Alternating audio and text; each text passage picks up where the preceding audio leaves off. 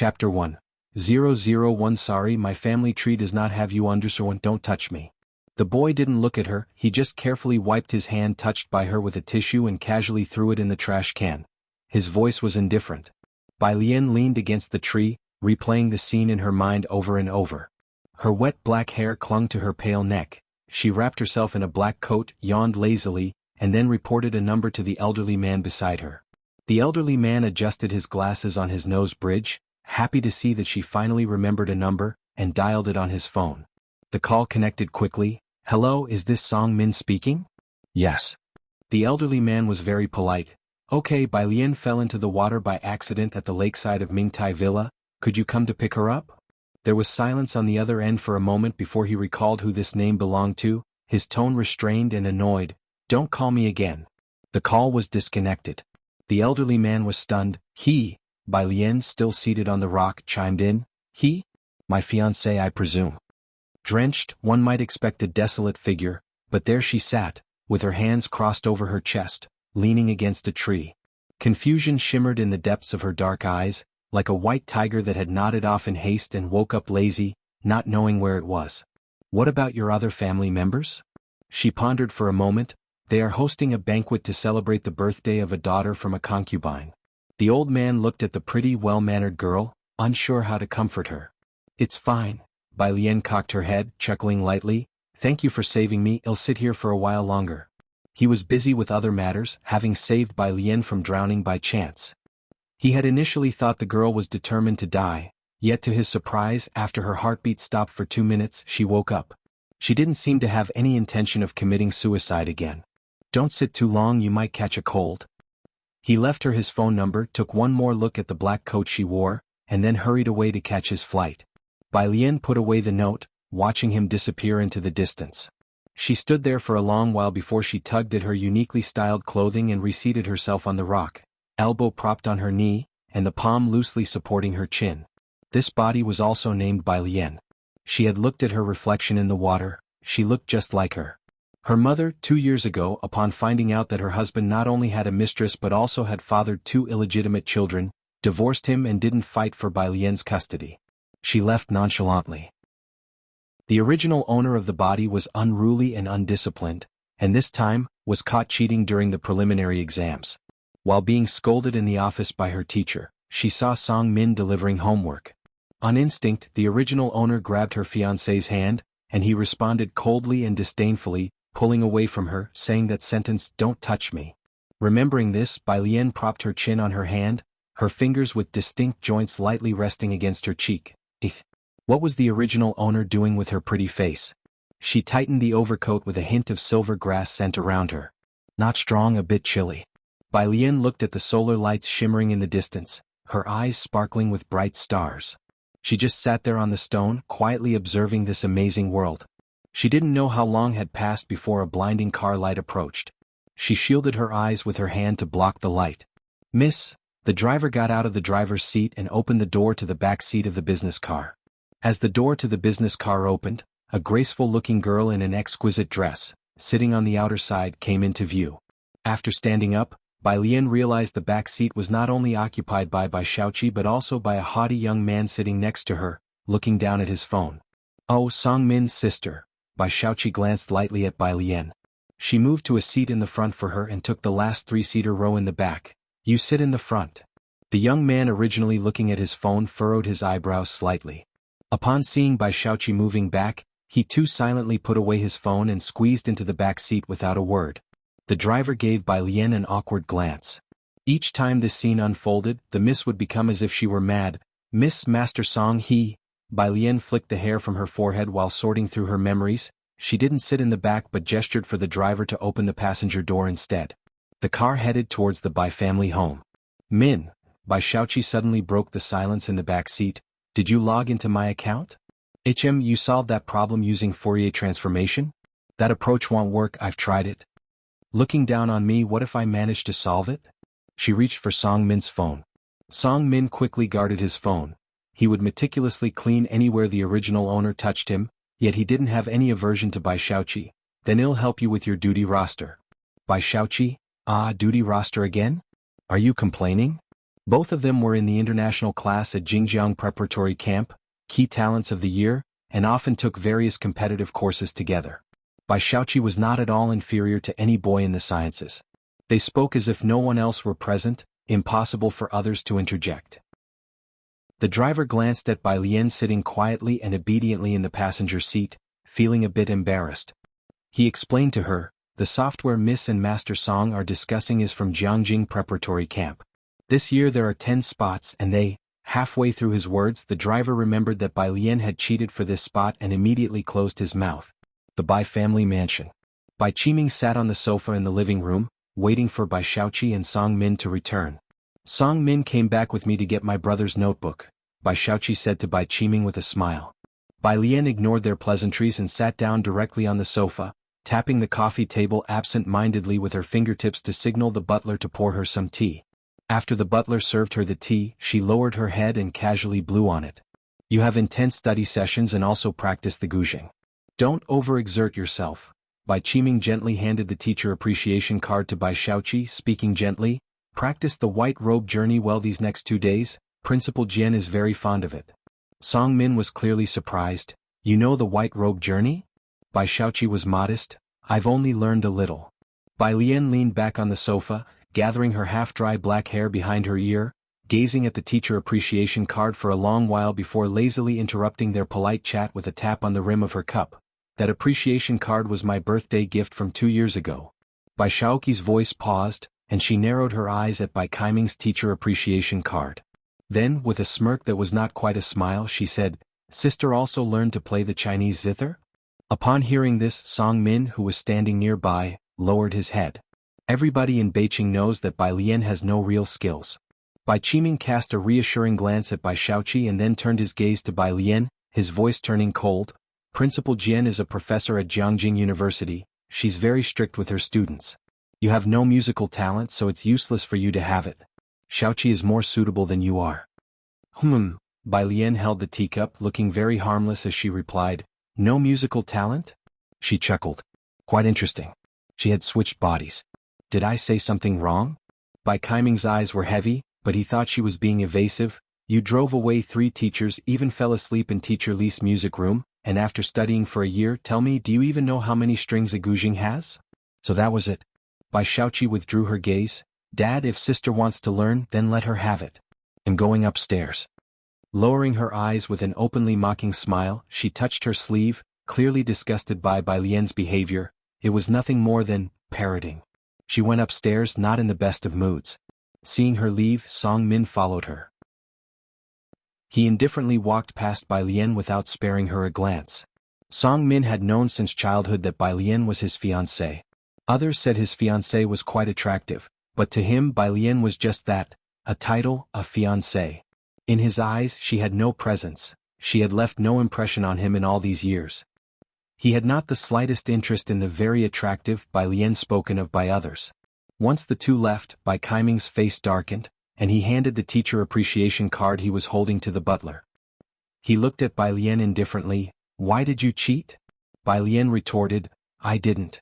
The Bai family's young lady cheated. What did that have to do with her, Bai Lian?" Bai Qiming sneered coldly, "So you're telling me you ranked in the top 10 at school all on your own? Why is that impossible?" Bai Qiming found her refusal to admit any wrongdoing utterly hopeless. "Come with me to the ancestral hall." The ancestral hall contained many spirit tablets. Bai Qiming took 3 sticks of incense, solemnly paid his respects, and then said to Bai Lian, "Bai Lian, you're 18 now, not 8. When your elder brother was your age, he had already won several awards and handled several cases." He meant no sarcasm. He was simply telling the truth.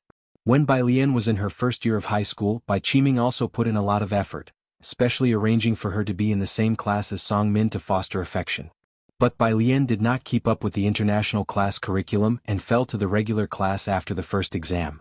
In contrast, Bai Xiaoqi thrived, getting into the international class on her own merit and participating in various extra-credit competitions. Bai Lian was looking at the spirit tablets behind him, his every word treading upon her minefields. "Don't talk nonsense. Can the son of a mistress also count as my elder brother? Don't you have your own family tree? Or do you have to piggyback on mine?" she said, still in her clothes from outside, the black hair winding about her slender, pale neck. She leaned on her overcoat against the door frame and lightly laughed at Bai Qiming. The family butler watched from the side, his heart racing. The recognition in Bai Lian's strikingly beautiful face as she smiled was akin to that of a highly intelligent psychopath. A scent of blood was in the air. Bai Qiming had never been defied like this before, especially by Bai Lian, the daughter he least respected. His face turned red with anger. Rebellious child, you are completely unreasonable. He placed the incense properly. Not to mention competing with Xiaoqi, even if you had 1/10 of her. But throughout Bai family's 200-year history, there has never been someone like you. He looked Bai Lian up and down, defining her word by word. A cheat in exams, a good-for-nothing scholar. Repent properly in front of your ancestors, and don't come out until you realize what you've done wrong, otherwise. He looked down at Bai Lian from his superior position as if appraising an inconsequential product. Go back to Xianxia and don't ever set foot in the Bai family mansion again.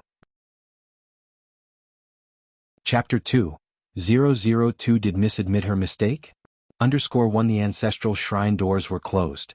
The butler's anxiety, which had risen to his throat, slowly settled down. He looked at Bai Lian, his gaze equally complex. Xianxia, the most remote and also the furthest city from Jianghu on the border of Beijing.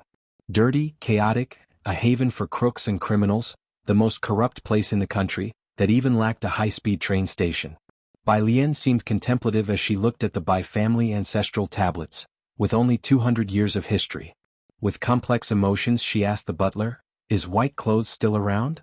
White clothes is one of the 10 most famous ancient tunes, the school song of Jianghu University, known to any schoolchild, so the butler thought she was making conversation and replied, Miss, why must you create such a spectacle? A person's destiny is what it is from birth. That's why some can turn their fate around even born in adversity, while others, despite being given the best conditions, merely squander their potential. The eldest young master had grown up in harsh conditions but had become the top student in the city and went to Jianghu University, even had a PhD supervisor, backed by the Jianghu family. The status of the Bai family in Beijing was increasingly stable, and everyone knew the eldest young master was destined for greatness. Bai Qiming was waiting for Bai Xiaoke and his sister to bring glory to the family, to enroll in Jianghu, and hopefully even get a mention in the provincial or city annals. In contrast to Bai Lian, what isn't yours will never be yours, and the second Miss accomplishments today are all due to her own abilities, the butler said for a while and then felt it unnecessary to waste time with her and turned around. He had to deliver the letter of introduction to the second Miss right away. No sooner had the butler turned around than Bai Lian spoke in a soft voice, Where are you taking my things? The butler was stunned. He hadn't finished his sentence when suddenly, Bai Lian reached out and seized the collar of his shirt, her slender, fair fingertips exerting just a bit of force. A clear sensation of being strangled surged through his neck, forcing the butler to bend down involuntarily. His heart felt as if it was being gripped, and he was compelled to look into her dark eyes. He vaguely remembered that Bai Lian's mother, Ji Mulan, had once been a beauty who disturbed the entire Beijing. It seemed to everyone that Bai Lian hadn't inherited the fine qualities of Bai Qiming or Ji Mulan, and he had thought so too. But at that moment he was somewhat unsure. Bai Lian seemed to take pleasure in this for a while, then suddenly smiled again. She tightened her grip on him, asking slowly and deliberately, Do you know what happened to the last person who provoked me? The butler's face reddened quickly from the lack of oxygen. She let go of his throat, still unhurried, and she adjusted his collar for him, her voice soft and gentle. You see, I was just making a little joke. What are you afraid of? The move could be described as gentle. Yet inside, the butler felt his hair stand on end, and the alarm bells in his head were screaming wildly. He covered his neck with his hand, coughing continuously. Once again, his gaze towards Bai Lian was filled with fear. Bai Lian pushed him away and suddenly retracted her smile. Like boiling water suddenly turning to ice. She picked up the letter of introduction from his hand lazily with 2 fingers, casually blew off the non-existent dust from the name card, and said with an unclear meaning, Make arrangements. I'm going to Xianxia. 2 days later, Xianxia. The most remote border city in the country, untouched by 3 years of poverty alleviation efforts.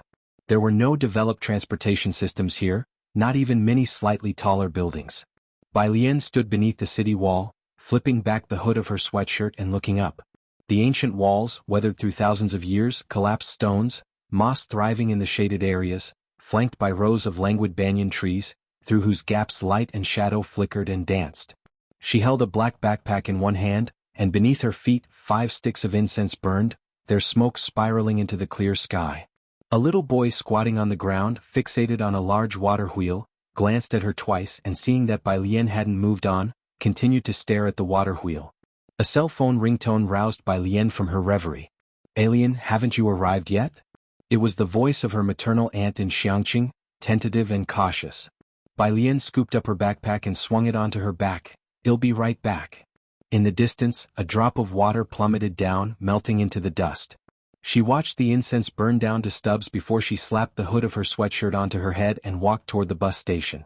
Outside of Xianxia ran a moat, split and diverted into the city. Inside the city gates, a large wooden windmill was perched over the water. As the water flowed, the windmill rotated at a leisurely pace. The little boy Yu Guang, noticing her departure, finally decided to move, following her to the bus stop. Bai Lian stood in the shade of the trees, looking down at the little friend who barely reached her waist. Her slender fingertips rested against her phone, tapping away casually. This little friend had been following her since he got on the bus with her from the train station. Chapter 3. 002 Did Miss admit her mistake?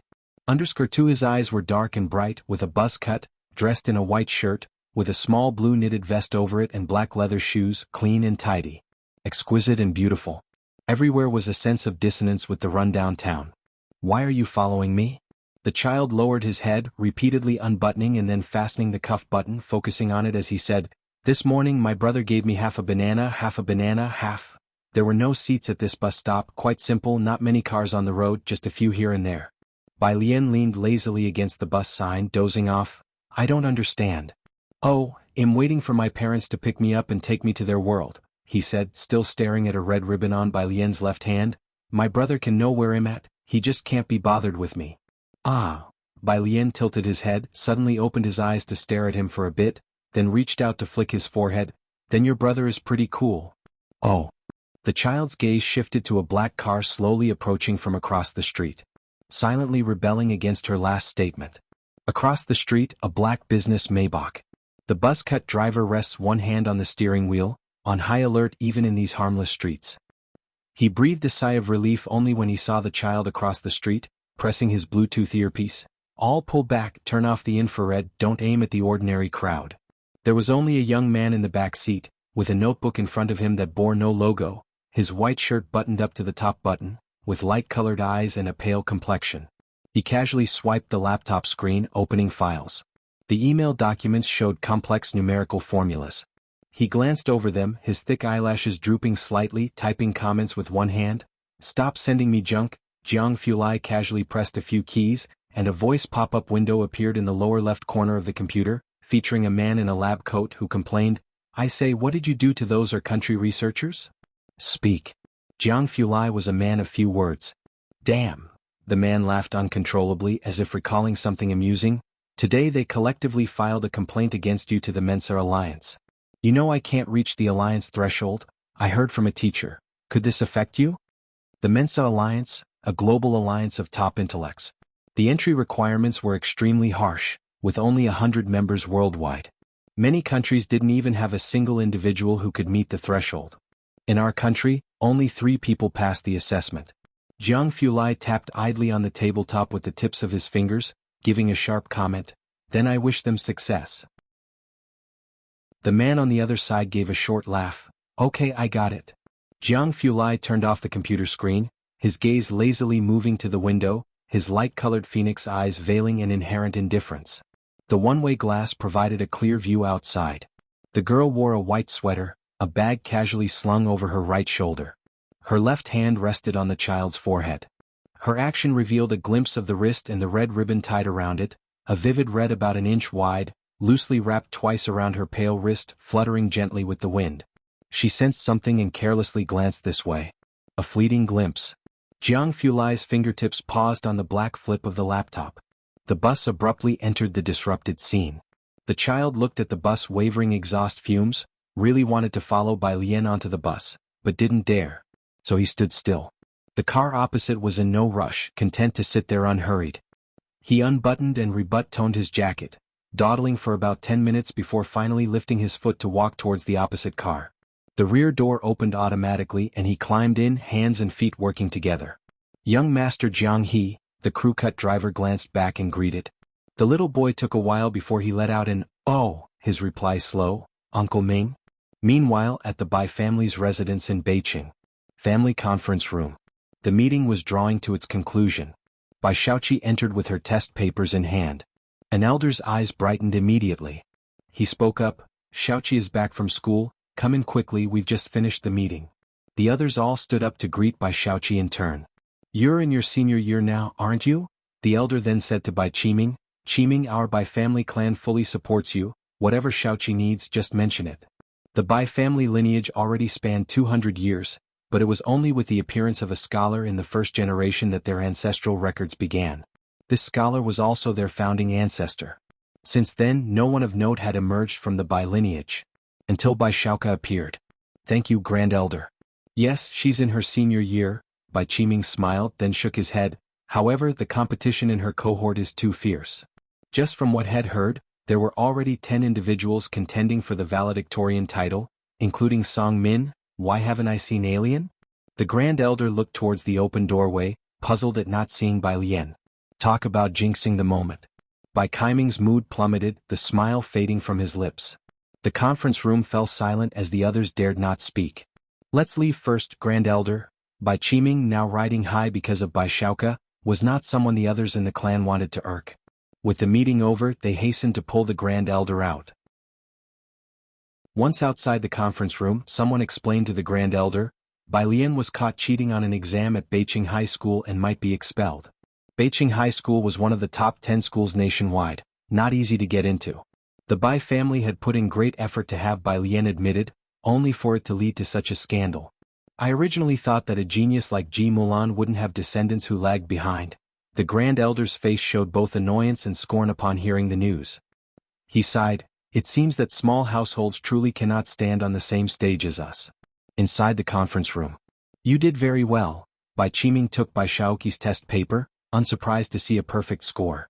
After signing it, he handed it back to Bai Xiaoqi. "Don't take your sister's behavior to heart."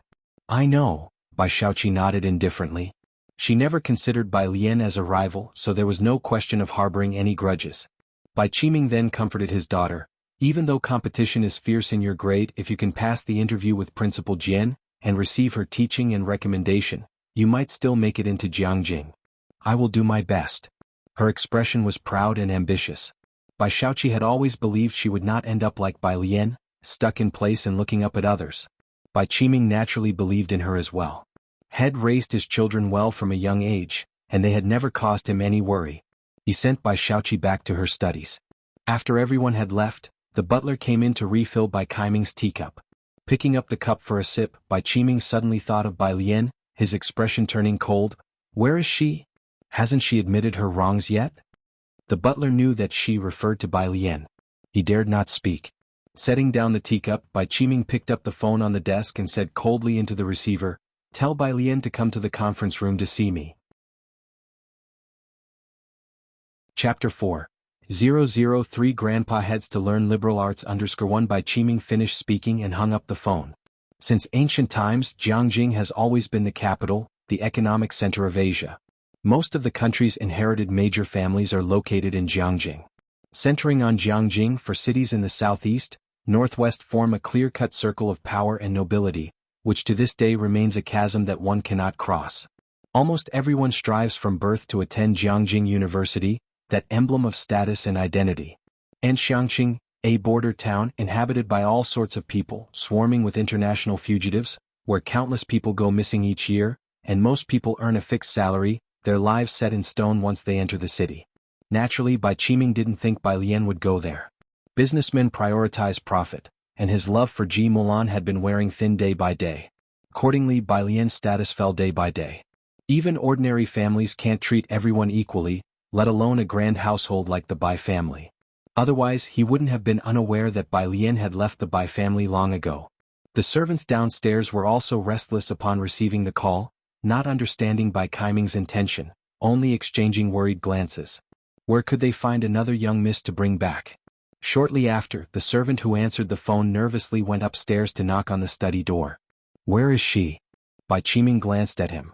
The servant was on the verge of tears. The young Miss she, Butler Bai was by the side, his voice hoarse and his expression complex as he explained, "Sir, the young Miss, she set off for Xianxia that night.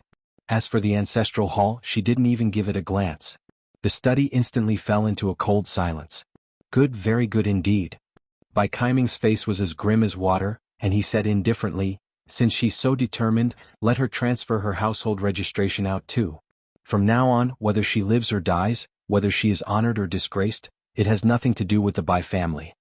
Bai Lian had caused trouble before, and there were times when Bai Qiming and Ji Mulan indulged her, but now she might be overestimating herself, truly believing that the Bai family would go to Xianxia to beg her to return? Bai Qiming's rage naturally couldn't be concealed from others. Soon, the grand elder of the clan came to know of the matter. "Forget it, don't bother, let her seek her own fortune." The grand elder waved his hand, not concerned as long as Bai Shuk's name remained in the family register. "It's just a shame about that mentorship pledge," a cow chewing on a peony. When the Bai family first learned of Bai Shuk's existence, the grand elder personally made 3 respectful visits to invite him back to the Bai family, but Bai Lian's departure was of little consequence to the Bai family. In the hearts of grand elder and the others, Bai Lian was even less significant than that mentorship pledge. By the time Bai Lian received the message from the Bai family servant, she had already arrived at her uncle's neighborhood. She dismissed the message without a care.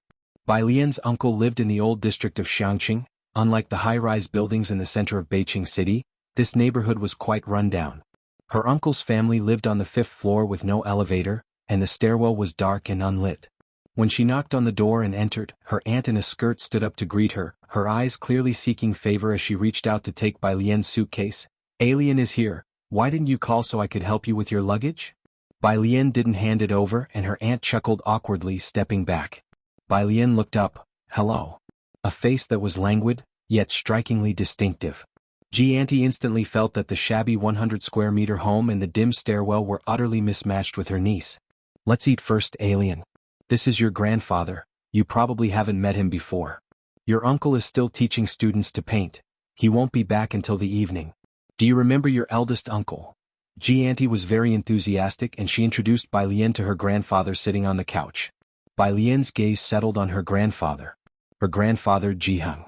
According to the original owner's memory, Ji Mulan had a poor relationship with the Ji family and had only returned once in many years, standing at the door for a long time. Jiheng had not opened the door at that time, nor had he seen them. This was their first meeting. Jiheng sat on the fabric sofa, his eyes fixed on the TV playing news with reading glasses on his nose. His jacket, though washed and slightly faded, was embroidered with extremely delicate patterns. He sat with a straight back holding an old smoking pipe in his hand. After the aunt went to the kitchen and quite a while passed, Jiheng finally spoke in a muffled voice, "Has your mother been in touch with you these past 2 years?" Bai Lian looked at the exquisite embroidery on his body. She sat down on the couch with her eyes lowered and legs crossed, appearing docile and harmless, though her fingers idly twirled a red ribbon. "No." The original owner's mother had been out of touch for 2 years already. Jiheng nodded, lowered his head to silently draw a puff from his dry pipe and said no more. Bai Lian obediently sat for a while, but when she saw no one paying attention to her, she casually leaned against the couch and lazily took out her phone to browse the news. The lunch was bountiful, all to Bai Lian's liking. "Have you transferred your school registration yet?" In the midst of silence, Jiheng inquired. "It's being processed, it should be transferred in a couple of days. When your uncle comes back, have him help you contact the teachers at Xianxia Middle School." The aunt felt something was amiss. "School records? What school records?" "I've transferred to Xianxia to attend school." Bai Lian had only eaten a few bites of white rice before she put down her chopsticks. "I've left the Bai family." Aunt's mind buzzed. "Left? What do you mean by left?" Bai Lian pulled out a tissue and wiped the corner of her mouth, her tone nonchalant. "It means I was kicked out and I need to transfer my household registration too. I can't go back anymore." "What?" Aunt's voice was a bit shrill. "What about your dad?" Bai Lian looked at her with an "you tell me" expression. She didn't see any joke on Bai Lin's face. Aunt didn't eat much, she was distracted and didn't know what she was thinking about and couldn't resist taking out her phone to search. She didn't know what she saw in the news, but her expression turned sour and she didn't even wash the bowls. Uncle Bai Lian came back quite early, and before he had a chance to greet Jiheng, he was pulled into the room by Aunt.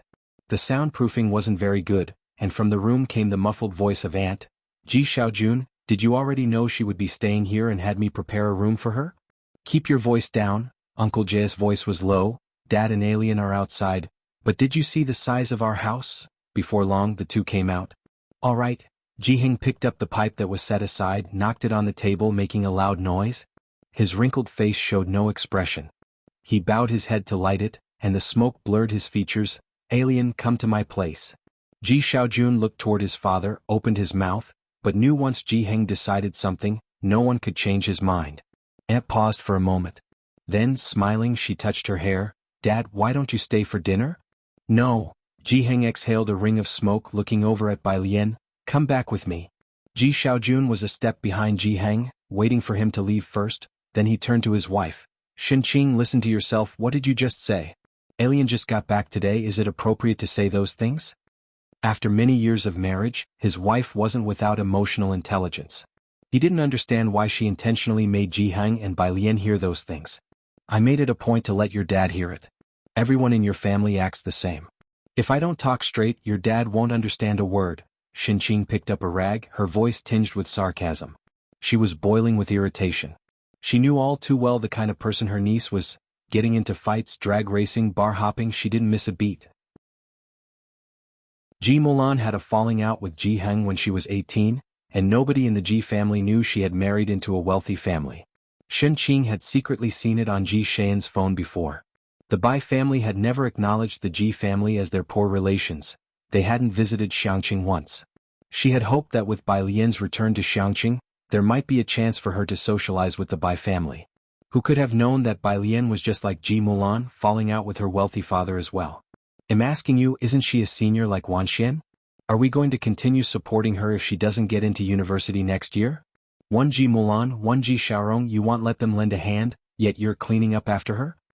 The more she thought about it, the more she felt wronged. She continued, your family always tries to act above it all, but can you eat pride?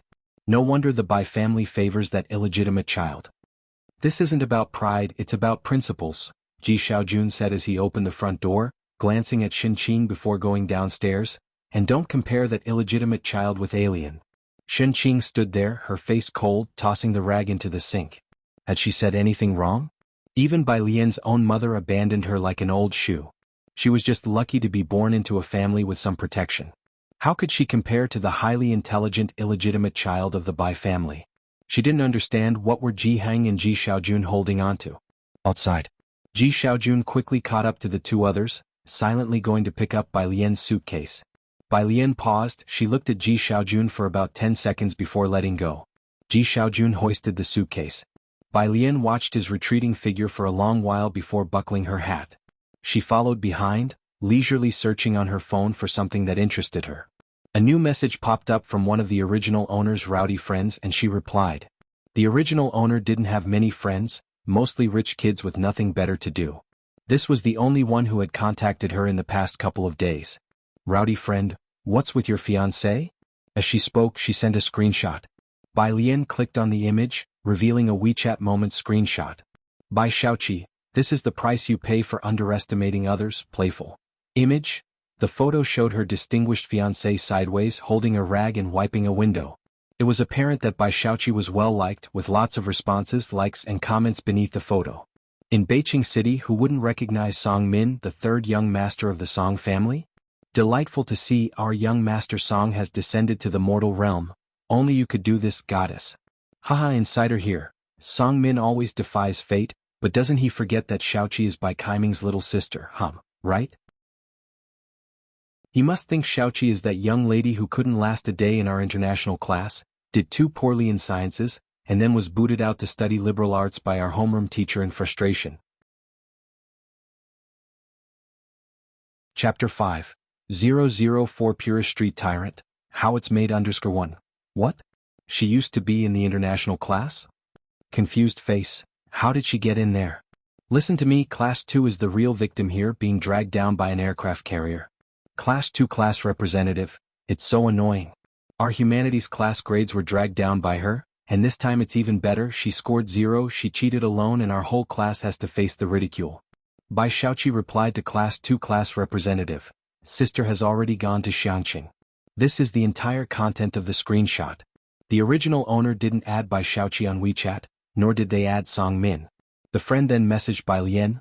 I'm so pissed, she just deliberately replied to that message from the Class 2 representative, and everyone is spreading it like crazy. What's really going on? Are you actually in Xianxia? Bai Lian, as you can see, I'm in Xianxia.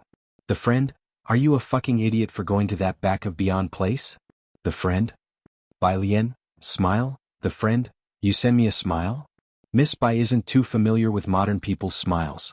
She typed a question mark and went back to the search engine, looking up topics of interest. Jianghu doesn't live in a complex. He lives on Purist Street. In an undeveloped slum of Xianxia, there is a large area of bungalows, dark and damp, with a street outside, a no-man's land full of bars and black markets at the end of the street, very chaotic. The river that faces Purist Street from afar marks the boundary between two countries. This area is particularly chaotic. Most of the time, even the police don't dare to interfere. Today, however, a few patrolling officers can be seen, with small bulges at their waists indicating they are armed. Ji Xiaojun glanced over and was surprised. Is someone patrolling today? It has been like this for some time now, Jianghu replied, holding his tobacco pipe as he walked toward an alley. Ji Xiaojun nodded. Having patrolling officers around was better, at least it ensured some safety in the area. After all, Bai Lian's face was quite dangerous in this part of town. The alleyways here are narrow and dimly lit, with cobblestone paths, and heaps of uncollected trash lying around bends. Stepping on the stones sometimes squeezed out black water, a stark contrast to the brightly lit Beijing. Bai Lian remained quiet throughout, not commenting on the conditions here. After winding through several alleys, they finally arrived at Jianghu's residence, with low houses all around. Jianghu took out his keys to open the gate to a small courtyard. The courtyard wasn't big. In the middle was a Chinese parasol tree with a stone table beneath it and a well. Jianghu, with his pipe in hand, pointed to the room on the right. That's where your mother used to live. You'll sleep there. The conditions are what they are. If you're not comfortable, you can head back to the Bai family. Having said that, Jianghu turned and entered his own room. Ji Xiaojun gave Bai Lian a comforting smile, relieved to see she hadn't objected, and then brought her suitcase inside. The room was old, but everything inside had been well preserved and was clean. Bai Lian opened her suitcase and took out a pile of books, placing them on the desk near the window. Alien you? Ji Xiaojun thought her suitcase would contain her clothes or women's cosmetics, but it was filled with books. He paused for a while before saying softly, don't worry about school. We'll figure something out. He went out to look for Jianghu. Bai Lian sat with her legs crossed at the table, flipping through books, and pulled out a math book that interested her the most. From math to geography and politics, then to English, which was the language she least wanted to look at. She briefly skimmed it before turning to the last subject, history. The original owner studied liberal arts and took history. After about 5 minutes, she pulled out one of the history books. A test paper that was tucked inside fell to the floor. Bending down, she picked it up, but her eyes caught on a question from the paper. 20. Briefly describe Liang Zuan's corvée system and its impact on the long-term stability of the Great Yong dynasty. Why did his death push the coup of Emperor Jianghu to its peak? Snap!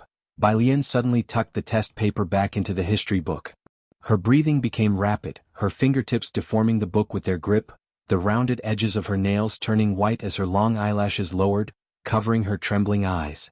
Do you want me to accompany you? Ji Xiaojun, seeing Bai Lian about to leave from a distance, came out from inside and then explained, it's quite confusing around here. Shen Qing and the others can't remember the way. Bai Lian stretched her hand to pull on the hood of her sweatshirt and shook her head. All right. Ji Xiaojun noticed she seemed somewhat silent and guessed she might be upset because of the Bai family. He softened his voice. Don't go far, call me if you can't find the way and be careful. Okay. Bai Lian walked back the way she came, her memory was excellent. Despite the complex routes, she wouldn't forget once she had walked them. In the past, she had drawn many of the maps used by the military. 2 yuan. The middle-aged man at the small street-side shop handed her a bottle of mineral water and wiped the sweat from his forehead with the towel around his neck. Young lady, you're not from around here, are you? Her appearance was striking and she had a distinctive aura. Her outstanding figure clearly set her apart from ordinary people, and the shop owner could tell she wasn't a local. Purist Street was part of the old city district, a 3-meter-wide bluestone path. At the end of the street were gambling dens, black markets and bars, a jumbled mess of the good and bad. A kilometer further on, it got even more complicated, the border between two countries. A lawless zone where it wasn't rare for someone to disappear. Bai Lian nodded. She used her Huawei smartphone to scan and pay, her gaze falling on the massive branches of the banyan tree next to the shop. The banyan tree was in the temple ahead, and its stout branches enveloped the neighboring low-rise houses beneath its canopy. A 3-meter-long street was lazily crossed by one of the tree's branches. Several strips of red silk hung from it. The tree god is over 1,300 years old, the shopkeeper continued, moving the mountain of boxes piled up outside his shop, and explained when he saw Bai Lian looking at the banyan tree. It's our guardian deity. If you want to take a look, just walk 2 steps forward and you'll see the main entrance to our tree god temple. Bai Lian's long hair fell gracefully to one side as she leaned against the wall to look at the tree trunk, a hint of laziness in her eyes. Over 1,000 years, huh? She felt several gazes upon her. The shopkeeper put down a box and turned around, involuntarily tightening his grip on the towel around his neck. A few people appeared on the street. It wasn't too hot, but the leader wore a white tank top. The man in the white tank top approached, initially not concerned. But after glancing at Bai Lian's exquisite face that many would find tempting to conquer, he casually took a box of cigarettes from the shopkeeper's store and asked as he pulled one out and bit it, "Who is she?" The shopkeeper was stunned for a moment, then nervously said, "She's my niece." "You don't have a damn niece," the man in the white tank top scoffed, kicking him aside and getting closer to Bai Lian. The shopkeeper was kicked away. "There are patrols these days, you. Several underlings gathered around him. They were obviously quite adept at dealing with such situations, not taking Bai Lian seriously and standing aside, relaxed, enjoying the drama unfold. Bai Lian glanced at the man in the white tank top. "You're looking for me?" The man felt a jolt in his chest as he took a big step forward. He sized up Bai Lian from head to toe, his gaze as slimy as a venomous snake, lighting his cigarette. "Do you know that you have to pay a protection fee to walk on Purist Street?" "Protection fee?" Bai Lian nonchalantly flicked a leaf off her shoulder. She turned her head and smiled sweetly, her eyes twinkling like stars. Sweet and adorable, yet stirring a strong desire to conquer. "Yeah." The man in the white tank top, unable to hold back, reached out to touch Bai Lian's face. At that moment, Bai Lian twisted the empty bottle and threw it into the trash can. As she turned, she grabbed the man's arm, reaching toward her, exerting great force to fold it, then grabbed his hair from behind. The man in the white tank top let out an agonized scream just as he tried to resist, but his head was suddenly slammed against the wall behind him. With a thud, his head was smashed hard against the wall. Blood immediately seeped from his forehead. The man in the white tank top contorted his face in pain, and to his horror, found himself unable to move. He could only widen his eyes in shock as he looked at her. "You?" Bai Lian held his hair in her hand, lazily smiling as she used massive force to slam his head against the wall again. Bang! Another sound, more blood flowed out, and the man's vision began to blur as he lost the ability to resist. He was like a rabbit, helpless in her grasp. Nobody doubted his fighting skills. He was the toughest in the area, which was why he was the boss. The 3 underlings shrunk back to the side. Bai Lian withdrew her gaze. Her attention returned to the man in the white tank top. She was actually a bit curious about the taste of tobacco that so many in this world seem to enjoy. In the frightened gaze of the man in the white tank top, Bai Lian took his cigarette pack, methodically pulling one out. With her rosy lips gently biting the tip, her eyelashes casually drooped as a nearby underling immediately stepped forward to light it for her. Her hair slightly disheveled, she exhaled a thin stream of smoke from her mouth, casually holding the cigarette between her clean, slender and pearly white fingers. With her other hand, she lazily held the man's hair as his blood dripped down his face, drop by drop, to the ground. She lazily flicked the ash. "So, now do you still want that protection fee?" Chapter 6. 005 From Arts to Science. Witnessing the deification one, Bai Lian lazily tilted her head. Her left hand grasping her hair faintly revealed a streak of crimson, the smoky haze softly blurring her exquisite and radiant features. It was a kind of breathtaking beauty. Yet reflected in the eyes of the man in the white tank top was Bai Lian's quasi-smiling face, and he could no longer harbor any other desires. He couldn't speak, only shook his head frantically in terror. "Is that so?" Bai Lian let go of his hair. The smell of smoke was not to her liking. She lazily tossed the cigarette on the ground and stamped it out. "Know how to clean up a scene?" Her polite demeanor genuinely frightened others. They nodded obediently. Bai Lian dusted off her sleeves, glancing at them before leaving, and said lightly, "What are you scared of? It's not like I chopped off your heads." Her attitude was very laid back. Of course, only if she hadn't spoken with the same tone one would use when chopping up cabbages.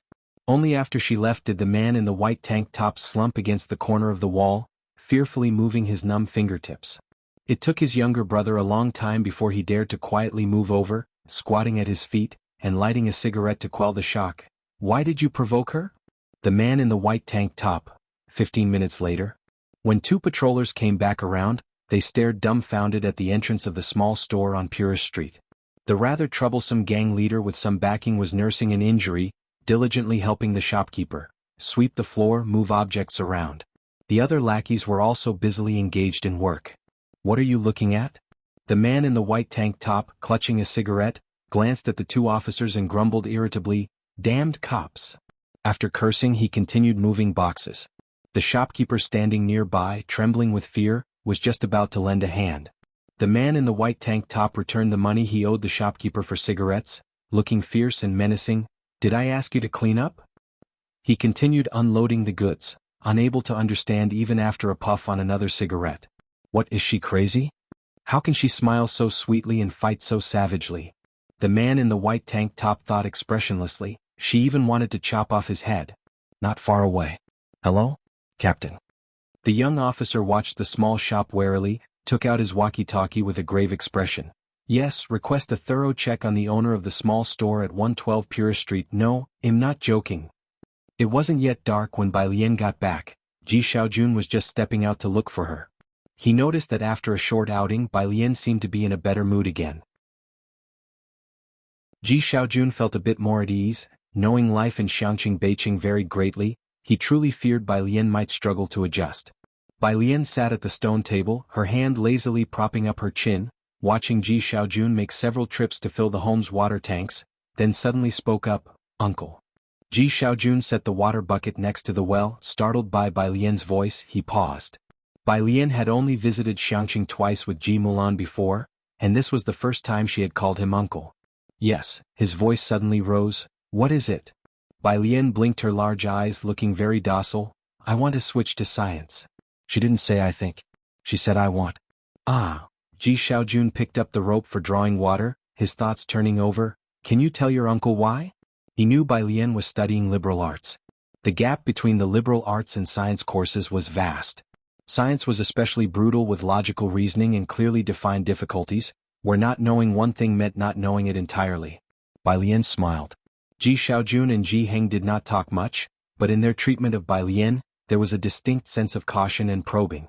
This gave her a sense of acceptance and recognition in a strange world. She didn't dislike it, she even felt a bit of belonging. Of course, she didn't understand why the original host abandoned such good family members and died in the lake for a few unrelated people. "No particular reason," Bai Lian titled her head and asked again, "Can't I, uncle?" Ji Xiaojun, "Good, you can. Leave it to me." Watching Ji Xian's retreating back as he went to find Ji Heng, Bai Lian withdrew her docile gaze and smiled lazily with her chin propped up. Being alive seemed not too bad after all. "That's your reason for agreeing?" Ji Heng held a bolt of fabric, looking at Ji Xiaojun, his deeply lined face showing a look of incomprehension. There weren't many people in the courtyard. Besides the kitchen to the left, there was also a small storeroom, filled with brightly colored fabric despite being somewhat aged. Ji Xiaojun would help Ji Heng clean whenever he had time.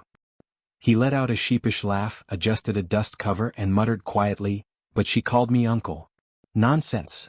Ji Heng's face tightened with sternness, his authority undiminished. "She's in her 3rd year of high school and knows no better, do you not? Switching from liberal arts to science at this stage, is that a joke?" Switching subjects in the senior year of high school was quite an absurdity indeed. His son was highly intelligent, so why be so muddled on this matter? Ji Xiaojun was also puzzled by Bai Lian's sudden change of heart. She had been out, came back in a good mood and then suddenly wanted to switch subjects. He silently continued with the task at hand, then suddenly recalling something, he hesitantly spoke up. "The 2 illegitimate sons from the Bai family, aren't they all studying science?" Bai Xiaoke became the top scholar in the city last year and was admitted to Jianghu University. The Bai family had made quite a stir online. Even here in Xianxia the news spread, and people said the illegitimate daughter was exceptionally good in the sciences. As Jianghu caressed a piece of fine satin, he heard this but didn't immediately respond. His hands were already lined with deep, rugged wrinkles. After a long while he said, "Her temperament? Dad." Ji Xiaojun had some regrets about bringing it up. "I think Alien has become more sensible this time. She's thoughtful, a late bloomer. You should give her a chance. Let her retake the exam next year, she might still achieve an ideal score." Of course he was just casually mentioning it. He knew what his niece was like. If she could quietly finish her senior year, that would be quite an achievement. Their family didn't expect her to come back with any top scholar honors for them. If she was happy, then they would let her be. Whether she studied literature or science didn't matter. Jianghu turned around and cautiously pulled out a small oil paper package from the cabinet behind him. He then opened the package and drew out a slender needle. He didn't argue any further. Ji Xiaojun could tell he had agreed when he saw this. As he put away the fabric, he looked at Jianghu with the needle in hand. "Shall I help you bring out the embroidery frame?" Jianghu did not immediately answer. After a good while, he gave a nearly imperceptible nod. "Go ahead." Ji Xian's eyes lit up. "Okay. I'll go right now." It was already dark. Ji Xiaojun called Xinqing to say he'd be home late and stayed to help Jianghu tidy up the warehouse. They took out things like the embroidery frame, cleaned them, and then set them out to dry in the courtyard. He hummed a tune as he wiped down the dark-colored embroidery frame. The light in Bai Lian's room was also on. He could see her reflection in the window, reading at her desk. Bai Lian was different, Ji Xiaojun felt it. Even today, when she stepped into the dark water on the cobblestones, she didn't frown at all. She was different from her mother. Suddenly, Ji Xiaojun felt that Bai Lian being sent back by the Bai family might not be such a bad thing after all. Ji Xiaojun was helping Bai Lian contact schools and teachers. Additionally, there was the matter of her household registration, which needed to be transferred to the Ji family. These past days Bai Lian had been in the library. The astonishments of this era were not just limited to mobile phones and computers, but included the library too. She had never seen a library with such an extensive collection that was also open to the public. This really was a wonderful era. There was just one problem. Bai Lian looked down at the physics book beside her, then at the physics problems. After writing a couple questions, she put down her pen and murmured softly, "Now, am I finally going to start tarnishing my teacher's reputation?" She wouldn't dare to claim a deep mastery over the refined arts and sciences expected of a scholar as in the past, but at least she had become proficient. As for the knowledge in the modern era of rapid technological advancement, the original owner of the body had a mind completely empty of information. She had been reading books in the library for a few days now, and could understand most of it. She felt the books she was reading were not necessarily difficult, but the problem was this: the knowledge and example she studied. 1 + 1 smiley face. The question she was doing, Pruvi pi, +1 is equal to 0, Bai Lian idly pondered. Would the teachers forgive her for disgracing them in the modern world if she burned a few more incense sticks for them when she returned? The library had a vast collection of books, but there were shortcomings. For instance, the depth of knowledge and the volume of problem sets were lacking. She hadn't come across them. Hearing her sigh, the child next to her with a paintbrush turned his head, looking at her with big, clear, sparkling eyes. "Choose C." He suddenly spoke. Bai Lian paused. She flipped to the answer key. C was correct. So she turned to him. Mental calculation? On her first day at the library she had seen this kid, a little friend who had followed her from the train station to the city gates since her arrival in Xianxia. Quite a fate. In the days following, both of them would appear right on time at 8 o'clock when the library opened. They studied and read together, not much for talking. The little brat shook his head. After a pause he explained, "My brother created a rapid recollection model for these kinds of questions, using a special algorithm. Whose ordinary kid memorizes rapid recollection models?" Yet Bai Lian accepted this readily. "Really? Do you want some milk tea?" "No." Bai Lian didn't give him a chance to object. She leaned on the desk with a smile light as spring rain. "Oh, by the way, I've always considered you a good friend." She hesitated for a moment. "What's your name?" "Jianghu." Jianghu, as in the crane that leaves for the lone mountain and has yet to return. "Ah, Jianghu, I've always considered you a good friend." Bai Lian crumpled the piece of paper in her hand and threw it casually behind her, tapping his head. "Come on, let's go outside." The two left their seats. The paper ball smoothly landed in a red hollowed-out wastebasket in the corner. A ring came from the mobile phone in her pocket, an unlisted number. Bai Lian casually answered, "Hello." The person on the other end hadn't expected her voice to be so calm. There was a pause before the dispassionate voice said, "It's me." "Who?" Bai Lian wasn't very patient. "Bai Lian, I have more in common with Bai Xiaoqi. Even without her, our relationship wouldn't change." On the other end of the phone, Song Min didn't believe that Bai Lian didn't have his number, he just thought she was pretending. Pressing the center of his forehead, his voice was cold and exasperated. "You think it's very childish to take the master's token to Xianxia because of this?" Chapter 7. 006 treats everyone equally. Jianghu Lai underscore huh? Bai Lian was so angered she laughed. She had figured out who the person opposite her was. Clutching Jianghu's head, did this Song person think she had become jealous of Bai Xiaoqi, and that's why she deliberately took away the apprenticeship token? First of all, you need to understand one thing: the apprenticeship token was left to me by my mother. Bai Lian stepped out of the library, glancing at the milk tea shop across the road with her slightly squinted eyes that were pitch black and deep. There was a shallow defiance hiding within her clean and cold beauty. "And another thing, as for my belongings, it's not just about me taking them away. Even if I burned them, what could you do about it?" There was a pause at the other end of the phone where Song Min was. Bai Lian indifferently lowered her head and with a click, hung up the call. After a moment of thought, she blocked the caller. Song Min had reminded her, there was still a marriage arrangement between them. It was time to find an opportunity to break it off. How inauspicious. Jianghu tugged at the hem of her clothes. Bai Lian looked down, lazily pinching his cheek with her slender fingers, cool and clear as jade. "You're the cutie here, now tell me, what do you want to drink?" 2 minutes later. Bai Lian was queuing at the milk tea shop across the street. It was the only milk tea shop in the area, and it was rush hour for people getting off work and leaving classes, so there was a decent-sized queue. Jianghu didn't like crowded places, so he squatted by the side of the road waiting for her. It was his first time encountering a problem in life. A good friend of his offered to buy him milk tea. Of course, there was a condition. Jianghu poked his black wristwatch on his right hand, which immediately displayed a floating lightweight three-dimensional interface. He opened WeChat, hesitated for a long time and finally sent a message: "How to quickly learn physics, in the center of Xianxia. A standalone Chinese-style manner." Several people were waiting across the road. "Dr. Gao, I didn't expect you to visit Xianxia. I just received the news yesterday," said a well-dressed elderly man, looking at the young man with exceptional politeness. If other residents of Xianxia were there, they would have been greatly surprised, for this elderly man was Ren Qian, a frequent figure in Xianxia news, and one of the city's administrators. Dr. Gao was quite young and not tall, with glasses perched on his nose. Upon hearing, as if waiting for something, he glanced at Ren Qian and grunted an acknowledgement without saying much more. He was accustomed to being the center of attention wherever he was. Ren Qian's admiring gaze was the norm for him. Ren Qian knew of Dr. Gao's schedule today and came specially to meet him. "Dr. Gao, I've organized a dinner at Wanhe Building for tonight. Do you think you'll have time?" "Well, see," Dr. Gao frowned slightly. "All right, just let the teaching assistant know if you find the time." His answer was within Ren Qian's expectations. He was there today just to make his presence felt. Then Dr. Gao will be off first? Before he finished speaking. Zizi, there was a sound. A black car stopped at the entrance of the manor across the street.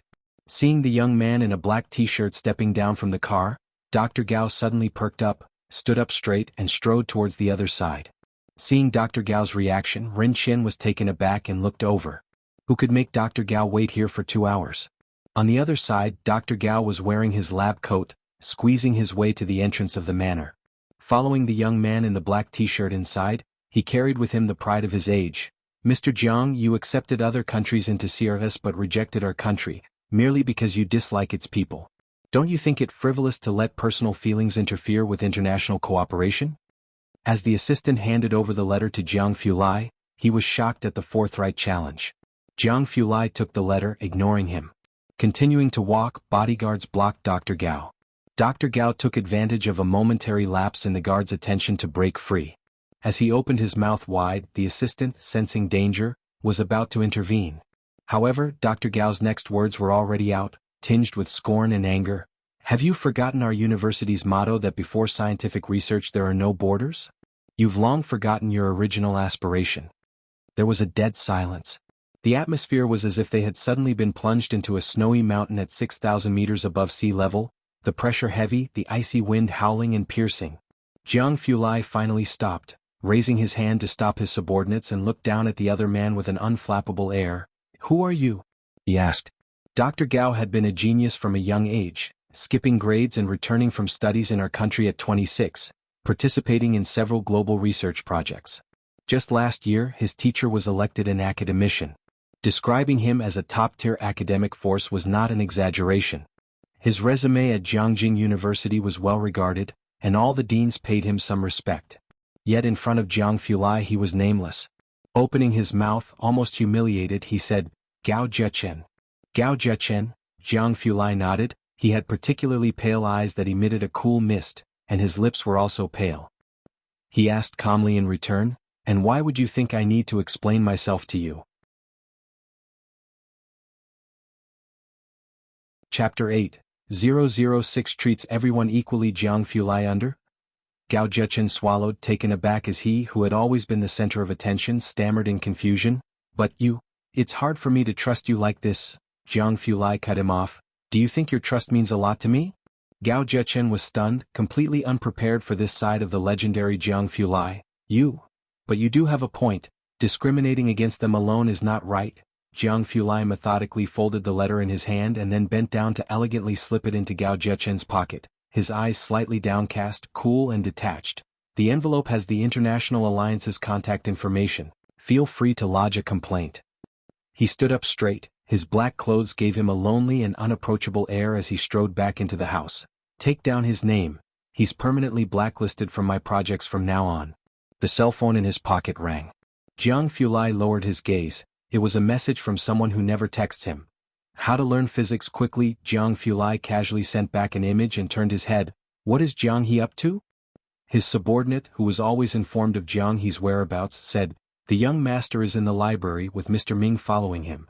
Jianghu tapped on his phone screen unconsciously, his nails neatly trimmed and his hands showing a pathologically pale hue through which faint blue veins were visible. He nodded and then fell silent. Behind him, Gao Zhechen watched Jianghu's retreating figure in alarm. This time he was truly panicked. Jiang's young master. Jiang? He wanted to catch up with Jianghu, but if his bodyguards let him succeed again, they wouldn't need to show their faces before Jianghu tomorrow. Gao Zhechen was muffled and dragged away by the bodyguard. The assistant nonchalantly took note of this person's name. Outside, Ren Qian and the Secretary-General were still by the roadside. He watched Dr. Gao enter the manor and then get thrown out shortly afterward. "Get in the car." Ren Qian turned to leave before he saw Dr. Gao. "Mr. Ren, who was that?" The Secretary-General opened the car door for Ren Qian to enter. He looked across at the old building, astonished, barely catching Dr. Gao's reference to Jiang's young master. CRFS is an engineering project by a dark matter cooperative group. Jianghu chose old bomb shelters left in Xianxia to build the research institute, located 2,900 meters underground, making it the deepest dark matter research institute in the world, currently undergoing evaluation and acceptance of its associated projects. Due to its high level of secrecy, even Ren Qian, as the highest administrator in Xianxia, didn't know the specific interior list. He had gotten in touch with Dr. Gao, a teaching assistant, through someone he knew. "I don't know, the CRFS project is highly confidential, and that person inside," Ren Qian pondered for a moment. "His surname?" Dr. Gao called him Jiang's young master, "so his surname is Jiang?" the Secretary-General began, but suddenly his eyes widened in realization. "No wonder." Ren Qian looked out the car window, his voice distant. "Contact Dr. Gao's teaching assistant again tomorrow and hope he didn't see us." The Secretary-General wasn't sure if Dr. Gao had seen them. If Dr. Gao knew they had seen him in such a disheveled state, befriending him would become an uncertain prospect. "Well, see," Ren Qian sighed lightly, recalling another issue. "Why did Xiaorong suddenly take leave? He didn't even meet with Dr. Gao with me today." "He went home." The Secretary-General looked down at the schedule in his notebook. "Mr. Ji said he went to pick up Miss Wanxian to visit her grandfather." Upon hearing this, Ren Qian expressed no opinion. He wasn't familiar with the Ji family affairs. The Ji family had only appeared once at his daughter's wedding, and he only cared about one thing: why go back at this time? He usually only returned home for holidays and festivals. Xiaorong was also an intellectual, and Ren Qian had intended to take him along to converse with Dr. Gao. However, he had taken a leave today. Ren Qian was already dissatisfied with him, and now his expression grew even more indifferent. "It seems he heard that a niece has returned." Ren Qian no longer inquired. He had little interest in the Ji family's affairs. To them, the Ji family was simply too ordinary. The Secretary General chuckled. When the Ren family's only daughter, Ren Jiawei, had taken a fancy to the poor young man Ji Xiaorong back then, not a single person in the Ren family had agreed given the vast difference in their social status. However, 20 years had passed, and the Ji family had been quietly compliant. In all of Xianxia, hardly anyone knew that the ordinary poor kid from Purist Street, Ji Xiaorong, had successfully married into the Ren family. Low profile, well-behaved. Uncompetitive, yet without much presence. On Jianghu's side. He squatted at the edge of the road. Jiang Fulai's reply was prompt. Image? JPG, only one image. Jianghu opened it, the cover of a physics book from Jianghu University that someone had helped to write. Chapter 9. 006 treats everyone equally. Jiang Fulai _3 by Lian returned to see the blue fluorescent three-dimensional display on Jianghu's watch and handed over the milk tea. What's this? Shed bought an extra-large cup, and Jianghu couldn't take it with just one hand, so he used both hands to hold it. Bai Lian bent her head and saw the cover of a book.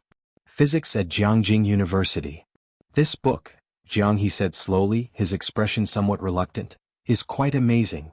Bai Lian nodded, pulled out her cell phone to take a photo of the cover, but when she opened the camera, the image on the kid's watch wasn't visible. What kind of black technology was this? The two fell silent for a few seconds and then added each other on WeChat. Jianghu's phone finally had a seventh contact. The two sat by the roadside, staring intently at the passing cars. It really is magical, Bai Lian said with her hand on her knee, tapping her fingertips rhythmically, her other leg casually bent. I read about the vehicle electrical systems. The book said that when electrified, the rotor's magnetic field can make the stator generate alternating current, but still, it's magical. Bai Lian was interested in everything modern and she could visualize her electrical system with her eyes closed. But she didn't know the principles behind it. For the past few days after finishing their studies, the two would sit by the roadside and watch cars. Jianghu hugged the milk tea, tilting his head to look at her. All right, Bai Lian glanced at WeChat. Her grandfather was asking when she would return. She inserted the straw into Jianghu's milk tea, stood up and patted his head. I'm off, see you tomorrow. She boarded the number 12 bus. Jianghu squatted in place, hugging the milk tea while drinking it, and watched the number 12 bus wobbling away. A car silently stopped in front of him. The car door opened and a crew-cut man stepped out from the driver's seat. Jianghu climbed into the back while the man buckled him in. He spoke, Uncle Ming. Ming Dongheng didn't expect him to initiate conversation, and with a tough guy face, couldn't muster a gentle expression. What is it? Jianghu said slowly, Can I go back with Sister Bai Lian? Ming Dongheng? He replied expressionlessly. I'll ask the young master. The question is, wouldn't taking you back scare her parents to death? She kindly played with you, why would you repay kindness with ingratitude? On Purist Street at the Ji family's home. A middle-aged man stood in the courtyard, looking down at the brown antique embroidery frame. Dad, you've been looking for half an hour. The girl dressed in Xianxia Middle School's uniform who was playing with her phone at the stone table, was bored stiff. When are we going home? The man in a black suit, upon hearing this, did not turn around. Wait for your cousin to return. Don't I just have one cousin? Asked Ren Wanxian in surprise. She hadn't visited the Ji family often since she was a child and wasn't familiar with the Ji family's affairs, but she remembered having only one uncle and one cousin. Yes, and you have an aunt, said Ji Xiaorong succinctly. While they were talking, Jiheng came out from inside and handed Ren Wanxian a small gift box. Thank you, grandfather. Ren Wanxian smiled sweetly, took the gift box and then casually placed it on the stone table. But she didn't really care. Her personal items were all custom-made by the Ren family, and as the Ren family's only daughter, every piece of clothing was custom-made by renowned brands. Yet every time she came here, Jiheng would make clothes for her. Ren Wanxian naturally didn't like them, and the clothes were put into storage by her mother and never worn. Still no news about the young sister? Ji Xiaorong's gaze shifted away from the embroidery frame. He frowned, knowing little about Ji Mulan. She had been proud since childhood and didn't get along with him. Jiheng picked up his smoking pipe. None. I heard Big Brother say that her daughter is transferring here? Ji Xiaorong shifted the subject away from Ji Mulan. Ren Wanxian half listened to their conversation, catching the gist. This relative was 2 years older than her, currently a senior in high school. She listened for a bit, lost interest, picked up her phone to chat with a friend, and then raised her eyebrows. Senior brother, do you think she might want to transfer here because she heard my grandfather is Ren Xian? She typed and asked. Chapter 10. 007 Ren Family Enroll _1 Ren Wanxian never wanted to speculate about others with malice, but she knew what Xianxia was like. The teaching intensity at Xianxia Middle School was average, but the Ren family would hire the best private tutors for her. However, those with even a slight connection mostly transferred to places like Beijing to attend school. Who would want to come back? Just as Ren Wanxian finished typing, Jianghu suddenly looked towards the door. Alien is back. Ji Xiaorong paused, turning his body to look at the courtyard gate. A girl pushed the door open and entered. As the girl entered, it was as if a flash of lightning had suddenly streaked across the dark sky. She was wearing a light blue top with neat, orderly buttons, and the three-quarter sleeves were slightly wide with a white auspicious cloud pattern on the cuffs. Below, she wore beige casual pants that reached her ankles, embroidered with lifelike pink apricot blossoms that seemed to surge with her every step. In her hand, she casually toyed with a pair of white headphones, and a touch of red on her wrist was like a red plum in the snow. Ji Xiaorong's gaze fell on her clothes, and he instantly recognized that the meticulous stitches were the work of Jianghu's hand. Ji Mulan really did give birth to a well-behaved daughter. This is your second uncle, Jianghu introduced, pointing at Ji Xiaorong with his tobacco pipe for Bai Lian. Ren Wanxian didn't look at the so-called cousin. She was still thinking about matters, so her expression was somewhat indifferent. When she noticed Jianghu once again pointing at Ji Xiaorong with his tobacco pipe, she frowned slightly. She had been taught etiquette by instructors hired by the Ren family since she was young, learning the aristocratic etiquette of Jianghu. Pointing at someone with a tobacco pipe was simply too vulgar. Even a servant in the Ren family wouldn't commit such a crude act. When she first saw Jianghu take out a chipped blue and white porcelain bowl as a child, Ren Wanxian told Jianghu that it was too dirty and unhygienic. She was severely scolded by Ji Xiaorong. After that, Jianghu never used that bowl to entertain her again and bought a clean white porcelain bowl instead. But Ren Wanxian also didn't dare to speak out of turn anymore. Today she could only suppress her feelings, then go home and complain to her mother, who rarely let her visit the Ji family.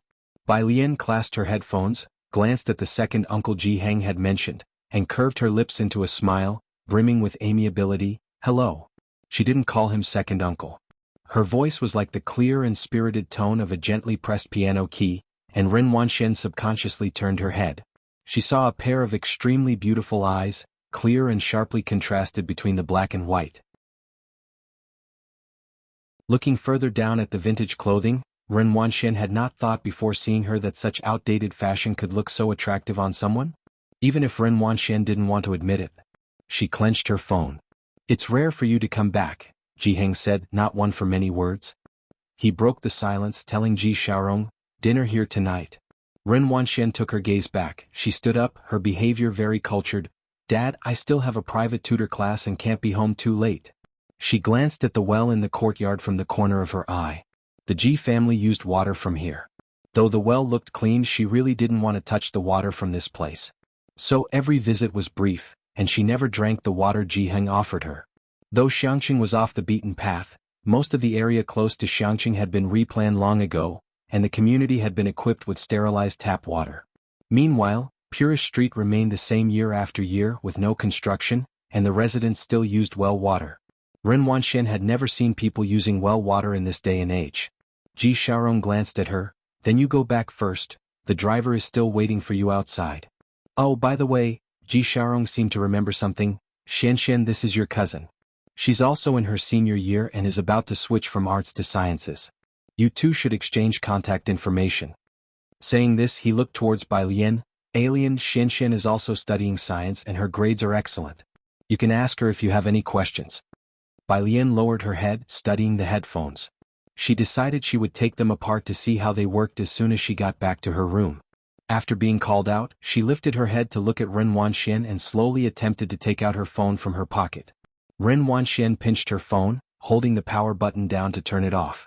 Dad, I'm 2 years younger than her. I'm 17 this year. She paused, then said, I've been playing games just now and my phone is dead. Hello. Ren Wanxian faced Bai Lian squarely, very politely, and took out a certain fruit-branded phone, her manner graceful. Then, let's add each other as friends next time. Bai Lian quirked her brow and withdrew her hand from reaching for her phone. Sorry. Ji Xiaorong also fell silent for a moment, then spoke softly to Ren Wanxian. You're in your senior year, don't play games every day. Ren Wanxian didn't respond but nodded casually and then bid farewell to Jianghu.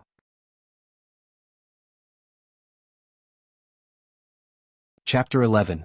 007 Ren Family, enroll_2. As he turned around, his smile disappeared instantly, replaced by irritation and impatience. Could just anyone become a relative of the Ren family? Today, with Ji Xiaorong present, Bai Lian didn't have to wash the dishes after dinner as Ji Xiaorong did it. Ji Heng watched him searching for the bucket. The bucket is in the storage room, have you forgotten again? Ji Xiaorong smiled and then looked around the courtyard before heading to the storage room. Ji Heng sat on a stool by the door, with paper and pen laid out on the table. Bai Lian had just taken off her headphones when she saw Ji Heng wearing glasses, sitting alone under the yellow light, his figure elongated by the shadow. She clenched her headphones in her hand, walked over and squatted beside his feet, looking up. Grandpa? Ji Heng paused in his work and looked down at her. What is it? Here. She opened her palm to show him a little blue toy. I got this with my bubble tea today. Ji Heng looked at the little blue rabbit in her hand and reached out to take it. Look at this pattern, do you like it? He showed Bai Lian the painting on the table. Bai Lian glanced at it. It was a meticulous traditional Chinese painting of plum blossoms, the yellow stamens distinct and lifelike. It's beautiful. Well then, I will submit it for printing tomorrow. Ji Heng shifted his gaze away and gestured for Bai Lian to return to her own business. Go back to your reading. Remember to get up early tomorrow, your uncle is taking you to school. He was talking about Ji Xiaojun, whose school registration had already been transferred. Oh, Bai Lian stood up and as she went back to her room she made a request. After that is mounted, can you stitch me a peony? I like peonies too. Make one for me next time. You're picky now? Ji Heng glanced at her. After she went inside her room, Ji Heng stayed sitting where he was, motionless for a long while. Mounted on a frame. It had been so long since Ji Heng had heard this term. He seemed to have gotten used to people nowadays liking fashion, preferring high-end dresses and haute couture clothing. No one liked the flowers he embroidered, and no one appreciated the clothes he made. Even the ones he made for Ji Mulan, she didn't take a single piece when she ran away from home. He looked at Bai Lian's retreating figure, then lowered his gaze to the little blue rabbit in his hand. Inside the room. Bai Lian was in a good mood since she didn't have to wash dishes. She returned to her room, placed her open headphones on the table, and the first thing she did was look up the book Jianghu had sent her. She opened Baidu and searched Jianghu University Physics. However, the results were bizarre. There was everything except for the book from Jianghu University and Jianghu University Physics. She glanced at her phone screen and there was even a result. Got 17 points in physics, Bai Lian. Good for you, classmate. She went back to WeChat, tapped on Jianghu's profile and politely greeted. On the other side of the phone, Jianghu sat on the carpet, a life-size synthetic cabbage plushie in his lap, holding a 7-layered twisty puzzle in his hand, slowly working on it while the watch on his wrist chimed. He glanced at it and saw the message was from someone with a Xianxia building profile picture, his eyes lighting up. He threw away the pillow, tapped his smartwatch and a slim, floating 3D page appeared with Bai Lian's message. By Jian? Jianghu replied, one character at a time. By sister. By Jian, I won't go to the library tomorrow, I have classes. Jianghu, okay. By Jian, I can't find the book you sent, it's not on Jingbao either. Jianghu rested his chin on his knee, blinking. Jianghu, I'll ask brother. He got up from the carpet to go to the study. Jiang Fulai was in a video conference. He wore a white lounge suit, leaning back with a relaxed posture, his pale fingers resting on the table, his light and lofty eyes half-lidded, exuding a sense of nobility and indifference. Upon seeing Jianghu, he slowly straightened up, switched off the camera and muted the microphone. What is it? Jianghu approached and showed him the watch screen. Are you asking for her? Jiang Fulai raised an eyebrow, his soft lounge suit making his coldness seem a bit diluted. Jianghu nodded. Jiang Fulai took from him the half-solved twisty puzzle. I hear you want to go back with him? Jianghu nodded again. Jiang Fulai methodically restored the puzzle to its original state, casting him a glance in between. You can't. Jianghu looked at his puzzle, this time not nodding. Go back to bed. Jiang Fulai handed the puzzle back to him. He'll have someone send the book over tomorrow. The delivery of his laboratory detector did not meet his standards this time. He needed a detector capable of sensitively sensing recoil nuclei. But the detecting medium in the laboratory was not large enough. So he was altering the design to ensure the detector was large yet had a very low detection energy threshold. There was not much time.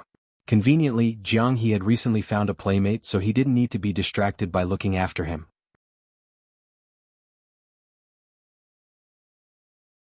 Chapter 12, 007 Ren Family. Enroll_3 After Jianghu left, Jianghu finally withdrew his gaze, reopened the camera and microphone, and tapped the desk with his hand, calm and indifferent. Continue. The following day at Xianxia Middle School. The largest high school in Xianxia, Bai Lian followed Ji Xiaojun into an office. In the office, Lu Lingxi wore glasses, had short hair, and despite trying to hide it, there were visible whites in her hair. She looked at Bai Lian with a gentle gaze. Bai student, can you tell the teacher why you want to switch to science? Why switch to science? Bai Lian half lowered her eyelids, her lashes slightly drooping, long and curled, masking the darkness at the bottom of her eyes. If initially it was just about not wanting to see history, now. Curious, she spoke quietly. Curious. This was a response Lu Lingxi hadn't anticipated. Yes, Bai Lian said, looking at the computer on the neighboring office desk, like how I really want to know how computers transmit information. Her black pupils reflected the sun's rays from outside the window, resembling a lazy white cat. Things had changed, and no matter how frightened or unsteady she had been when she first crossed into this world. But she was earnestly exploring this era, and undoubtedly she was now filled with curiosity about it.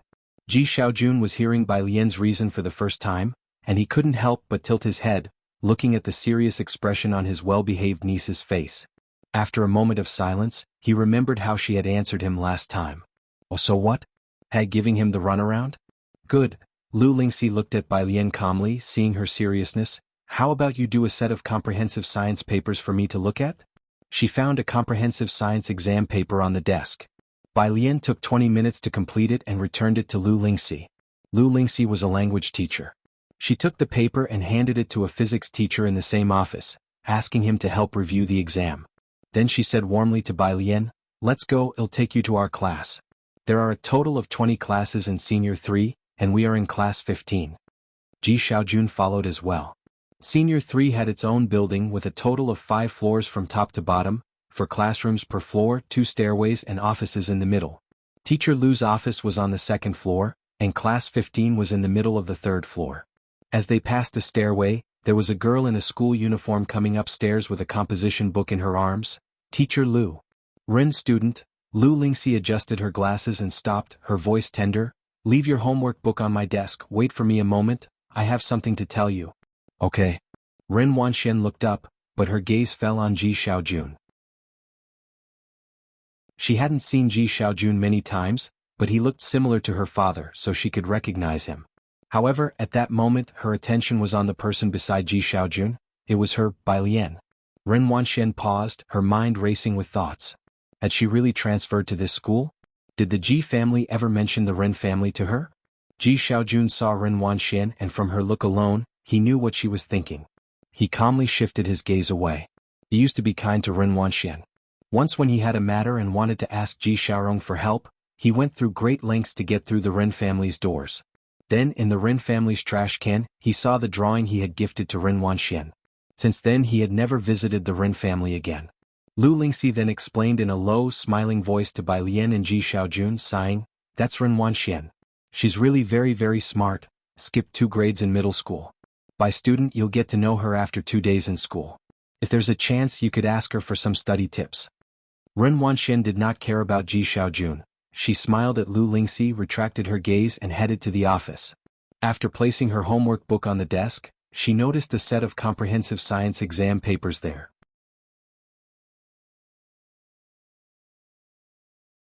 Chapter 13. 008 Vine Emperor _1 Class 15. At the front of the classroom stood a middle-aged man with a slightly rotund figure, his back curved as his hands rested on the lectern. Now, looking at this problem, what should we do first?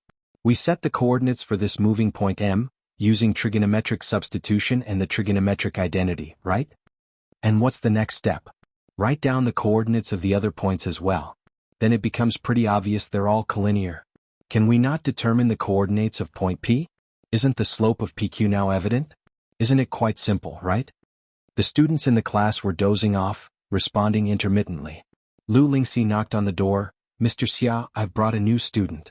Some students in class 15 languidly looked up, and in the light, the newcomer was seen wearing a simple white cross-collared shirt, embroidered with a tiny white poppy at the neckline, paired with a black horsehair skirt below. In her white blouse and black skirt, her black hair was neatly coiled with a wooden hairpin, and she had no other accessories. Her features were pretty and she exuded a lazy elegance, giving her an irresistible aura. The math teacher momentarily felt as if he had time traveled, as if he were in the Imperial College, and approaching him was his most spirited female disciple. She entered the classroom and spoke in the midst of a profound silence. Hello, everyone. My name is Bai Lian. At the sound of bang, the atmosphere instantly exploded. May I ask, Lian from which Lian? A girl sitting in the back excitedly raised her hand to ask. Standing politely at the lectern, Bai Lian casually tilted her head upon hearing the question. The Lian as in the vines of an emperor's home. Wow. Cool. Some boys even started banging on their desks and shouting. Some girls, seemingly composed, bowed their heads, but had already taken out their phones to frantically communicate in chat groups. Alright, calm down you lot, Lu Lingxi said with a smile. Bai Lian, take the empty seat in the fourth group. She looked at the girl with her head down by the window, her voice softening, next to Yang Lin. Bai Lian walked towards the only empty seat in the classroom with her backpack. If you need anything you can come to me. Yang Lin spoke in a delicate and gentle voice, and after she finished speaking to Bai Lian she kept her head down, continuing to do her homework. Thank you. Lu Lingxi returned to the office. Wanxian, you'll have to write on the bulletin board at the intersection later. Ren Wanxian had studied under a famous teacher since she was little and had good handwriting. Lu Lingxi was also partial to her. Also, you're aware of the Xinjiang preparatory camp, aren't you? Ren Wanxian nodded. I know. She didn't just know, her grandfather was also actively communicating with a doctor from Jianghu.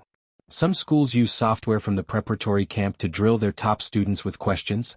Lu Lingxi spoke slowly. Our school recently got a spot, but there's only one, so the school will decide who gets it after another month. The spot for Xinjiang preparatory camp was basically a guaranteed ticket to Jianghu University. There were very few opportunities to get this software spot.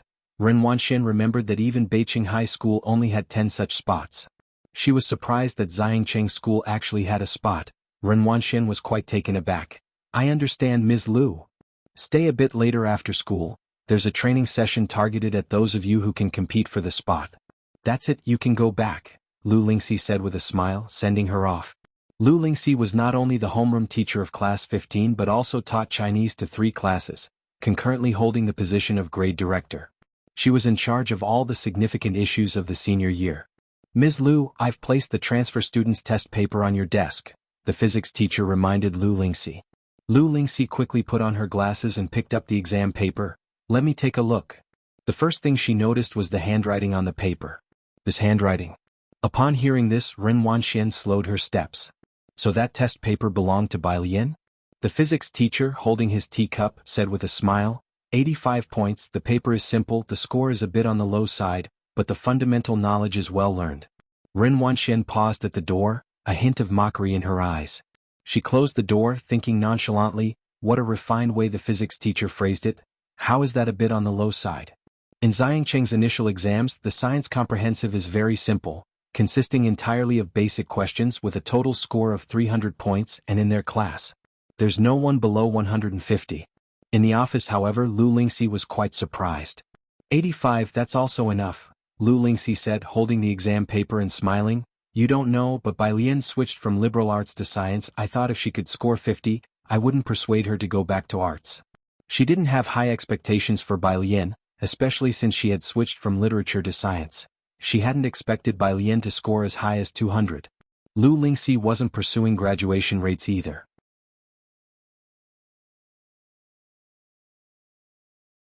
Chapter 14. 008 Vine Emperor _ academic transition from humanities to science? No wonder the handwriting is so neat, it's even better looking than print. The physics teacher had just been preparing for class and hadn't heard the conversation between Lu Lingxi and Bai Lian. It looks even more pleasant than Ren Wanxian's test papers. He also found it strange that the transfer student had switched from humanities to science. Although the test itself was simple, covering mostly basic knowledge, and she didn't do many of the major questions. In fact, whenever she did answer, everything was correct, especially in physics. She used authentic Guanga style. As a language arts teacher, Lu Lingxi did consider her to be a good student, with handwriting so well behaved. In the past, scholars who took the imperial examinations would use this type of font.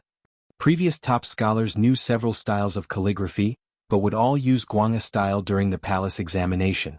Lu Lingxi had never considered that Bai Lian knew several styles of handwriting. Nowadays, it was remarkable for young kids to learn even one style properly. But now very few people learn Guanga style anymore, as they prefer Liang style. Lu teacher, don't worry too much. The physics teacher unscrewed the teacup. Since she wants to study science, she'll definitely be diligent. Don't look at her score of just 85 now. I see that she's not completely lacking in insight. Just you watch, by next year's college entrance exam she should be able to raise her score to 170, and with some effort, reaching the second tier of universities is quite possible. He decided to pay more attention to this transfer student. Of course they did not know. Making the transition from humanities to science, scoring 85 on a test of moderate difficulty, indeed also indicated some talent. In their minds, the biggest challenge for Bai Lian would just be the transition from humanities to science, as it was already difficult enough to score well legitimately, let alone considering that these 85 points were entirely the result of 5 days of study by Bai Lian. And as for the many questions she hadn't answered, it was simply because she hadn't started learning that material yet. Bai Lian, relying on her own efforts, had carved out a territory for herself on the Xianxia Middle School forum. Today, of 10 posts on the number 1 middle school's board, 8 are about Bai Lian the Empress. Bai Lian herself was not aware of these discussions. Although she was good-looking, she emanated an aura that made her difficult to approach. Like her desk mate Yang Lin, she was either reading or solving problems, appearing very much like a top student. Carrying the aura of a top student naturally, other students didn't dare to strike up a conversation. After school in the afternoon, Bai Lian had just been measured for size. Her school uniform would not be issued for another 2 days. Among the sea of uniforms, she was the only one in her own clothes, a bit taller than the average girl, clean and strikingly beautiful, standing out like a crane amongst chickens.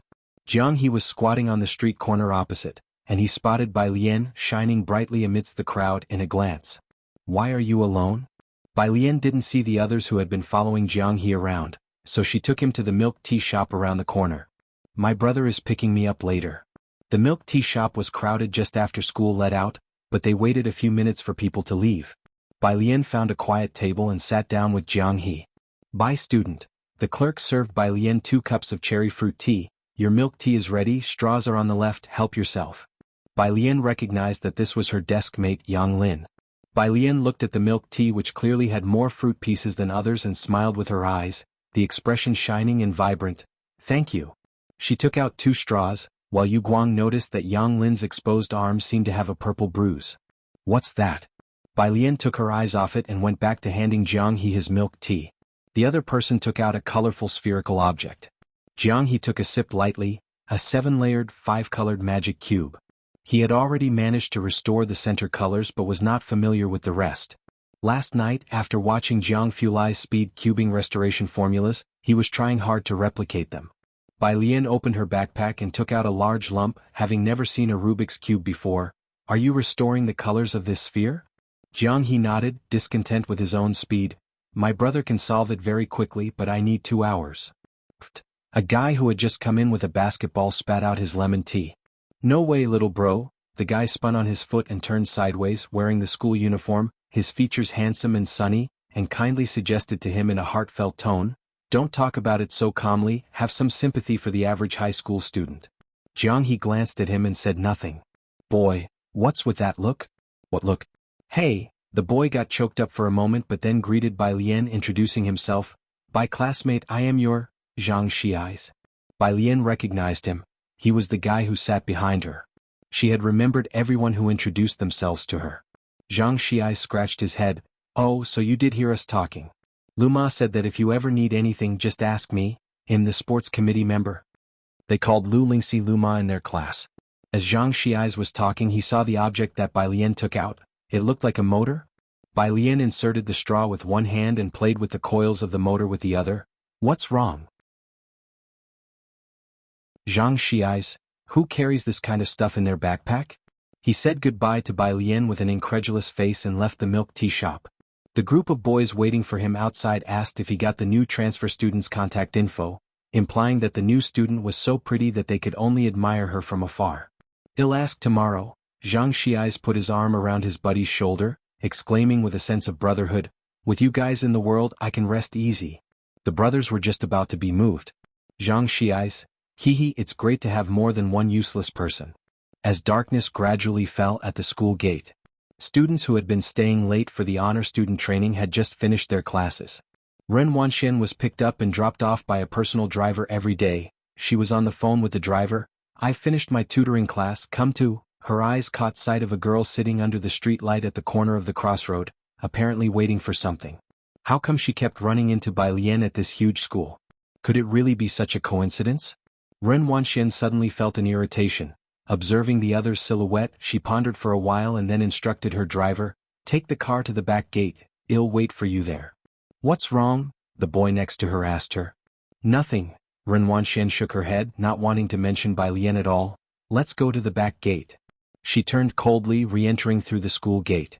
The boy, after a thoughtful nod, glanced faintly at the corner of the crossroad and said, "Then I'll have my driver wait for me at the back gate as well." Meanwhile at the crossroad. "When is your brother coming?"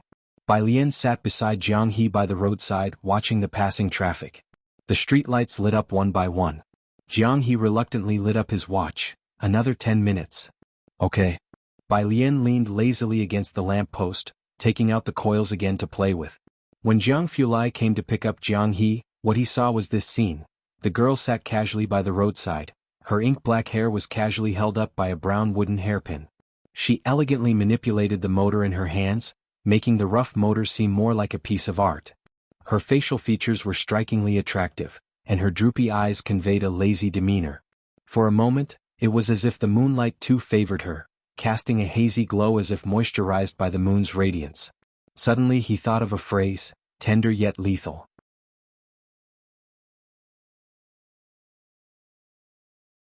Chapter 15. 009 monopolizes the moonlight. Bacter Street _1 dusk descended on the long street, which monopolized 7 shades of the moonlight. "I kept you waiting." Jiang Fulai came back to his senses. He suppressed his gaze and introduced himself to Bai Lian. "Hello, Bai Lian, I am Jianghu's brother, Jiang Fulai." He stepped out of the car enveloped in a cold frost, his voice slightly lowered, naturally chilly. Bai Lian looked up and inadvertently collided with a pair of light-colored eyes that reflected no light like a cold pool. Deep and cold. She glanced at Jiang Fulai, who wore a black shirt. His face was stunningly cold, his slightly lighter hair blending with the light.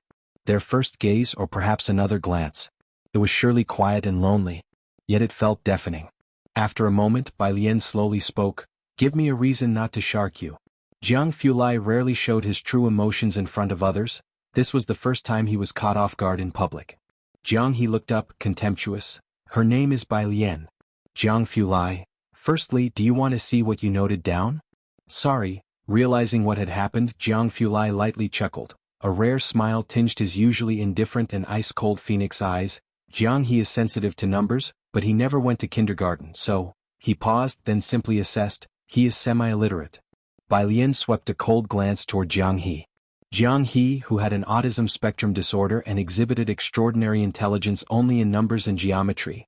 Expressionless, he withdrew his gaze and fluidly covered his wristwatch. "Is that from a fan you dismantled?" Jiang Fulai's other hand held a book, rolled up like a tube as he squatted beside Bai Lian and casually took her electric motor, looking down with serious attention. "It's probably a capacitor issue. Use a multimeter to check which wire has no resistance and fix it." It was a hand like an artwork, with the glossy white of jade, long joints and lines that flowed between proportion and smoothness, exuding a faint, crisp air. "Multimeter?"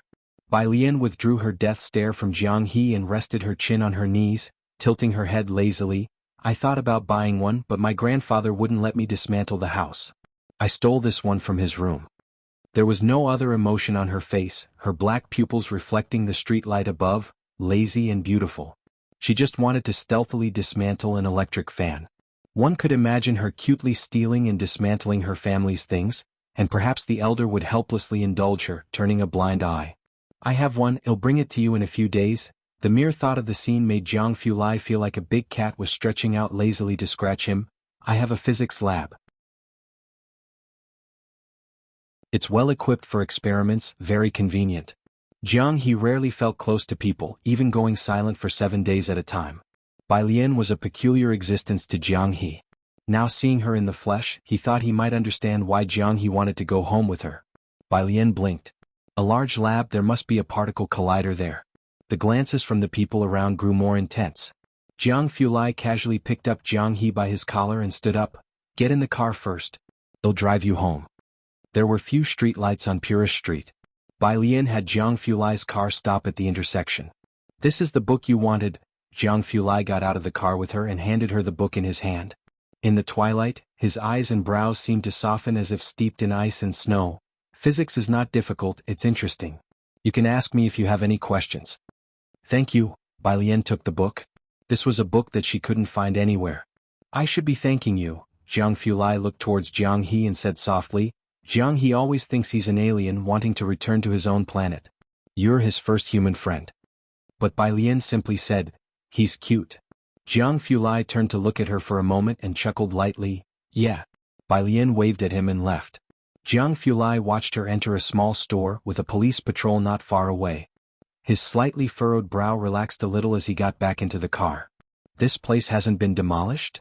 Ming Dongheng sat in the driver's seat, surprised at the sight of the low and somewhat aged buildings. Right across from it is Bakhtur Street, where my master is. Bakhtur Street was where Ming Dongheng often went, a street at the border of 2 countries. He just hadn't expected that Bakhtur Street and Purest Street were only a kilometer apart, facing each other across the river. Jianghu looked at the lone few streetlights slowly rolling up the car window. Let's go back.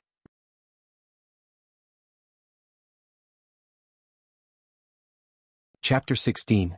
009 monopolizes the moonlight. Bakhtur Street _2 Ming Dongheng drove off, and Jianghu leaned by the car window watching Bai Lian. Jianghu's fingertips lightly tapped the phone screen, and in the dark night, his brows and eyes seemed to be coated with a faint layer of cold frost. After a while he lit up the screen to send a message. Go to the storeroom and find my physics notes. The convenience store. 2 patrol officers came to buy 2 bottles of water and chatted with the store manager as if they were catching up on family news.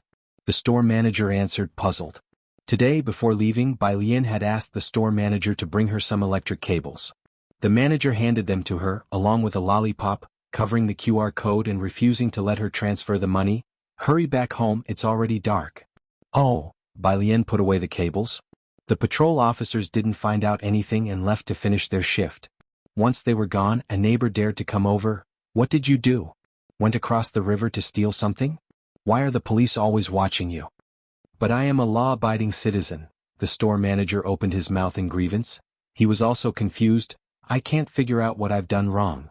Sucking on the lollipop, Bai Lian lowered her pretty eyes and walked innocently into the alley. Just reaching the entrance of the alley, she saw the old man waiting there. It was Jianghu. Bai Lian hesitated, then quickened her pace. Jianghu held a flashlight, only turning it on when he saw her, lighting the pitch-dark alley to guide her home. You can't rush your studies, take it slow. Purest Street had streetlights, but the inner alleys did not. Only the dim yellow light from the homes occasionally flickered. I want. Bai Lian took out her earphones, ready to listen to English vocabulary words and rejecting the suggestion. Jianghu, seeing Bai Lian eyeing his flashlight, he warned, this can't be taken apart. Bai Lian's gaze was a bit elusive. Am I that kind of person? But I woke up this morning to find the corpse of my fan. Jianghu ruthlessly exposed her. You just looked at the wrong time. Don't believe me, check again in a few days. Bai Lian stubbornly retorted. Meanwhile, in Xianxia's only villa district, the Ren family. Ren Qian, as usual, inquired about Ren Wangshuan's studies and explained about Gao Jiechen's situation. Dr. Gao has not yet replied, you have to strive at school. Ren Wanxian nodded, which would normally signal it was time to leave. But today she hesitated. What's wrong? Ren Qian was surprised. It's about the affairs of my dad's family. Ren Wanxian shared the matter regarding Bai Lian with Ren Qian. Hearing the full story, Ren Qian put down the document in his hand, switching from arts to sciences. Ren Wanxian wasn't too concerned, but thinking about the other person's science score of only 85, she shook her head. A composite science score of 85, I don't know why she wants to study science, and Dad even asked me to teach her. Don't listen to him, he has become increasingly muddled these past 2 years, not knowing the severity. Ren Qian's expression chilled. He valued Ren Wangshuan's academic performance, naturally aware that she had scored a perfect 300 in the science composite. Doesn't he know how important your studies are? He hadn't yet met Bai Lian, but he already had a rather poor impression of her. For young people, it's important to be stable and pragmatic. Ren Wanxian quickly started to rub Ren Qian's shoulders. Don't be angry, Dad didn't mean to, you know him, he's only focused on his research, he doesn't even remember how old I am. For many years indeed, the Ji family hadn't taken advantage of the Ren family to cause any trouble. But Ren Qian was not concerned about the Ji family's affairs. He softened his tone, advising Ren Wanxian, all right, don't worry about the Ji family's matters. Your father is not clear-headed, but you need to be clear about what is truly important. Next year is the college entrance exam, don't get distracted by other things. After Ren Wanxian exited, the Secretary General spoke up. Next year's college entrance exam, it's time for someone from Xianxia to become the valedictorian. Miss Wanxian stands a good chance. This class has fierce competition, just competing with the Chen family in Xianxia will be tough for her. Ren Qian knew a bit of the inside story, he shook his head. Let's not talk about being the valedictorian of Beiqing, let's focus on Xianxia first. In their eyes, the biggest goal was to be the valedictorian of Beiqing. As for the national valedictorian, it was unthinkable. Which year had the national valedictorian not been from Jianghu? How could it be someone from another place? This is the auction list from White Tiger Auction House for 1 week from now. The Secretary General remembered the official matter. This time there is an authentic piece by Liang Zuan. At that, Ren Qian eagerly reached out for it. An authentic piece by Liang Zuan? Liang's style was one of the most popular scripts, not just favored by the common people but also highly esteemed by the major families and great literati. Therefore, from a young age, Ren Qian made Ren Wanxian learn Liang's style. Clearly, Ren Wanxian had made the right move. Ever since she was young, she had won many people's favor with her Liang-style handwriting. Authentic pieces by Liang Zuan were rare, with a known authentic piece residing in the private museum of the Chen family in Jianghu.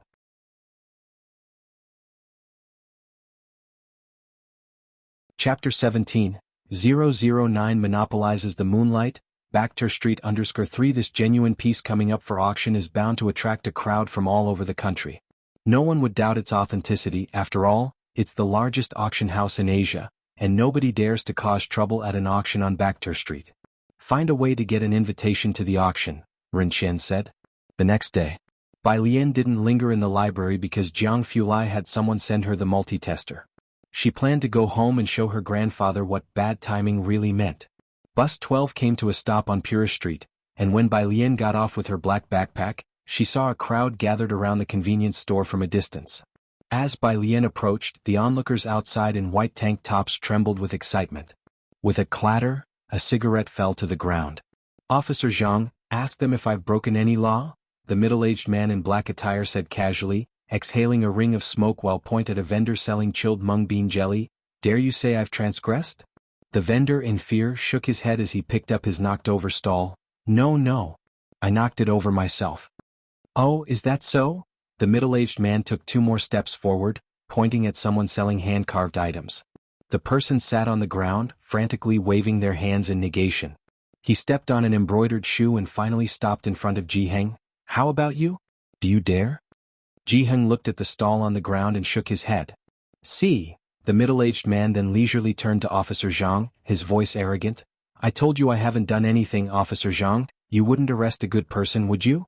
You? Officer Zhang was about to take action, but was firmly restrained by a colleague. Forget it, Officer Zhang. The colleague whispered in Officer Zhang's ear, he must be Poison Scorpion. Officer Zhang calmed down. Poison Scorpion. One of the top 10 on their internal most wanted list, he frequently moves between Bakhtur Street and the international scene.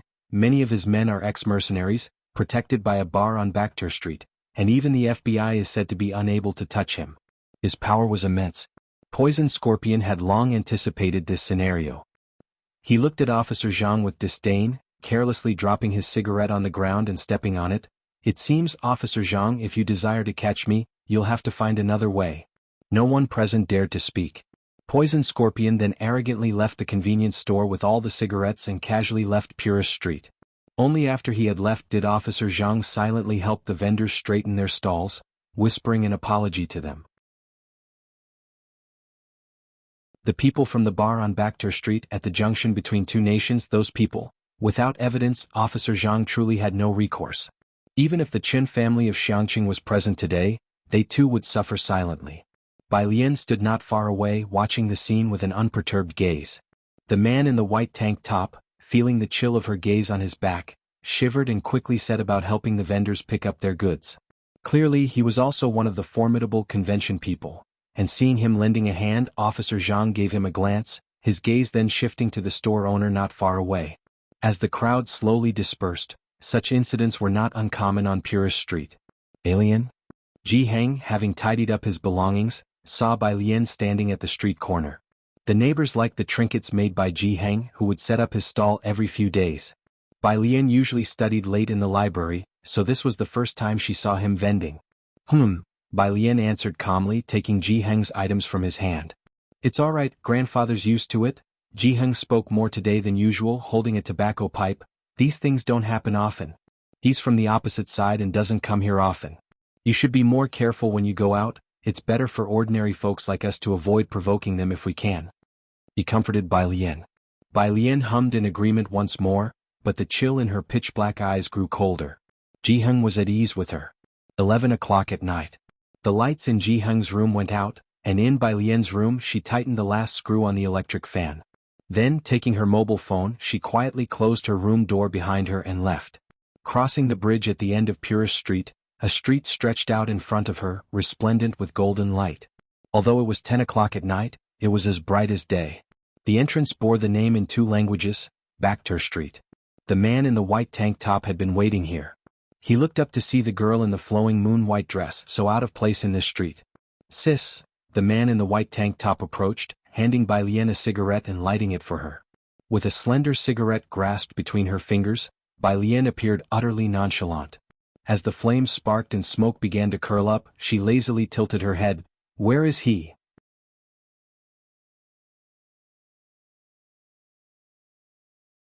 Chapter 18. 010 Save the People, Crown Prince Class 1 Qinglong Bar. Near the bridge on Purist Street, it spread out over a wide area. Poison Scorpion was the toughest enforcer at Qinglong Bar. His recklessness had earned him a big name on this street, and most were afraid of him, which meant few dared to cause trouble in the bar. He was just sitting in the lounge inside the bar, biting on a freshly lit cigarette. Bang! The door was flung open. Poison Scorpion glanced up nonchalantly, only to see a white tank top. He stood behind a young woman. Yo Mao Kuan. He obviously recognized the man in the white tank top. He called him Mao Kuan, but his tone lacked respect. Poison Scorpion stared straight at the girl behind him. Are you here to pay tribute to me? Haha, don't worry Mao Kuan, he'll be sure to speak highly of you to your godfather. The man in the white tank top looked at him as if seeing a former version of himself. Bai Lian slowly approached. Poison Scorpion hesitated, then with a smile extended his hand toward Bai Lian. Mao Kuan, the person you've brought is pretty. Bang! He, along with the stool, was kicked to the ground and a bone in his chest broke.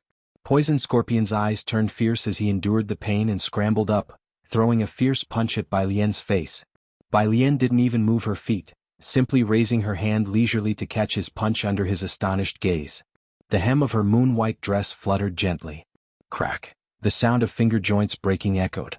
You want to die? With a bang, he was once again brutally smashed to the ground by Bai Lian.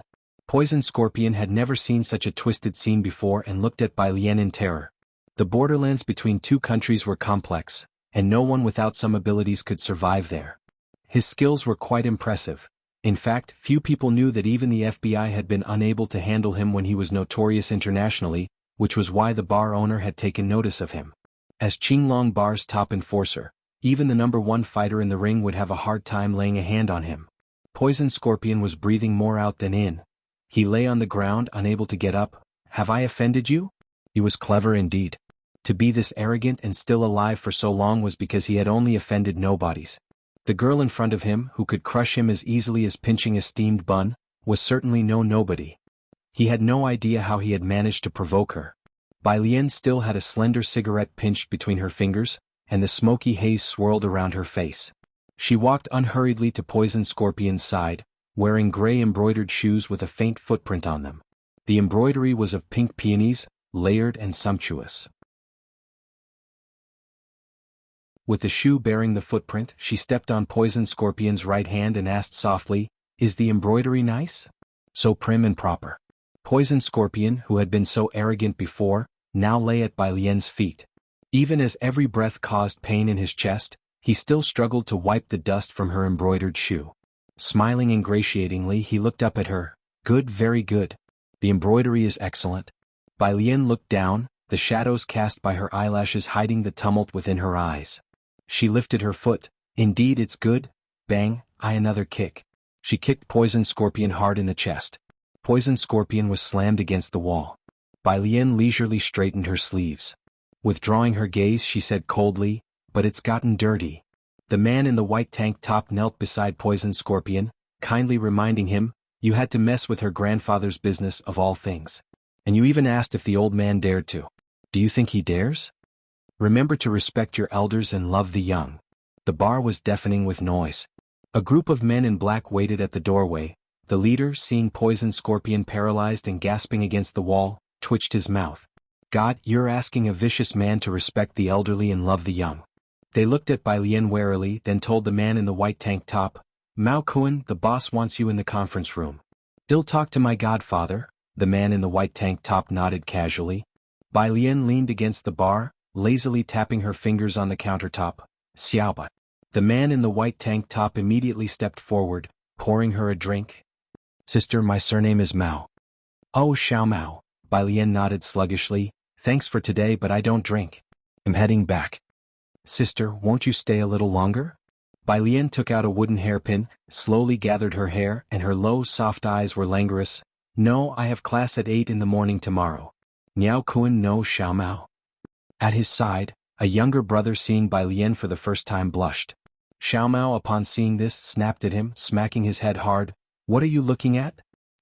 What are you staring at? Any ideas you're getting? Stuff them back into your mother's womb."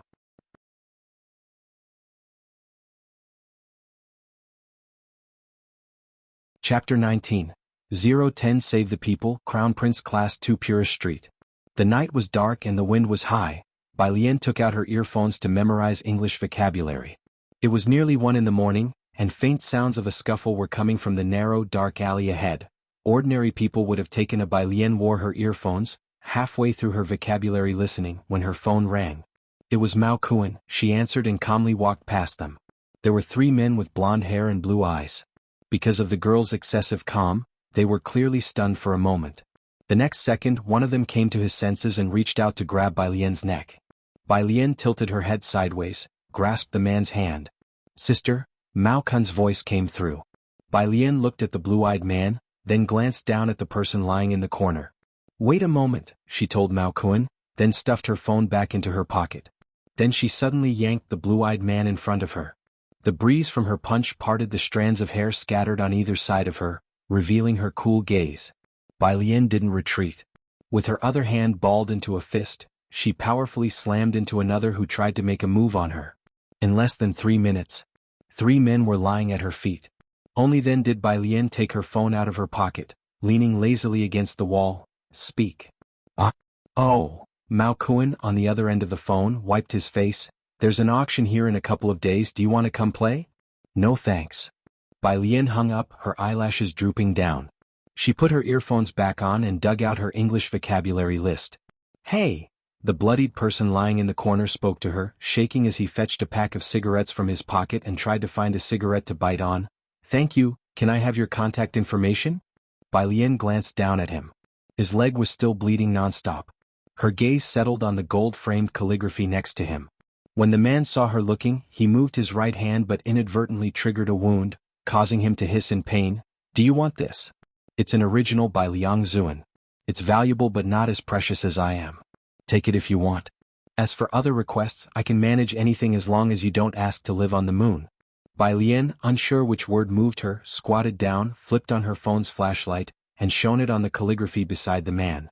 After a while, Bai Lian's gaze lazily fell on the man's continuously bleeding leg.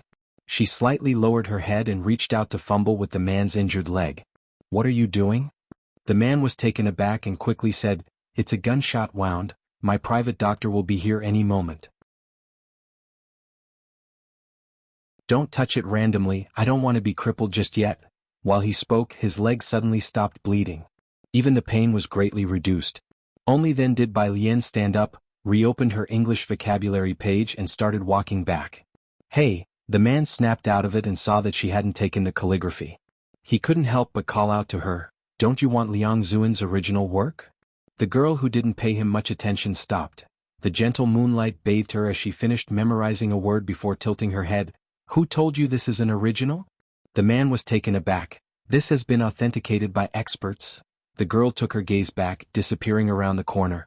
Her voice faded into the night, lonely and vague. Have it authenticated again. That's his student's handwriting. 6 o'clock in the morning. Jiheng's room. The moment he opened his eyes, he found himself face to face with a figure holding an electric fan. Jiheng. Bai Lian. After 10 seconds of staring, someone was looking at him with a very righteous expression, as if asking, why did you wake up so early? Very well. Jiheng expressionlessly closed his eyes again. Only then did Bai Lian set the electric fan down. She made sure to plug it in. The fan that was previously broken now seemed eager to let everyone know it had been fixed by someone, whirring loudly as it began to spin. She considerately closed the door behind her as she left. Jiheng opened his eyes again, looking at the window to the early morning sky, cool with an estimated temperature of about 22 degrees. Calmly, he reached out and pulled the half-draped blanket up to his neck. Xianxia Middle School starts class at 8 in the morning. Most boarders arrive by 7. Bai Lian wasn't particularly late, arriving at 7:30. Her desk mate must have also arrived early, now clutching an English book and sitting in the front seat, memorizing. And her seat. Bai Lian yawned lazily as she walked up to her spot, tapped the desk and looked down. Classmate, excuse me. The girl sitting in her seat instantly pulled a long face. Shush. The originally noisy classroom quieted down in an instant. Xianxia, who had been napping on his desk, also lifted his head, bleary-eyed, and came to alertness at the situation. The curly-haired girl didn't even glance at Bai Lian. Noticing Xianxia's awake, her eyes lit up as she handed him a bag. Xianxia, I brought you breakfast.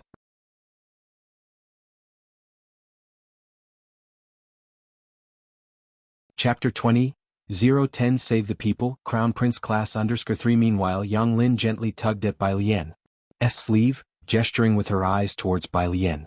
Xianxia never accepts anything from girls. But now he reached out to take the breakfast. Thank you, Chenwei, you go ahead, class is about to start. The smile returned to Chenwei's sullen face. Then I'll come watch you play basketball tonight. Perhaps in a good mood, Chenwei hummed a tune as she left class 15. As she passed by, both male and female students shrank their necks in unison. New student, since you just arrived at our school, let me give you the rundown.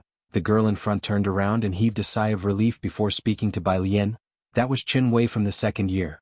Of course, mentioning that might not mean much to you. You know about the school heartthrobs, right? Besides that idiot Xianxia, there's another guy called Chenju. Chenwei is Chenju's little sister. Chenju is in the elite class 8 of the third year. Got it? The ones who usually hang out with her are the likes of Chenju and Ren Wanxian. Bai Lian, thank you. So annoying, I want to erase her. In any case, we commoners should avoid provoking anyone from the elite class if we can. Eggs can't compete with stones, the girl finished, then glanced towards Yang Lin and Zhang Xi's. Right, you too. The most important thing is that Chenju and Ren Wanxian are both hot contenders for the top scholar title of our graduating year in Beijing, Yang Lin said, settling into her seat, and after a thought she added softly, try not to offend them. That's true, Zhang Xi's grumbled discontentedly, but why did you have to call me, a cheerful and pure-hearted 19-year-old guy, an idiot? No one paid attention to him. Zhang Xi's then draped an arm around his desk-mate's shoulder. What do you think, top student? Ning Xiao looked up and gave him a be quiet look. Bai Lian propped her chin with a hand, lazily flipping open her English textbook. Zhang Xi's touched his nose and took out his phone to add her as a friend. Today is Friday, after school in the evening. Yang Lin and Bai Lian walked out of the school gates together, with Bai Lian wearing headphones and listening to vocabulary words. They walked to the flower shop at the end of the street. The middle-aged woman selling flowers was enthusiastically wrapping a bouquet for a customer, but when she saw Yang Lin, she squinted and smiled gently. Your flowers are on the table, I've set them aside for you. While reciting vocabulary, Bai Lian looked over and saw a beautiful white lily on the table. Yang Lin picked up the flower and placed the money on the table. The middle-aged woman finished wrapping the bouquet and seeing this exchange, shook her head helplessly and then asked, "What about that boy Xianxia? He's playing basketball. Always off playing basketball, why can't he be more like you and Ning Xiao?" Zhang's mother muttered her complaints, then turned to look at Bai Lian. "Ah, this must be the transfer student in your class. Such a pretty young girl." She pulled out a red rose and gave it to Bai Lian. "She definitely seems much better behaved than my troublesome son." Bai Lian accepted it. "Thank you, auntie." "Ah," Zhang's mother clutched her chest. "Al knew it, I should have had a daughter. That darn Zhang Shiais can only manage to kill my orchids." Don't be mad, don't be mad." The middle-aged man who had just come back from outside put down his computer bag and continuously consoled her. "Tonight, we'll pretend to fight and isolate ourselves in our room, making him do all the household chores for a week." Carrying a rose, Bai Lian took separate ways from Yang Lin at the intersection. Following the address given by Jianghu, she arrived at the wealthy district of Xianxia. The public bus only went as far as the road on the outer perimeter. Ren Wanxian hadn't attended today's top student training because there were important guests coming to her house, and Ren Qian had notified her in advance. As she passed by the periphery of the wealthy district, her gaze caught a person not far off. "Stop the car." The boy in the front seat casually glanced at the rearview mirror. "What's wrong?" Ren Wanxian shook her head without saying a word. Swoosh, the car stopped in front of Bai Lian.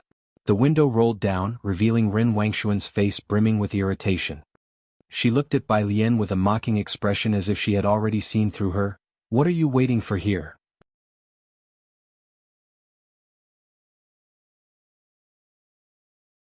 Chapter 21. 011 Director Qin. That day Liang Zuan's extraordinarily talented disciple Bai Lian held her cell phone and sent a message telling Jianghu not to hurry.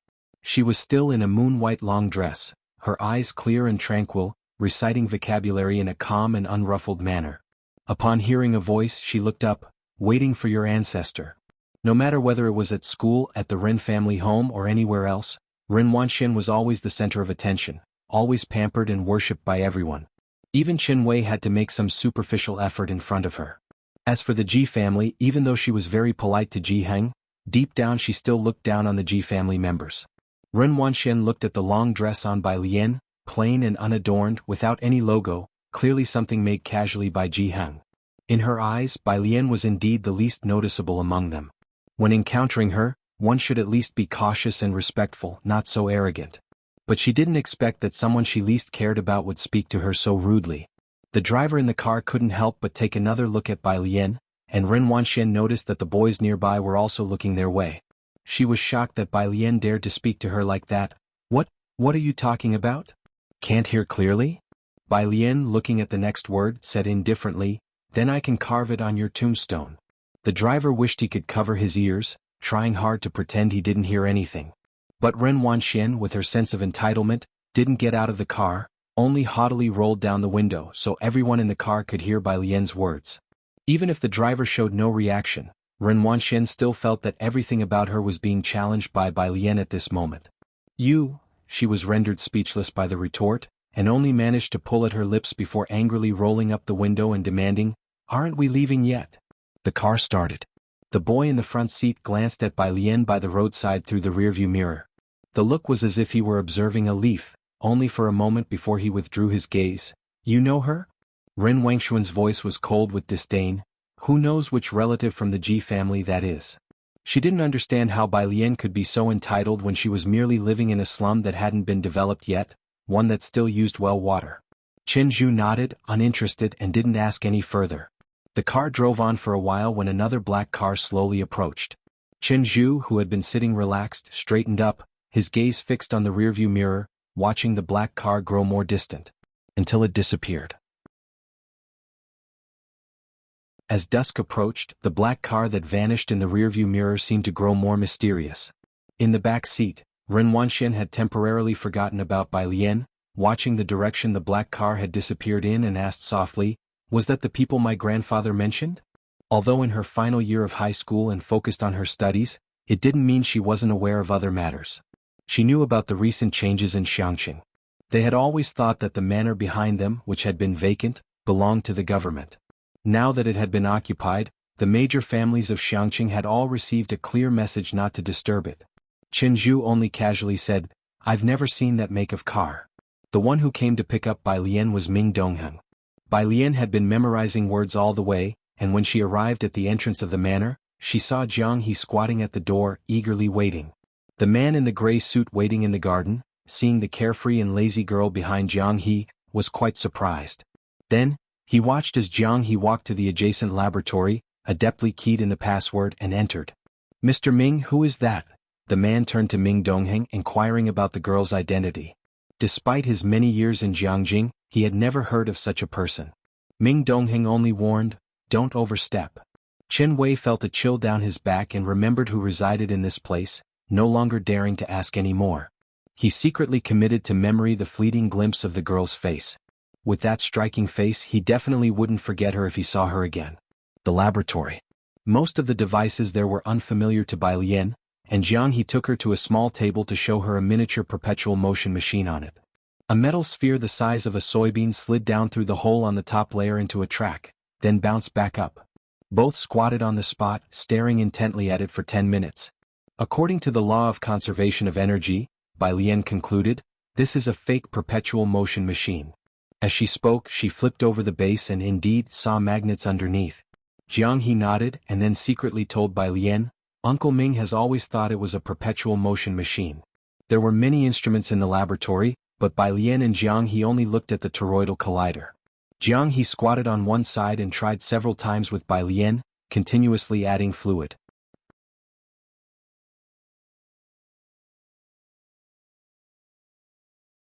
Chapter 22, 011 Director Qin. That day Liang Zuan's extraordinarily talented disciple _2 Bai Lian always recorded the data. She and Jianghu finally succeeded once, and after glancing at the numbers on both sides she recorded more data on paper. After she finished, Jianghu leaned on the table and looked at the vortex machine. "How come it still isn't broken?" Bai Lian set the paper aside, tilted her head to look, and found it hard to disagree. Outside. When Jiang Fulai returned, it was already dark. Young Master Jiang, Chief Chen followed him into the house respectfully. Jiang Fulai took off his coat and with a quick glance, noticed a black backpack, a mobile phone, and a rose on the rosewood table. "Ming Dongheng, those are Miss Bei's belongings." Jiang Fulai hummed calmly, his long eyelashes drooping slightly, shading the excessively cold look in his eyes. "Are they still in the laboratory? Like this, there should be many lining up at school to give her flowers. What are high school seniors doing not studying properly, giving roses to others? Truly not reserved." Young Master Jiang gave his polite assessment. "Have them come out to eat," Jiang Fulai instructed, his facial expression uninvolved.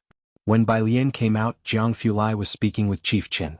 Chief Chen clearly appeared somewhat restrained, his hands resting on his knees as he sat with his legs together. It must be personal revenge this side of Xianxia. He caught sight of Bai Lian entering from outside, paused, and didn't know whether to continue. Jiang Fulai tapped his fingertips lazily on the table, glanced at him. "Continue?" "Oh," Chief Chen quickly resumed, "L came here to tidy up the security. Poison Scorpion is my top priority, but the day I arrived, someone sought revenge on him." Ming Dongheng couldn't resist commenting expressionlessly, "Such a coincidence. You sure you didn't have a hand in it?" "How could L?" Chief Chen was quite agitated. "If I had that ability, would I need to be sent here for further training?" Ming Dongheng suddenly understood. "Chief Chen. Ever since ancient times, Xianxia has always had difficult problems. This time Jiang Fulai came to Xianxia, Jiangjing decided to give Xianxia a thorough cleanup. Chenju was a relatively outstanding descendant of the Jiangjing Qin family, and he secured the opportunity to come to Xianxia out of a host of people. In ancient times, he would have been a special envoy with an imperial mandate. Make a mark here with political achievements, and return to be promoted and advance in ranks. But right after his arrival, someone conveniently handed him a merit. Chief Chen really felt Xianxia was his lucky place. No suspects.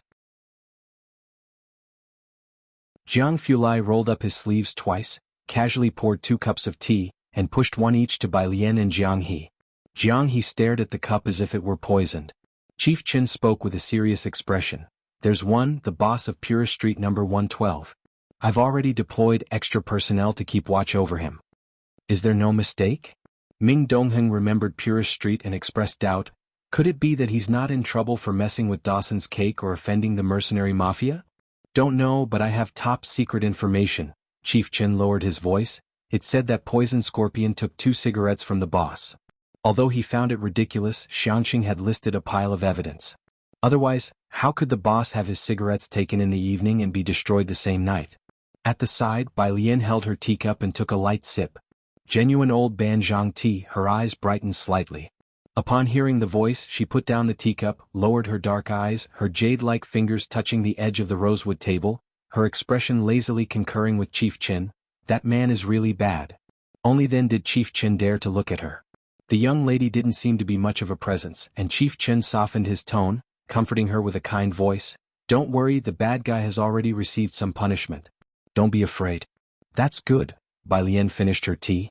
She picked up her backpack and bid farewell to Jianghu and the others. Jianghu tugged at her sleeve. Bai Lian's eyes drooped lightly and she gave him a sideways glance. I'm going home to have dinner with my grandfather. A few streets away at the Ren family's. The Ren family and a group of people from the Qin family waited properly. Chief Chen, when can he arrive? Ren Qian looked at the middle-aged man beside him. Though anxious, he remained very polite to Chief Chen. The man referred to as Chief Chen was Qin Gang of the GDP powerhouse Qin family from Xianxia. He was eyeing his watch. He should be arriving soon. As he was speaking, someone from outside came in with happy news. Qin Lord has arrived.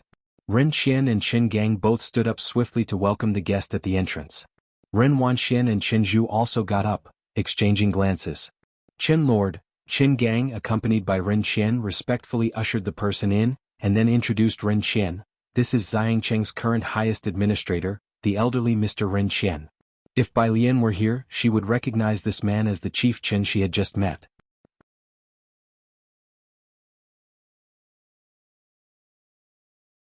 Chapter 23, 011 Director Chen. That day Liang Zuan's extraordinarily talented disciple _3 Director Chen casually took a seat by the dining table. He was likely in his 30s or 40s, with a stern expression that rarely broke into a smile. Resting one hand on the table, he looked toward Ren Qian. Mr. Ren, I'm afraid I'll be imposing on you with my visit this time. Please do take good care of me. How could I dare? Ren Qian, also a sly fox, responded with a smile, his demeanor perfectly pitched. It's our Ren family that's honored by your presence. Although he smiled, Ren Qian's heart was truly shocked. There had long been rumors in Xianxia that Qin family was a side branch of that Qin family in Jianghu, but Ren Qian had his doubts. Not until recently when a secret order suddenly descended on Xianxia. A certain Director Chen would be sent from Jianghu to oversee Xianxia. The sudden deployment left Ren Qian at a loss until Qin Gang arrived with the news of Director Chen's arrival. El heard that there's an authentic piece by Liang Zuan at the auction house? Director Chen took the wine Ren Qian poured for him and said indifferently. This was another task given to Director Chen by the Qin family in Jianghu.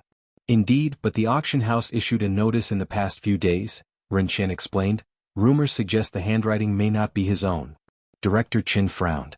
Ren Qian felt a flutter of anxiety. However, it is indeed authentic. It appears to be notes from one of his disciples. The auction house has already engaged an appraisal expert. The appraisal is still ongoing, so the auction has been postponed by 5 days.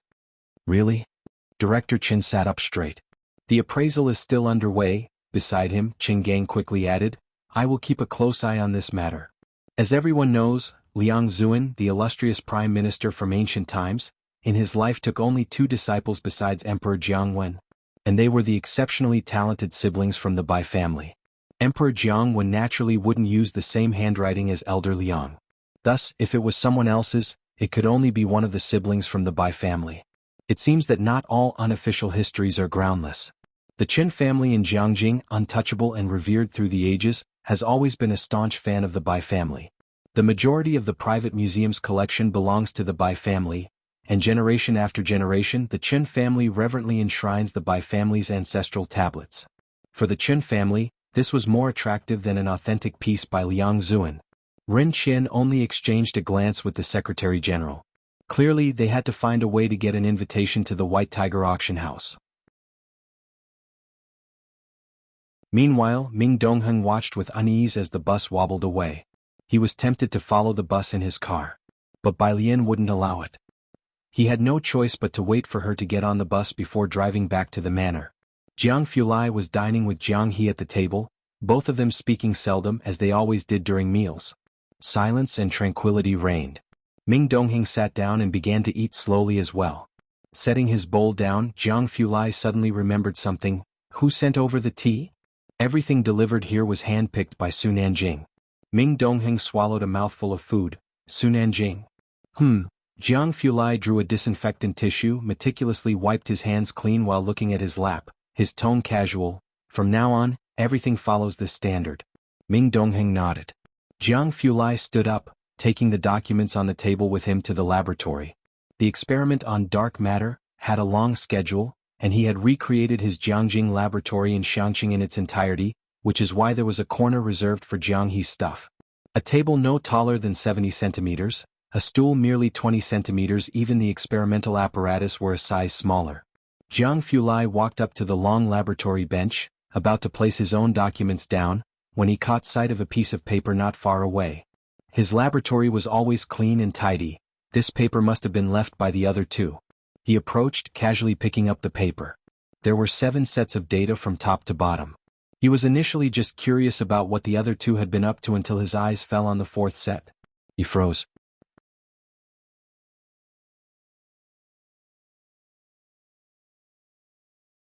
Chapter 24. 012 High-Efficiency Study Method. Relocation of residents completed. A few digits were written casually. They flowed from the hand as if in one breath, the strokes revealing a hidden sharpness. Jianghu stared at the characters for a moment before continuing to look at the data. If the first 3 sets of data were chaotic, a pattern could be discerned starting from the 4th set. Jianghu immediately recognized it as data from vortex ring collisions. He wasn't very interested in fluid dynamics, so he scanned the data quickly and then took out his phone to take a picture. He sent it to someone. Member of the Ma Institute. I'll need to calculate 5,000 Gaussian Bose samples. I don't have time. Member of the Ma Institute. Of course, if you're willing to switch to quantum mechanics, I think I might find some time. Clearly, the other party didn't look at the content carefully. The reply was quite heartless. Jianghu was not in a hurry. 10 minutes later. The phone rang. Jianghu's eyes were faint, he wore half-frame glasses on the bridge of his nose, and there were no chairs for resting in the lab, nor was the experimental table suitable for sitting operations. He leaned on the desk with one hand, while the other held a mouse, bending over to carefully plot the mass and interaction graph of WIMPs. He didn't answer. The phone stopped for a while, then ringed again quickly. Jianghu reached out, picked up the phone and pressed the answer button. I had a feeling they were up to no good and trusting the kid to you. You're barely self-sufficient, how are you going to care for Jianghe? Came the voice of the member of the Ma Institute, with his teammates discussing something in the background. He was always direct with Jianghu and after a brief pause suggested, how about this, you hand Jianghe over to me and I'll raise him on your behalf. The member of the Ma Institute knew who was with Jianghu, so he guessed that the data came from Jianghe. It's a set of data Jianghe and his friend worked on. They are very sensitive to data, Jianghu said with a slight droop in his phoenix eyes. His depth in fluid dynamics wasn't profound. But a person's talent and spirit can't be hidden. Therefore, he did not think Jianghe and Bai Lian had a superficial understanding of physics. After all, even the mathematical genius Maxwell faced indifference when he shifted to physics, trying to study electricity and magnetism, and the physical giants of that era did not care about Maxwell either. On the phone. Jiangjing University. The member of the Ma Institute hung up, holding onto the data and thinking about it as he left the office.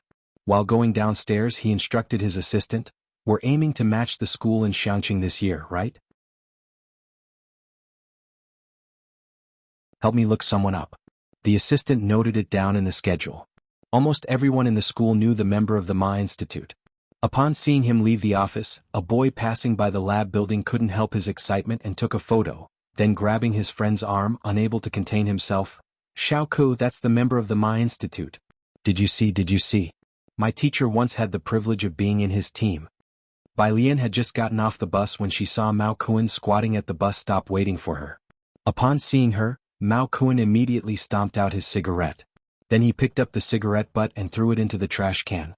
Sis, Mao Kuan offered her an invitation with eager courtesy. Sis, this is an invitation from the White Tiger Auction House. I'm not going. Godfather said it's yours once he gives it to you. You can sell it if you don't want it. Mao Kuan scratched his head. It's going for a good price on the black market right now. Then you help me put it up on the black market. Bai Lian reached out, took the red invitation with a white tiger printed on its cover, and casually put it into her backpack. Okay sis. The two of them went to a convenience store one after another. Bai Lian grabbed a bottle of water, scanned the QR code to pay and then went back. Whereas Mao Kuan, seeing that Bai Lian called the store owner uncle, caught on quickly, bought a pack of cigarettes, and also helped the owner move the piled goods back into the store. Someone watching from the shadows took note with a solemn expression, marking the store owner's name with a star. Bai Lian had a pleasant time reading and studying in the library with Jianghu on Sunday. Jianghu sat listlessly alone on the carpet. He fiddled with a Rubik's Cube in his hand slowly. Jiang Fulai came downstairs, fastening the buttons at his collar with one hand, holding his laptop in the other, and walked slowly over to Jianghu. Looking down, his posture was somewhat lazy, his voice however was calm. Not changed clothes? Normally Jianghu would have been heading to the library that day. Jianghu ignored him. Jiang Fulai finished buttoning up, placed his laptop on the table beside him and asked calmly, "Do you know when my vortex ring machine might break down?" "Sister Bai has gone to Beijing to transfer her huku." Jianghu looked up and spoke slowly. "Beijing?" Jiang Fulai nodded. He then reached out, took the Rubik's Cube from Jianghu's hands, which was twisted halfway through difficulty, quickly solved it and handed it back to Jianghu. "So clumsy," he said politely, then put on his mask, picked up his laptop and left.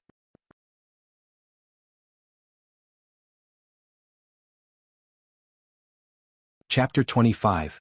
012 High Efficiency Study Method, Relocation of Residents completed. Tu Ming Dongheng stood in place, his face expressionless as he watched. Jianghu, he frustratedly scrambled the Rubik's Cube again, opened his watch and sent a message to Bai Lian. Text. Bai Lian had already boarded the train, and her household registration transfer certificate for Xianxia had been processed. The certificate for moving out still needed to be arranged in Beijing. Beijing was far away and Xianxia only had a train service, so a round trip took a whole day. As household registration had to be done on a workday, she went a day early and planned to return directly after getting the certificate the next morning. Ji Xiaojun went with her and the two of them sat together. The train ride was nearly 12 hours long, and Bai Lian had brought a physics question bank in advance. She buried herself in the questions as soon as she got on the train. A middle-aged couple and an elderly person sat opposite them, who upon seeing Bai Lian working on her problems, spoke in hushed tones and deliberately lowered their voice when occasionally conversing with Ji Xiaojun. Ji Xiaojun watched as the three passengers opposite handed Bai Lian a bunch of fruit and some biscuits. Then he looked at the focused Bai Lian solving problems. During the 12-hour train ride, even Ji Xiaojun couldn't help feeling a sore back and stiff waist. He had thought that being pampered from an early age, Bai Lian would find it more difficult to endure, but to his surprise she remained upright and attentive, maintaining her studying posture throughout the journey. The train's signal was poor, and Bai Lian was concentrating on her questions. By the time she saw Jianghu's message, it had already been 2 hours. Illiterate, text by Jian, I've seen it. By Jian. Image, Jianghu opened it and looked, knowing the result but not the principle. He then forwarded it to Jiang Fulai. Jiang Fulai was still in the underground laboratory, holding a tablet and returning to the computer, its fluorescent light reflecting his expressionless face, cold and piercing. The group of trainees beside him tried their best to pretend to be busy, not daring to look at him. An assistant entered through the glass door with a document in hand and said, "Young Master Jiang." Jiang Fulai's gaze didn't shift. After briefly pointing out an experimenter's data beside him, he took the document from the assistant and casually flipped through it. "This is an invitation from the Gao family," the assistant reminded. Gao Zhechen was a carefully cultivated plant by the Gao family and the Jiang family, but after this incident, they had been busy managing the fallout and finally sent this invitation to Jiang Fulai as an apology. Upon hearing this, Jiang Fulai turned his hand, calmly handing back the invitation to the assistant. The message was clear. His phone rang and Jiang Fulai gestured for the assistant to leave, then he checked the message from Jianghu, opening the image. It was a complex question with a few formulas listed on the side. The handwriting looked neat and clean, slightly different from what he had seen the night before. However, he could guess who had written it, and being too lazy to type, he sent a 52-second voice explanation to Jianghu. Jianghu sent a comma. Jiang Fulai followed up with, 47, Jianghu, question mark. Jianghu Lai, 60, Jianghe, you know the teacher's microphone was on, right? Out of patience, Jianghu Lai coldly typed 2 characters. Add group, Jianghe, okay. On the other side of the phone, Ming Dongheng watched with an expressionless face as the well-known genius Jianghe got scolded by young Master Jiang for 2 minutes, thinking to himself, luckily he doesn't study physics. Bai Lian and Ji Xiaojun arrived in Beijing after 10 o'clock at night. The two stayed at a hotel not far from the Public Security Bureau. It was only after washing up for the night that Bai Lian discovered that Jianghe had added them to a 3-person group. Jianghu Lai sent a detailed process diagram, and Bai Lian sat at the small square table to study it carefully. She politely sent a thank you and then asked another question. Jianghu Lai, 37. Jianghu Lai, 29. Bai Lian opened each one to listen. Physics definitely requires understanding the theorems and repeatedly deriving all formulas. To learn physics, don't look up to it, you should stand on the mountaintop and look down upon it. Every seemingly unrelated phenomenon in nature, when slowly deduced, you'll find that they all share a common cause. After you understand all the theorems and formula derivations in that university physics book, explain them to someone else in your own words until they can understand. Try this tomorrow by explaining absolute zero to your grandfather until he understands. Once you grasp the principle behind each phenomenon, you'll find all the problems quite simple. The other person must have been quite busy today, still in the underground laboratory with a clear, deep voice. Deliberately slowed down with a faint, slight echo. Bai Lian listened twice. So the next day, at 6 in the morning, Jianghu had just gotten out of bed when he received a call from Bai Lian. Bai Lian, Grandpa, did you understand? Jianghu wasn't fully awake yet, only hearing something about molecules and immobility. He got dressed, didn't understand but responded with a calm, Then would you repeat it for me? Jianghu, 15 minutes later. Finally, Bai Lian heard the correct answer from Jianghu's mouth and hung up satisfied. The Feynman technique that young Master Jiang taught her might end up making Jianghu the biggest victim. The process of applying for a household registration transfer certificate wasn't complicated, and since they went early, it took less than half an hour to finish. With the train at 10-something, Ji Xiaojun took the opportunity to visit a nearby mall. While Ji Xiaojun shopped, Bai Lian queued in the adjacent milk tea shop to buy tea and wait for him.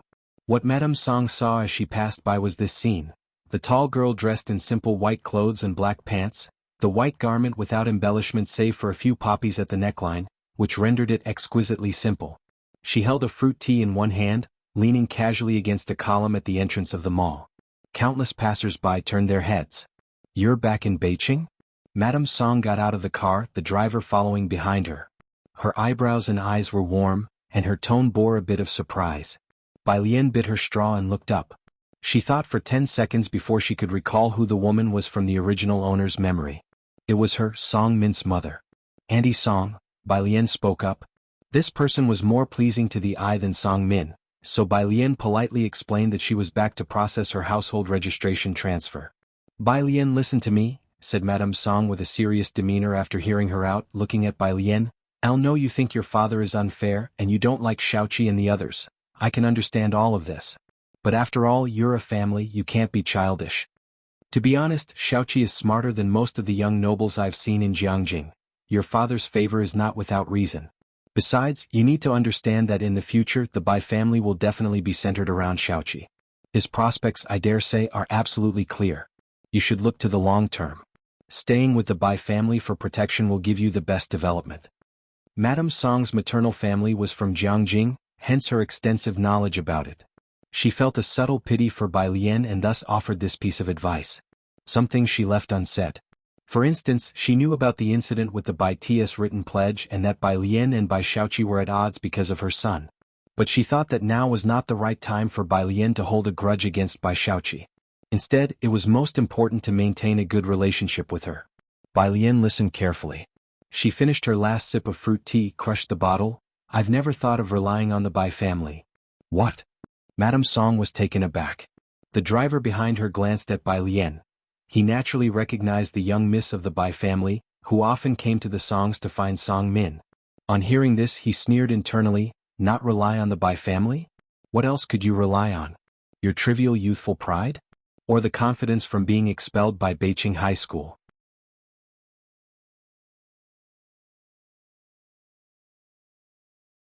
Chapter 26. Is the grade of the transferred student 013 good? Underso, Andy Song goodbye. Bai Lian saw Ji Xiaojun come out and politely bid farewell to Mrs. Song. Mrs. Song stood at the door watching Bai Lian and the other person leave. She returned to her car, took out her mobile phone and after a long while finally dialed a number. The call was answered quickly. Mrs. Song? It was Bai Qiming. Mrs. Song instructed the driver to start the car. Mr. Bai, I just saw Alien. She came to Beijing to register her residence on the 10:35 train. Once she returns she will no longer be part of the Bai family. She's just a child in temperament. Would you want the butler to pick her up first? On the other end of the phone Bai Qiming put down his pen. He looked out of the window. It had been nearly 10 days since the butler reported Bai Lian's departure, and he had not heard from Bai Lian since then. In the end, Bai Lian had taken the apprenticeship token with her, a trait quite like her mother's. She would rather ruin it than give anyone else an advantage. In fact, over the 10 days half of Bai Qiming's anger had dissipated. But, thank you Mrs. Song for informing me of this matter. Bai Qiming retracted his gaze, but Bai Lian is already 18. She can decide for herself whether to stay or leave. After speaking he hung up the phone. The Bai family was large, supporting one more Bai Lian was not difficult. But Bai Qiming was also aware of the conflict between Bai Lian and Bai Xiaoqi. If Bai Lian, who had taken the apprenticeship token, were to be brought back now, Bai Xiaoqi would inevitably feel uncomfortable. Bai Qiming was thinking long-term. Now that Bai Shu's future looked bright, he couldn't afford to lose the watermelon for the sake of a sesame seed like Bai Lian. So he could only act as if he hadn't received Mrs. Song's call. Today was also when he made a choice between Bai Lian and Bai Xiaoqi, but obviously, there was no need to choose at all. The Bai family. The Grand Elder, the highest in seniority at the family ancestral home, took some interest in the matter. Find an auspicious time tomorrow and remove her name. Remove it tomorrow? Of course, the Grand Elder pondered briefly. Make sure to let Xiaoqi and Xiaoqi know. Erasing Bai Lian's name was a minor matter. What mattered was to show her siblings the Bai family's stance. Making a simple mark to erase a name was, after all, nothing noteworthy to them. Elsewhere. Although Mrs. Song had anticipated it, she still sighed softly upon hearing Bai Qiming's words. She had phoned Bai Qiming not only to inform him of Bai Lian's whereabouts but also to see what Bai Qiming would decide. Mrs. Song took out her mobile phone thinking that Song Min should be in class by now, and just sent a WeChat message. Come home early tonight, I have something to tell you. Song Min usually stayed with Bai Xiaoqi at the library to discuss the challenging problems of the Jianghu preparatory camp. But when Mrs. Song wanted to see him, he would come straight home after school.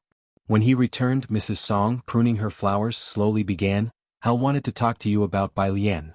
Song Min, looking indifferent, showed no change of expression upon hearing this name. Her? Yes, Mrs. Song's voice was gentle. She has officially been removed from the Bai family register. There's the engagement arranged since childhood between you and her. If you have no objections, well, find a time to speak with the Bai family and then clarify things with Bai Lian. How about that? Song Min didn't even think about it. Whatever. Mrs. Song didn't have much of an opinion about Bai Lian. Bai Lian was good-looking. She had watched Bai Lian grow up since she was a child and had some fondness for her. But that was all.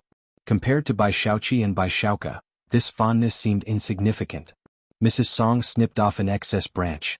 Shaking her head, she thought that Bai Lian was still too young and impetuous, not understanding what was truly important.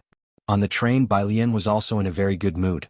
Not only did she transfer her residence, but she also resolved the matter with Song Min. She was well aware that Mrs. Song had specifically stepped off the train to inquire about something. Ji Xiaojun, however, was extremely silent throughout the journey. He had thought that accompanying Bai Lian would mean encountering the Bai family and hoped that if the Bai family wanted Bai Lian to return, he could help negotiate terms with them. But unexpectedly, the Bai family never made an appearance from beginning to end. It was nearing 11 at night. The train finally arrived at Xianxia station. At this time, the buses had already stopped running, and even taxis were scarce near the station. The two of them exited the station and were about to look for a taxi on the roadside when upon exiting, Bai Lian saw Jianghu squatting by the road, staring at a tree. Why are you here? Bai Lian approached him and then introduced him to Ji Xiaojun. This is the first friend I met when I came to Xianxia. Waiting for you. My brother hasn't come back yet. Jianghu looked up somewhat blankly. Hello, uncle.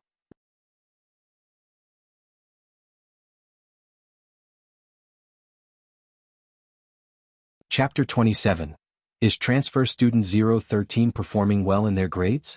Underscore 2G Xiaojun saw this elegant-looking kid and wasn't quite sure how to start a conversation, but unexpectedly the other party greeted him nicely.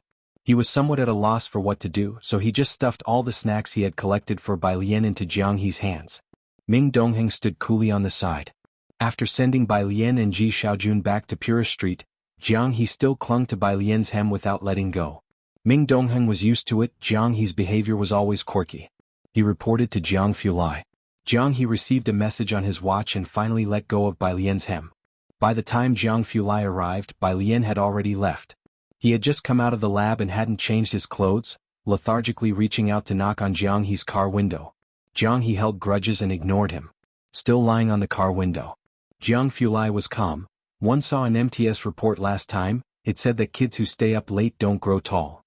Jianghu, not even as tall as Jianghu Lai's waist, suddenly looked up. Are you tired? I'm not tired. Jianghu Lai glanced at him casually and sincerely asked, You shouldn't be tired either, right? Oh, of course not. Jianghu started talking to himself. One mean Uncle Ming must be tired, so if he's tired then we can go back now and let him sleep first. Ming Dongheng said expressionlessly, Yes, young master, I'm very tired right now. Xianxia Middle School. Bai Lian rushed to catch the train on Monday, and after explaining the kinetic energy theorem once again to Jianghu on Tuesday morning, she came to school. Desk mate. Bai Lian twirled her pen as she turned her head to look at Yang Lin. Can you lend me your biology notebook? The black pen spun agilely around her fair and slender fingertips. Yang Lin was the class study representative. Her hair was black and long and her skin extremely pale, covering most of her face and neck. She wore the school uniform, long sleeves and pants, every day and seldom spoke to others. She just reached into the desk and pulled out 2 biology notebooks to give to Bai Lian. Bai Lian took them, flipped through them and saw that the notes were very clear and clean. Inside one of them, she saw a realistic drawing of an alley lined with fresh flowers on both sides. The style of this realistic drawing was very similar to that of Jianghu and Ji Xiaojun. It seemed to be a few years old but was well preserved. Bai Lian took it out and gave it back to Yang Lin. Her dark eyes reflecting Yang Lin's face, she sincerely praised, It's very pretty. Yang Lin was stunned for a moment then took it back. After quite a while Bai Lian heard her softly hum in response.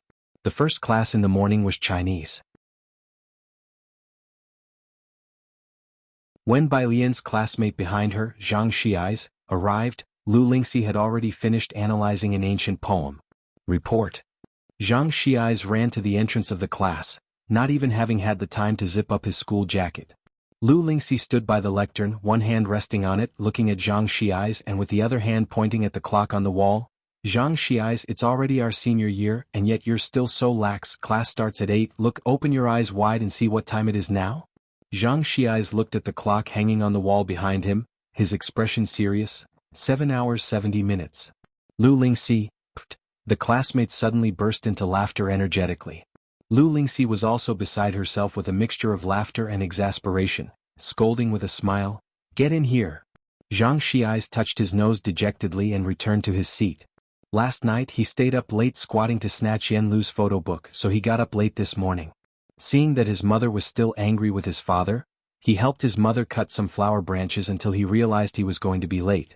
The class finished quickly. Lu Lingxi called Bai Lian to the office separately. El saw you getting along well with Yang Lin this morning. Lu Lingxi handed a box of band-aids to Bai Lian and said softly, Could you give this to her? She has a wound on the left side of her forehead. Bai Lian reached out to take it, tossing it in her hand with a cheeky smile in her eye. Got it, but I can't promise anything. She was wearing the brand new school jacket she had just received today, her hair still tied up at the back of her head with a hairpin, and her prepossessing brows and eyes drooped as she looked quite well behaved. The blue and white school uniform didn't look bulky on her at all. Slack and casual. It's alright, you try it. Lu Lingxi sighed, remembering something important. Also, there's a training program for top students. It's every day after school until 8 in the evening, featuring exercises from Jianghu University's affiliated schools. Lu Lingxi wasn't too clear on the specifics. The principal had called her on Sunday to ask if there was a transfer student named Bai Lian in her class, and just like that, it was settled. In any case, attending the training wasn't a bad thing. Okay. Bai Lian put the band-aid back into the pocket of her school uniform. Returning to her seat, Bai Lian looked at Yang Lin, who was hunched over doing homework, and initiated conversation. Desk mate. Yang Lin lifted her head slightly. Bai Lian quickly tore open a band-aid, lifted Yang Lin's hair, and accurately stuck it on before letting her hair fall back over it. The whole movement was smooth and fluid. It took a while for Yang Lin to realize what had happened. Bai Lian thought lazily, proving that sometimes it's not good to be too polite. Lu Lingxi was so polite she couldn't even give things away. The training class for top students was held in the auditorium of the comprehensive building. With only about a dozen participants, there was less than one person per class. By the time Bai Lian arrived, most of the students were already there. To the front left, a circle of people sat around Jianghu as their center. On the right there were a few scattered boys with Ning Xiao, Xianxia's desk mate, also sitting there. Bai Lian walked to the right and found an empty spot to sit down. Although she had only transferred a few days ago, she was already quite famous at the school and her presence was all over the forums.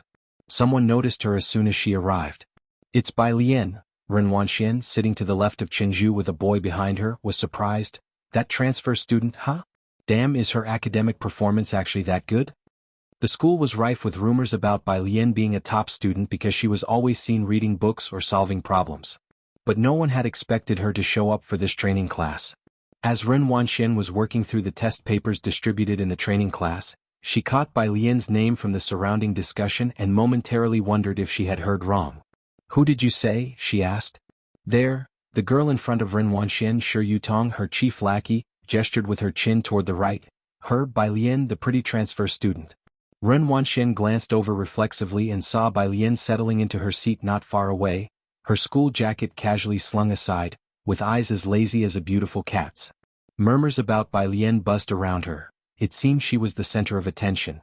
The discussions invariably revolved around Bai Lian, daring to transfer in senior year like that, and joining our training class within a few days of arriving at school. She can't possibly be as freakish in her studies as Jianghu and Ning Xiao, can she?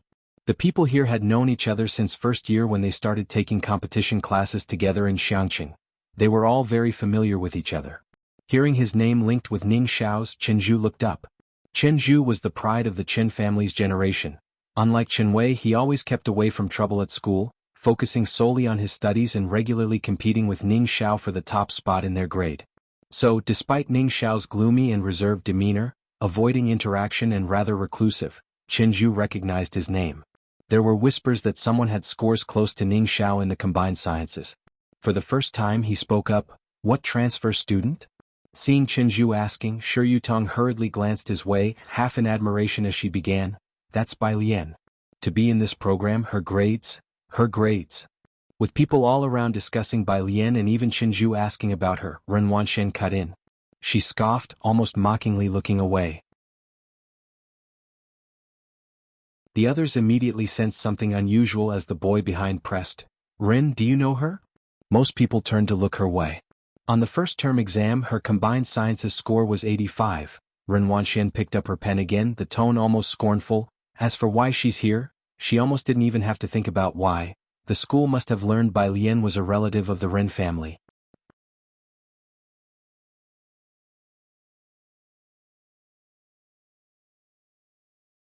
Chapter 28. Submit Assignment 014, Scored 1. Ren Wanxian kept a cold face, but she said nothing more. Inwardly, however, she was immensely irritable. Jianghu at her side had caught on, having not recognized Bai Lian earlier, but now, upon hearing Ren Wanxian mention her, he recalled the person he had seen on the street that night. Some relative of the Ren family, though he didn't know exactly what their connection was. If Bai Lian had joined the training class because of the Ren family, it wouldn't be much of a surprise. He nodded and continued to focus on his practice questions. The others looked at each other in confusion. Every person in the training class knew what this class was for. An app-reserved slot for Jianghu University. Every person in this room was truly talented. The initial test for math was extremely difficult, yet the comprehensive science was just giveaway points, with several sitting here who had scored full marks in it. Putting aside 85 points here was almost unheard of in the whole school. 85. Shi Yutong raised her voice. Then how did she get in here? She had good grades, and because of her family situation she had learned to network from a young age, grouping together with others in school and looking down on the ordinary students. With such a score, Bai Lian's presence here clearly highlighted her as a connection-based attendee. However, Shi Yutong wasn't overly concerned, for even if Bai Lian had pulled strings to get in, Could she really be more influential than the Chen or Ren families? A few who had wanted to add Bai Lian on WeChat now forcefully restrained themselves from doing so. Why is it so quiet today? The substitute teacher was the homeroom teacher of Class 8, Grade 3, and also the head of the physical science department. Wearing glasses, he turned on the projector to start the lesson for the class, smiling warmly at these top students. As usual, everyone will watch a 1.5-hour lesson and do half an hour of practice questions. We'll finish at 8 o'clock. The lesson was a video recording from a famous teacher's competition class at a high school affiliated with Jianghu. Math and physics were alternated. Today's lesson was on physics. After starting the video, the homeroom teacher also sat at the back with a pen and paper to watch along with the students. Today's physics lesson included electromagnetism and the theory of relativity. The video clearly explained everything from the special theory of relativity to electromagnetism. Bai Lian listened intently for the first time to the concept of time dilation. She found the concept frightening because it meant that the flow of time was different for everyone. The video ended promptly at 7:30 p.m., and the homeroom teacher distributed practice problems he had printed out. This is the question for today. You all can work on it. I'll collect it tomorrow evening, and it will be part of your regular evaluation. The auditorium quieted down to just the sound of pages being turned. After distributing the questions, the homeroom teacher, with his hands clasped behind his back, slowly walked over to Bai Lian and looked down at her. Like Lu Lingxi, he had received a call from the principal days before, but he knew more than Lu Lingxi did. The principal took special interest in this transfer student named Bai Lian, and had instructed him and the math teacher to take good care of her. So, upon his arrival today, he couldn't resist shifting his attention to Bai Lian. The questions printed by the training class were synchronized with the video and were very difficult, all originating from Jianghu. In the past, he had always focused on Qinzhu and Ningxiao, but today he made an exception to watch Bai Lian. He was curious whether she could solve it. Bai Lian was unaware of the homeroom teacher's thoughts. She glanced at the question, then casually set the paper aside. She took out a book and slowly flipped through it. The homeroom teacher who was waiting to see her solve the question was puzzled. I write, will you? Why aren't you writing? Student, do you have a problem with me? He waited, undeterred, for 10 minutes. Realizing that the student had no intention of writing, he stood up, emotionless, ready to go home. It was clear that this student was quite rebellious. Normally, the last half hour was optional for students to stay, with substitute teachers typically leaving early. Suddenly, something occurred to him. Wait, the book Bai Lian had taken out was Physics at Jianghu University? Physics at Jianghu University wasn't for sale to the public. Only students from Jianghu University's physics department had access to it. Getting into Jianghu University was hard enough, let alone its top-ranked physics department. The homeroom teacher didn't even know anyone from the physics department at Jianghu University. He walked out, contemplating in silence. He had to find a chance to deceive. No, to borrow the book from this student to take a look. Meanwhile, Bai Lian read her book while taking notes. She turned the pages gently. So annoying. In front of Ren Wanxian, Shi Yutong coldly glanced towards Bai Lian and seeing that Bai Lian had put her assigned problems aside and was just flipping through a book, couldn't help snapping. If you're not interested in studying seriously, can you at least not disturb others? Your constant page flipping, don't you find it bothersome? Surnamed Bai, Shi Yutong had searched all over Xianxia and couldn't find a family with the surname Bai.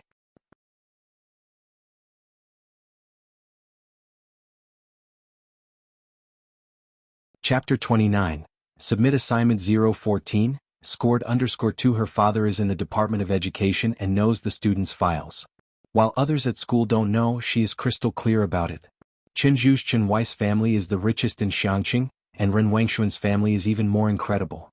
Bai Lian still kept her head down slightly. The lights in the lecture hall were quite bright. She leaned casually against the back of her chair, one hand flipping through a book and the other holding a pen, occasionally making notes on the page.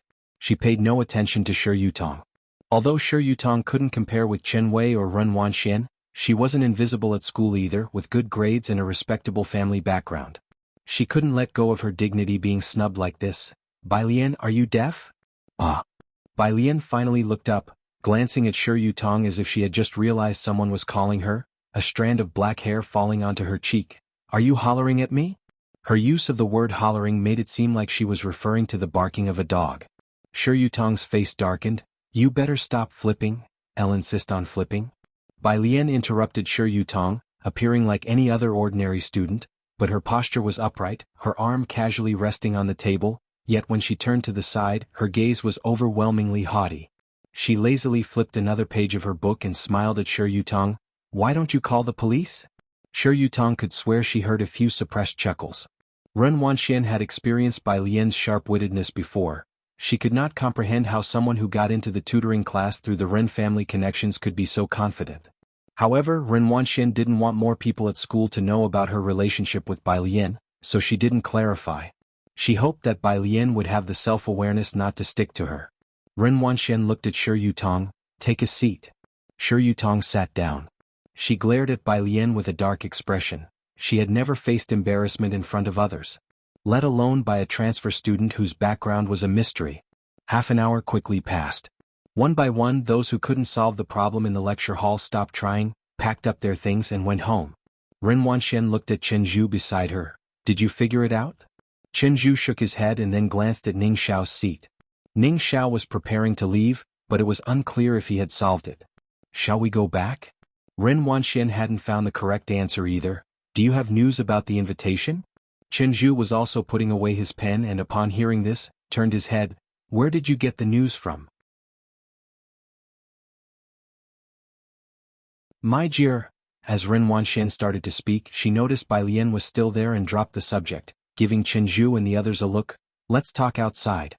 She didn't want to discuss her grandfather and her family history in front of Bai Liana. The group packed up and left together. As they left through the front door, Ren Wanxian noticed that the exercise paper on Bai Lian's desk was still spotless. She hadn't even attempted the first question. A cold sneer curled the corners of Ren Wangshuan's mouth. "Do you have news of the White Tiger auction house invitation from your grandfather?" With hardly anyone in the stairwell, Chen Zhu took the initiative to ask. "There's no news from my dad's side." "That's quite normal." Ren Wanxian was not surprised. Not just anyone can get into the White Tiger auction house. The White Tiger auction house catered to an international audience. Xianxia was insignificant to them, and if they wanted to get an invitation, they would have to resort to the black market. The two of them continued talking to themselves, while Shi Yutong and the rest were in the fog listening in. With only ordinary family backgrounds, they were somewhat informed about domestic affairs, but had never even heard of the White Tiger auction house. It wasn't until they parted ways at the door and watched the two drive off that they discussed quietly among themselves. Shi Yutong lowered her voice. "I'll think one heard my dad mention it once, somewhere near our border." She didn't even dare to utter Backter Street. That place where average people dare not casually enter. They say even passing dogs lose 3 layers of skin. It was after 8 in the evening. Jianghu was waiting for her at the school entrance. Ming Dongheng looked at Bai Lian apologetically, thinking she had a really good temper. Jianghu Lai was busy coming and going every day, with Jianghu mostly playing alone before waiting for Jianghu Lai to return. He was odd and had no other friends his age. Bai Lian was Jianghu's first friend, and she was even willing to take him out to play. Jianghu was very attached to Bai Lian. Bai Lian had already received Jianghu's message. She had told Ji Heng she wouldn't be coming home for dinner and took Jianghu to a milk tea shop nearby. "What time is your brother coming back?" "The milk tea shop is closing at 9. Her desk mate had already left work and gone home. "No need to close," Jianghu drawled. "My brother bought the milk tea shop." As if he had just bought a big head of cabbage. The incorruptibly honest Bai family, Jianghu Lai came back early today. He also had dinner sent to the school.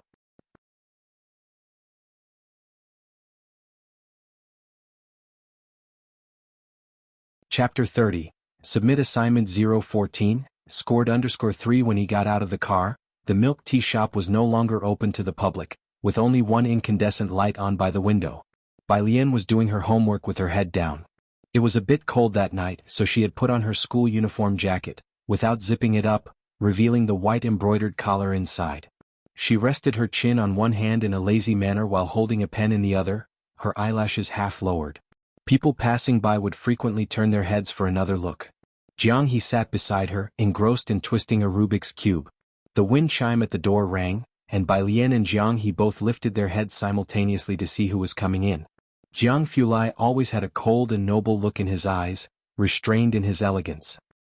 He was still holding his coat that bore the chill of the outside, his figure tall and straight, slightly bowing his head as he entered.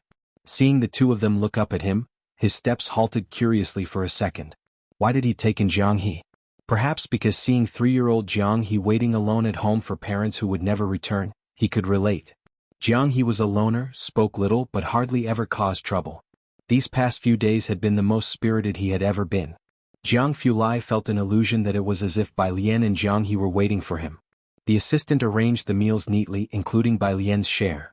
Without being polite, Bai Lian picked up her chopsticks, and while eating she showed Jianghu Lai the problem distributed today.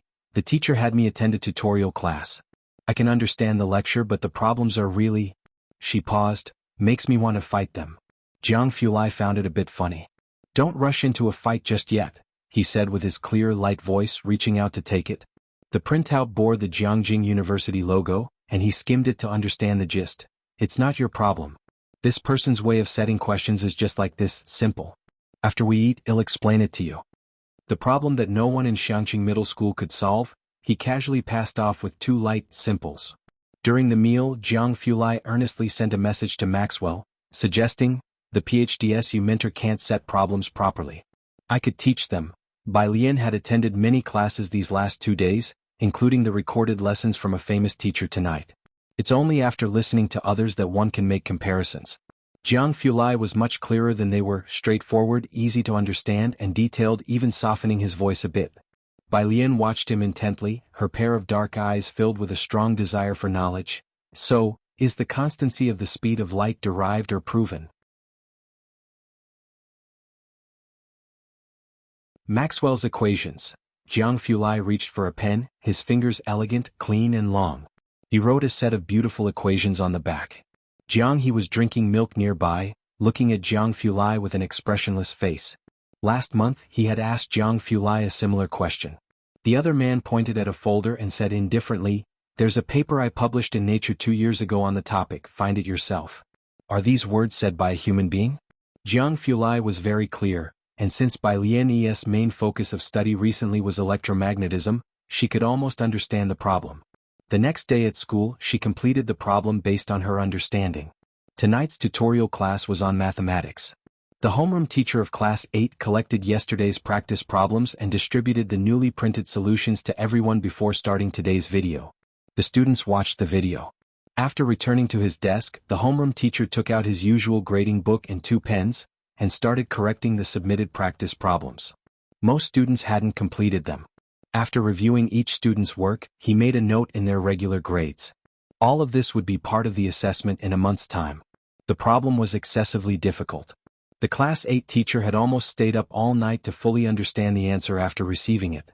When he saw Ning Xiao's answer, he WFF0T a big 8 behind his name. The regular grade was out of 10 points. Most others scored between 4 and 5.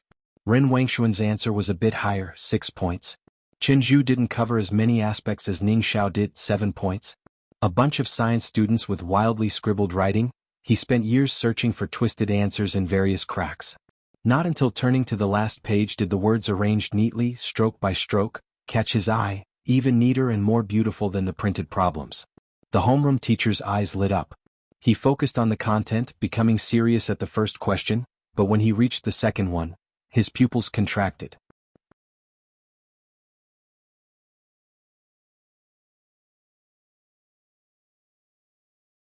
Chapter 31.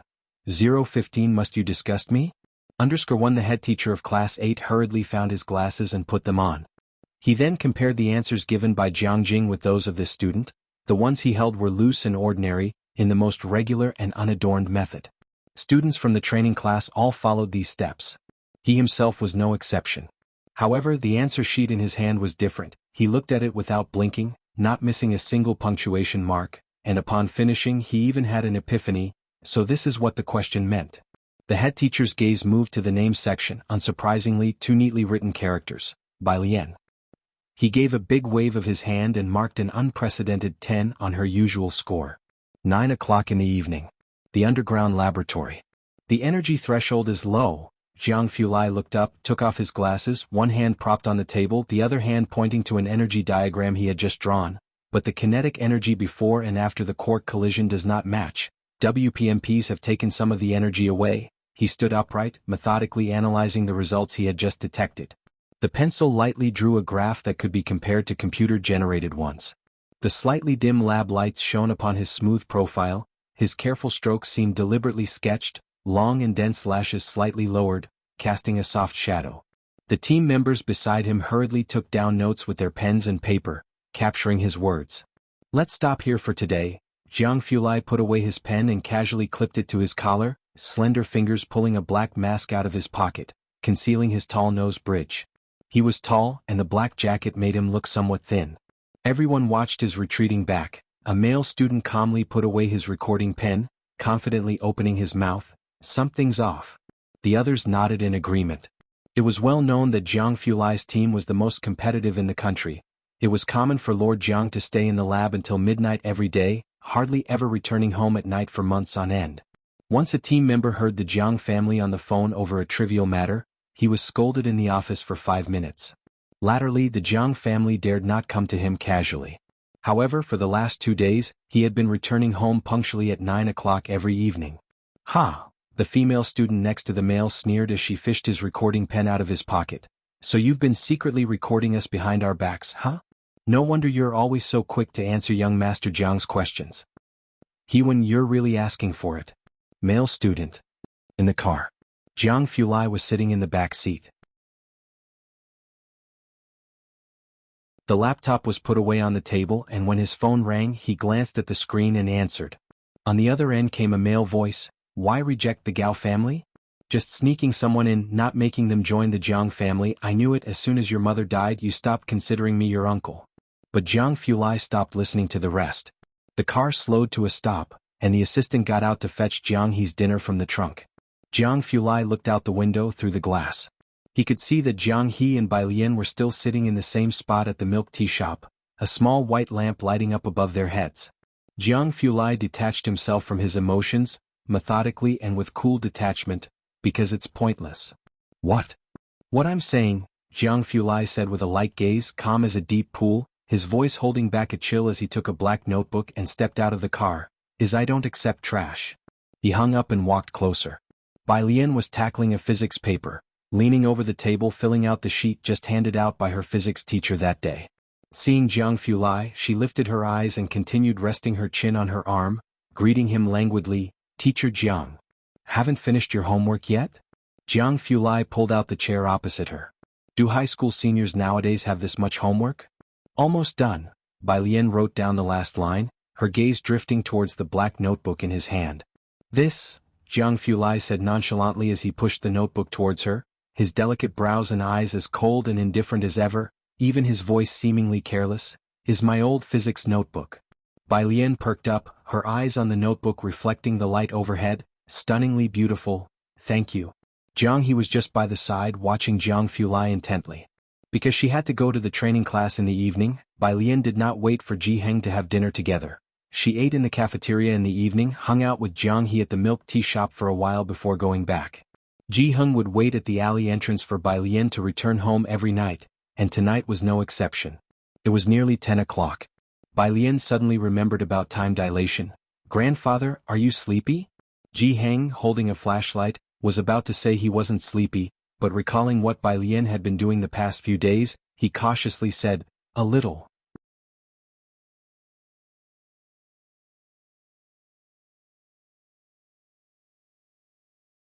Chapter 32. 015 Must you disgust me? _2 Ah, Bai Lian said with some regret, "Then I'll call you again tomorrow morning to wake you up." Jianghu. Must you really call? The next day, Thursday. As soon as Jianghu opened his eyes, he saw the person squatting by his bed. "Grandpa." Bai Lian had been listening to English vocabulary, but upon seeing him open his eyes she turned off the sound. "Are you awake?" Jianghu. Afterward, wherever he went, Bai Lian followed. As soon as Ji Xiaojun stepped into the courtyard, he heard Bai Lian's lazy voice. "So time will change according to everyone's pace. Grandpa, do you understand?" "Grandpa, why aren't you talking?" Bai Lian turned her head back. Jianghu silently spit out the mouthwash. "Maybe it's because your grandpa is brushing his teeth." "What? Why do high school students have so much energy? Doesn't she need to sleep?" Jianghu's courtyard had never been so lively.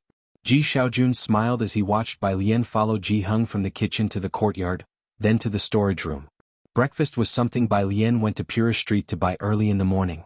At 6:40 she got a precise answer from Ji Hing's mouth and then left with her uniform. Grandpa, uncle, I'm leaving first. Once she left, the whole courtyard became quiet. Ji Xiaojun looked at Ji Hing's serious face and complained in his heart. Just keep pretending. The word grandpa must have made you feel like you're floating in the air. At Xianxia Middle School, the senior year has physical education classes. Class 15 has theirs last on Thursday mornings, together with Class 8. With only so many classes in a week and over 80 classes in the school, some classes have PE at the same time. It wasn't like this before. Pu Xiaohan, who sat in front of Bai Lian and was also too lazy to move, informed her. Later, someone anonymously reported it, and the school had to schedule physical education classes. Bai Lian, holding a black notebook, sat under a tree as soon as the PE teacher announced free activity time, slowly flipping through it. Even without doing anything, there were plenty of people who pretended to glance her way casually. Another basketball came flying in her direction. Only this time it was a bit off, spinning towards Bai Lian's forehead, heading straight for her. A boy anxiously shouted, "Hey!" Bai Lian lazily turned a page without lifting her head, and only when the ball was about to hit her face did she raise her other hand, catching the fast-flying ball cleanly in her palm. The breeze brought by the ball lightly lifted the loose hair on her forehead. At noon the sunlight was just right. She weighed the ball in her hand, then lazily looked up at the boy with a languid gaze. Sunlight filtered through the tree branches, sprinkling bits of light over her head as she tossed the ball back to him carelessly. She smiled at him with eyes as charming as jade. "Be careful." The boy caught the ball. His face flushed red, and it took him a while to recover and return to his team, while his teammates whispered excitedly, "Damn, that was cool." 10 minutes, Pu Xiaohan came back to reality, closed her mouth and began to count for Bai Lian. Only 10 minutes and already 2 shuttlecocks and 3 basketballs have accidentally landed near you. Bai Lian is so extreme. Bai Lian smiled lazily. She looked down, took out her phone to snap a photo of a black cat on the notebook and sent it to Jianghu Lai. "Your drawing isn't as good as my grandpa's, Jiang teacher." "Not far away. She's actually reading a book?" Shi Yutong stared intently in Bai Lian's direction, her expression heavily sullen. "Scoring 85 in comprehensive science and still pretending?" Ren Wanxian leaned against the horizontal bar with a bag in her hand. "Wanxian, Brother Chen said you have an invitation to the International White Tiger Auction House." A few students from Class 8 came over with a basketball, whispering mysteriously, "We've never seen one before." Ren Wanxian looked towards Chen Zhu. Chen Zhu nodded at her. Ren Wanxian laughed and weighed her bag in her hand. She originally intended to open it right then and there, but seeing Bai Lian not far away paused. "Let's find another spot to show you guys." Pu Xiaohan did not dare offend Class 8's people and could only resentfully mutter to herself about Bai Lian, "Al wouldn't fancy it even if you showed me." But she also knew that something treasured by the people from the crown class had to be extraordinary. After gym class, Bai Lian went with Pu Xiaohan and Yang Lin to the cafeteria for lunch. All the way there, Pu Xiaohan tried hard not to stare at Yang Lin. Zhang Xiais and others, after getting their food, gathered around Bai Lian's table. Yang Lin sat next to Bai Lian with just a green vegetable in her bowl. Without much thought, Bai Lian put a chicken leg in her bowl, and with an indifferent air she received from her $1,000,000 child support said, "This is the child support that my mom and my crappy dad each gave me after their divorce. It's not much, but remember to pay it back later." Yang Lin's chopsticks halted. Pu Xiaohan's mind was racing with Bai Lian's loaded words. She opened her mouth, about to tell Bai Lian, "Yang Lin won't take it." But then she saw Yang Lin gently make an sound. Yang Lin ate quickly, finishing in a few bites before heading back. Pu Xiaohan and Zhang Shi's group were still seated, completely astounded, so the reason they couldn't give their things away was that their parents hadn't divorced. Bai Lian. After finishing lunch, as Bai Lian and company had just reached the second floor, they saw the Class 8 homeroom teacher coming out of the second floor office, wearing glasses.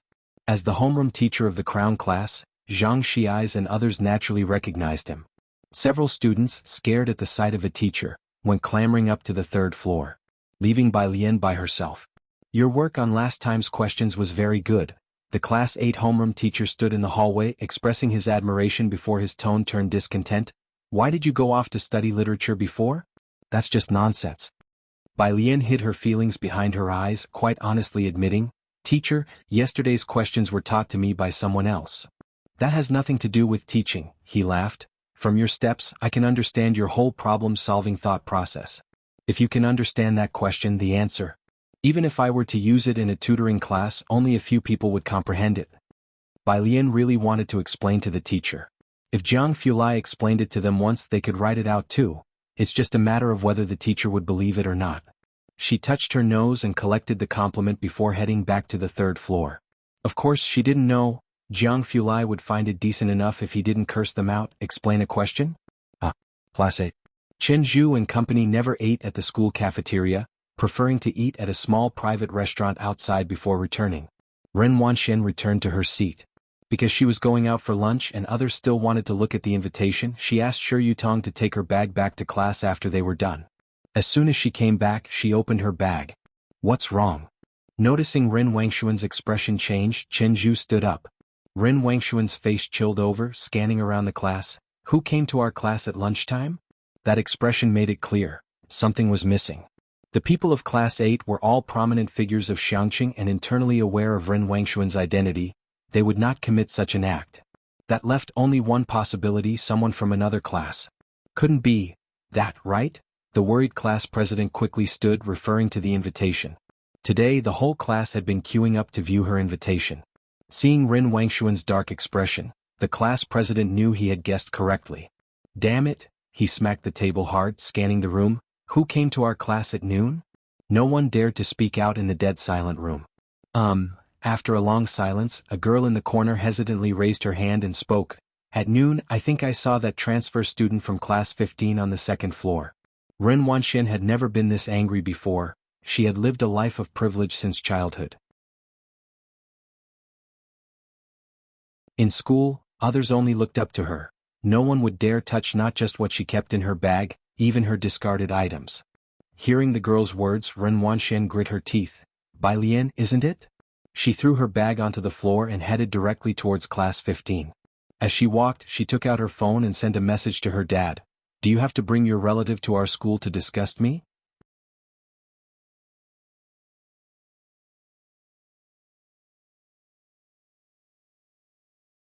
Chapter 33, 016 Unique Understroll. Bai Lian, the new transfer student, has become the most talked about student at Xianxia Middle School due to her excessively flamboyant appearance. Those who have seen her will never forget. The girl who just spoke had seen Bai Lian on the second floor at noon and remembered vividly. Now, seeing Ren Wanxian looking so angry, she was somewhat afraid. Class president, it won't cause any trouble, right? The girl looked toward the class president of class 8. The class president seemed to be aware of the transfer student Bai Lian as well.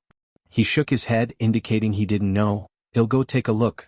I don't know if it has anything to do with that new student. If it's really unclear what was lost, our whole class could be in for bad luck. He kicked the chair away and left. Behind him, Shi Yutong's eyes glittered. She followed and revealed a smile that took pleasure in others' misfortunes. It must be that transfer student. Class 15. At noon, most people were resting their heads on their desks, while some were writing furiously. Bang! The door was flung open, jolting many who were asleep on their desks awake. Ren Wanxian, Shi Yutong, the class president of class 8, and several other people from class 8. There wasn't anyone in the school who didn't recognize them. Class 15 became utterly quiet. Even those who were whispering stopped and just watched them silently. A hush fell over the room. The people from class 8 were known as the Crown Prince class, because they acted wildly, and other classes had grown accustomed to their attitude. Ren Wanxian did not look at anyone. She only swept her gaze across the classroom. Not seeing Bai Lian, she asked coldly, "Where's Bai Lian?" No one dared to speak. Xianxia, who had been startled awake by the loud slamming of the door, glanced at Ren Wanxian and the class president of class 8, sat up straight, leaned back and said, "She went to the restroom." "What do you want with the people of class 8?" Often played basketball with Xianxia. The class president of class 8, afraid that Xianxia would offend Ren Wanxian, immediately intervened, holding him down and explaining the situation to him in a low voice. Ren Wanxian simply ignored Xianxia's, "Where's her seat?" No one answered, but some couldn't help but glance towards Bai Lian's desk. Xianxia had some connections with class 8, and moreover, since Chen Zhu's younger sister Chen Wei liked him, the people of class 8 usually showed him respect. He frowned, not believing at all that Bai Lian was that type of person. "You must be mistaken. My desk mate went to the second floor because your class teacher was looking for her." Xianxia continued to speak. Shi Yutong did not need to think at all. She went straight to Bai Lian's seat, pulled out the black backpack from Bai Lian's desk and dumped its contents downward. Clatter. A pile of books and notebooks fell to the floor. Ren Wanxian didn't look at the books. Her eyes were only fixed on the unusually conspicuous red cover among the pile of books. She bent down, picked up the red invitation with a sneer from among the pile of books, then took out a tissue from her pocket, carefully wiped it and held it in her hand, looking at Xianxia's with a mocking smile. Mistaken, huh? Xianxia's and the people around him also paused when they saw the red invitation in Ren Wangshuan's hand. Yang Lin had been sitting in her seat from the beginning. She had watched with an expressionless face as Shi Yutong rummaged through Bai Lian's backpack, waiting until Ren Wanxian picked out the red invitation from among the pile of books. A questioning expression slowly appeared on her face. Bai Lian had just returned from the restroom. Don't want to say, Ren Wanxian said coldly as she saw Bai Lian coming back. Go explain it to the teacher. However, Bai Lian did not look at her. She stood at the door and looked at her seat, where her black backpack was carelessly thrown on the floor, with a bunch of books scattered on the chair and under the desk, as well as a bottle of milk that Ji Xiaojun had put in her bag before she left in the morning. The classroom was as quiet as ever. Bai Lian slowly walked to her seat, kicked the chair away and looked down at the scattered books for a few seconds. She raised her head, her face devoid of any smile, containing only 3 words, "Who did this?" She always seemed laid back, showing little interest in anything other than her studies. But now her eyes were deep and cold, her dark eyes like a shrouded mist at dawn. Her originally delicate features were tight with a look that warned strangers to keep away. Xianxia's involuntarily stepped back half a step after being swept by her gaze. His eyes turned toward Shi Yutong. Was it you? Bai Lian reached out, her slender fingers directly grabbing Shi Yutong's neck and pulling her over. Bang! Shi Yutong was flung onto a bench by Bai Lian, who held her by the neck. The loud noise made everyone else take another step back. Bai Lian pulled the hairpin from behind her head, the sharp end of the pin aiming at Shi Yutong's carotid artery. Bai Lian's hand slowly pressed down, almost cruelly smiling at her. Who let you touch my things?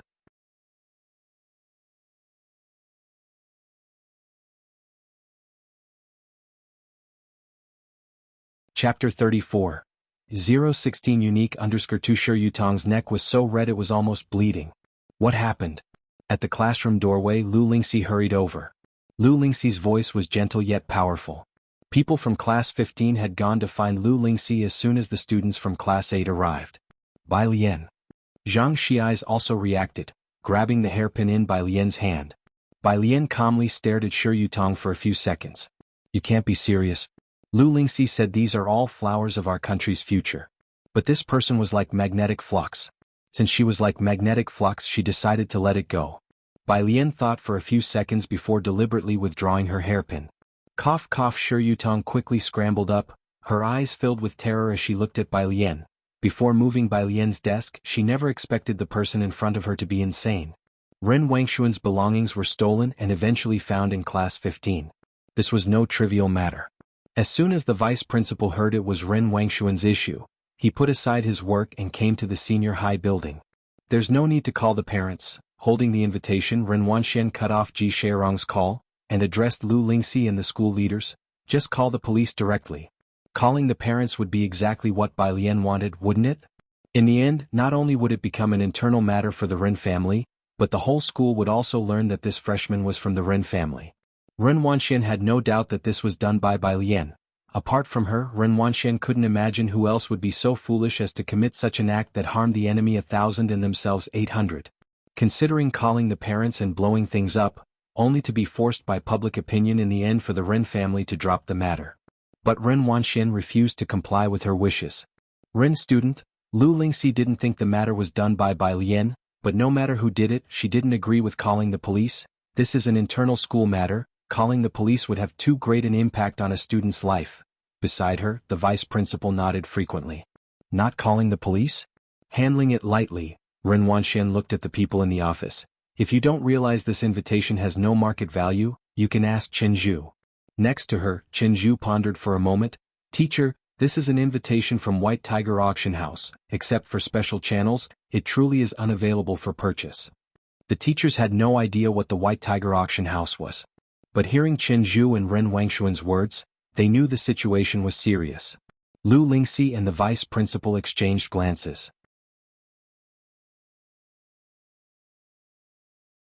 Cough cough, Shi Yutong, who didn't dare to look at Bai Lian, said hoarsely, "If you don't call the police, it'll help you." Lu Lingxi frowned. "But, it's okay." Bai Lian was taller than Lu Lingxi and comforted her with an indifferent look. "Let them call the police. They'll be fine." But their family? Lu Lingxi knew these powerful families were not to be trifled with. She turned to Qinzhu, who was from the people of Class 8. Unlike others, Qinzhu wouldn't cause trouble due to his family background. If there was anyone in the school who could stop Ren Wanxian, it might only be Qinzhu. Qinzhu averted his gaze, his refusal clear. This was a matter of principle, and he couldn't help Lu Lingxi. Moreover, the White Tiger Auction House invitation was also very important to the Qin family. Lu Lingxi felt a bit deflated. Shi Yutong had already called the police, watching Bai Lian's direction with malicious eyes. Bai Lian didn't care about the invitation, just taking out her phone and looking up someone's profile picture. She inquired leisurely, "White tank top. Sister, I was just about to tell you someone's made an offer for your invitation." "Bai Lian, Xiaomao, is there any purchase record for that thing, white tank top?" "There's no record, but each one is unique. Godfather had the auction house make a new one for you, so you have VIP status, and behind is a gold, white character." Bai Lian understood, typing a single character. "White tank top. Sister, then I'll wait for you at the usual spot tonight to give you the buyer's money."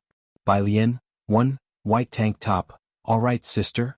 Considering the Ren family was involved, the police station didn't dare to be careless, and they responded quickly. Since it was at a school, they were careful not to disturb the students, coming in plain clothes without using a siren. Leading the detectives was an officer who took Bai Lian aside for questioning and then reviewed the surveillance footage in the hallway. Lu Lingxi felt uneasy looking at the vice principal, wanting to say something. The vice principal sighed, lowering his voice, troubled by these special students from Class 8. "Teacher Lu, is anyone from Class 8 easy to deal with? If your student doesn't want to leave a record, just let her transfer to another school."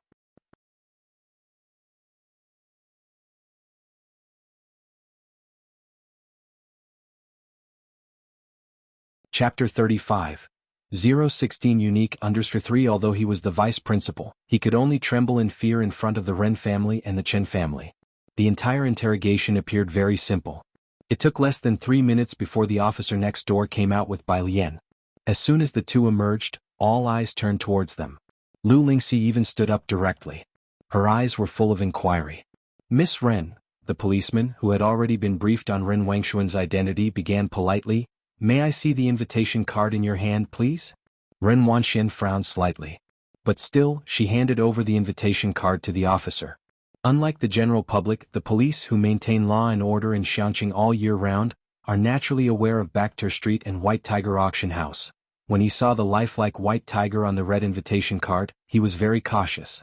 He flipped through it. Bai Lian had not examined the invitation closely, only then did she notice the small Bai character on the back. She collected her thoughts and, unhurriedly, took out the original wood-colored hairpin from her pocket and restyled her hair. Her fingers were slender, clean, and so flawless they contained not a single impurity.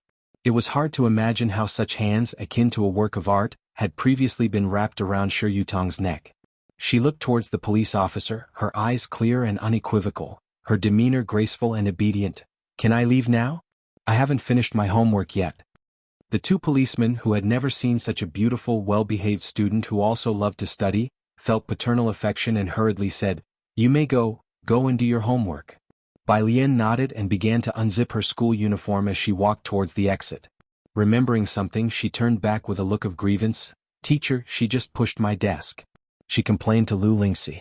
The police immediately turned their gaze towards Shi Yutong, their attitude vigilant and stern. "Classmate, please be mindful of your behavior." Lu Lingxi quickly blocked Shi Yutong's view of Bai Lian and turned back warmly. "Bai Lian, don't be afraid, go back to your study, the teacher is here." Shi Yutong looked incredulously at Bai Lian. "What, pushing the desk? Damn it, she only flipped through a backpack and Bai Lian nearly pierced her neck. Are you all blind?" Shi Yutong actually wanted to call the police now. Bai Lian had already left, and it was only then that the others in the office came back to their senses. Chen Zhu stared blankly at the invitation card in the policeman's hand and then towards the door. Not knowing what to think, Shi Yutong with a hoarse voice called out, "Uncle policeman, she is a thief, how could you just let her go? Did someone notify you? Do you know whose things she stole?" Ren Wanxian also stood up abruptly, her eyebrows twisted as she stared at the police officers, pursing her lips. Did the Ren family call you? Who was it? My dad? The two policemen were startled. What call? Ren Wanxian sneered, not wishing to argue further. What are you two pretending for? You dare to let her go without receiving a call? Forget it, just give me my stuff. She extended her hand. Miss Ren, when did you buy your invitation card? One policeman couldn't help but ask. Ren Wanxian replied, yesterday for 500,000. 500,000 was a huge amount for the average person, but it was nothing for them. What mattered was the channel. 500,000, based on what we know about White Tiger auction house's market value, is the price for regular customers. Miss Ren, you might not be aware that White Tiger auction house has a kind of invitation card that is unique? What? Ren Wanxian was taken aback, indeed she hadn't heard of it. The police officer turned over the invitation card, pointing at the small by T character for her to see. See this? In the bottom right corner, there's a by T character, indicating that this card is the personal property of Miss Bai who was here just now, an invitation for VIPs from White Tiger auction house. You're holding someone else's property while calling the police, and yet you still insist it is yours?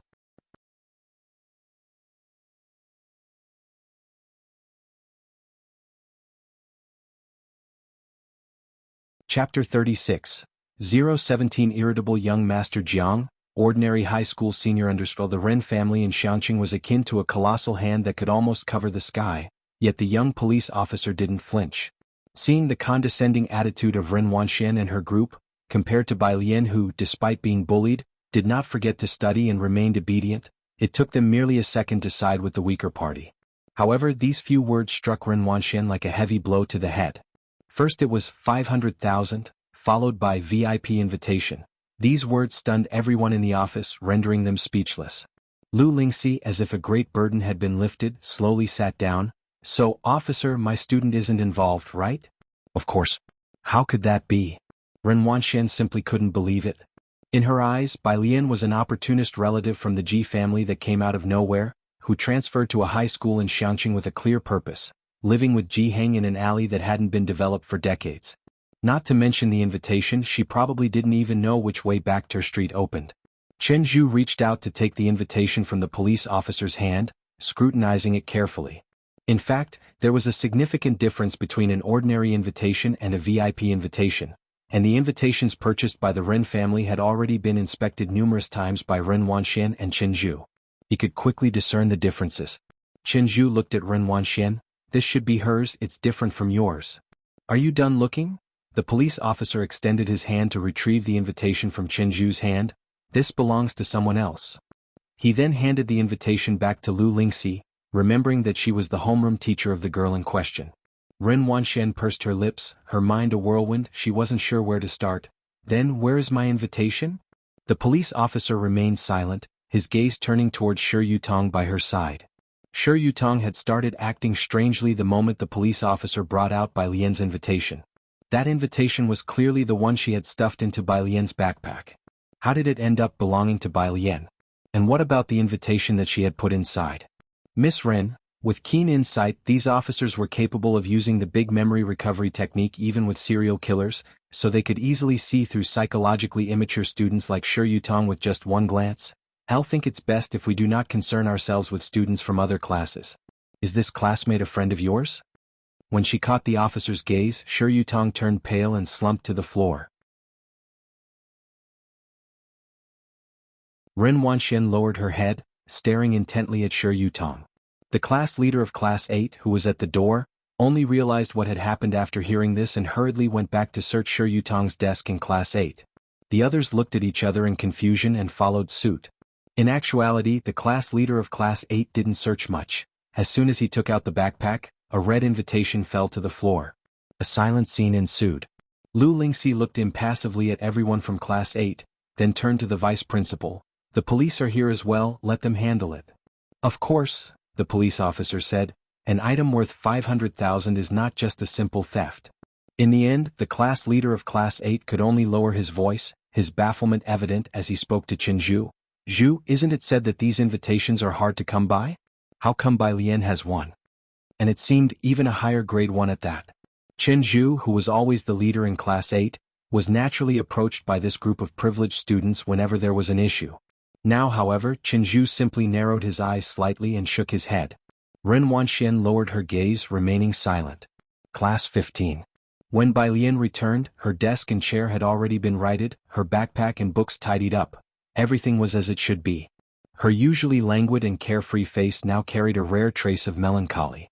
Her beautiful eyes held a "Al must take someone down today" vibe. Upon her return, even though people were already distracted, they couldn't help but steal glances at her. But no one dared to speak.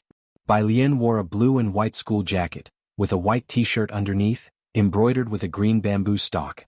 She pulled out her chair, her right elbow casually propped on the table as she sat, her hair tied up behind her head, looking through her notebook with lowered, graceful eyes. The midday sunlight streamed through the window, casting her half-lowered eyes into the shadow of her lashes, resembling an affronted white tiger, calm yet dangerous. Only after Bai Lian turned another page did the room breathe quietly. The notebook of Mr. Jiang mostly had clearly written formulas and problems, easy to understand, but some were more haphazard. For example, Maxwell's electromagnetic field theory, Mr. Jiang omitted an iconic problem regarding the motion of charged particles, near. Jiang, obviously, he drew an earth and added a remark. Did the teacher not wake up? There's no gravitational force, this is space-time distortion.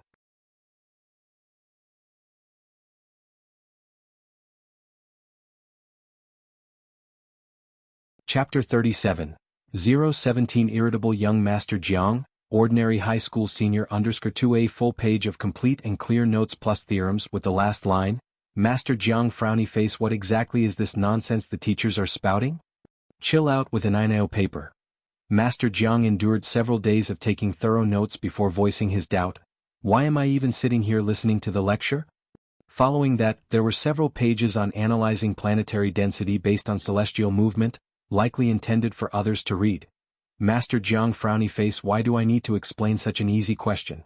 After seriously analyzing celestial movement for a few more days, he finally burst out. Has Jiang Ziju's brain been eaten by a zombie? Ming Dongheng seems like a paramecium.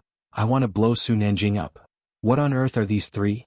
It's hard to imagine any university admitting them. It was evident that he wasn't paying much attention in class, frequently daydreaming and coldly snarking with an indifferent face. Bai Lian was almost dying of laughter from these words. She took out her phone. Someone seemed to have recalled something about what was written in his notebook, noticing an unread message from an hour ago. Teacher Jiang frowny face. Look at something useful. Lazily tapping on her phone, Bai Lian replied. Like a paramecium? Teacher Jiang frowny face. Bai Lian frowny face, comma. Jiang Fulai on the other side stared at the comma for a while before finding a video in his album and sending it over. Bai Lian clicked on it to take a look. It was a very magnificent blue fire ring, surrounded by transparent blue flames. Her eyes lit up. What's this? Teacher Jiang frowny face. Shockwave mock ring. Bai Lian saved the video. It's beautiful. Teacher Jiang frowny face. Happy now? Bai Lian frowny face. She leaned on the desk, repeatedly watching the mock ring and casting Shi Yutong and Ren Wanxian to the back of her mind, before lazily propping up her chin and nonchalantly beginning to jot down the other serious analyses he had written. Behind her, a bunch of people were gesturing at Xianxia to ask around. As people of the same class, they were united, and the new student didn't look like someone who would steal from others. Don't ask why, it's just the beautifying filter they have for the attractive ones. Xianxia replied with a look. Why don't you ask? It was a joke. Having already been up close to Bai Lian transforming and going on a rampage, he wasn't keen on getting himself killed, at least not right now. Everyone looked as if it was obvious. Of course, because you're handsome. Zhang Xi's frowny face. Seems like dying once isn't such a bad idea. Zhang Xi struggled internally for a long time. He saw that the desk in front of him didn't seem so dangerous, even starting to leisurely play with the milk that had just fallen on the floor.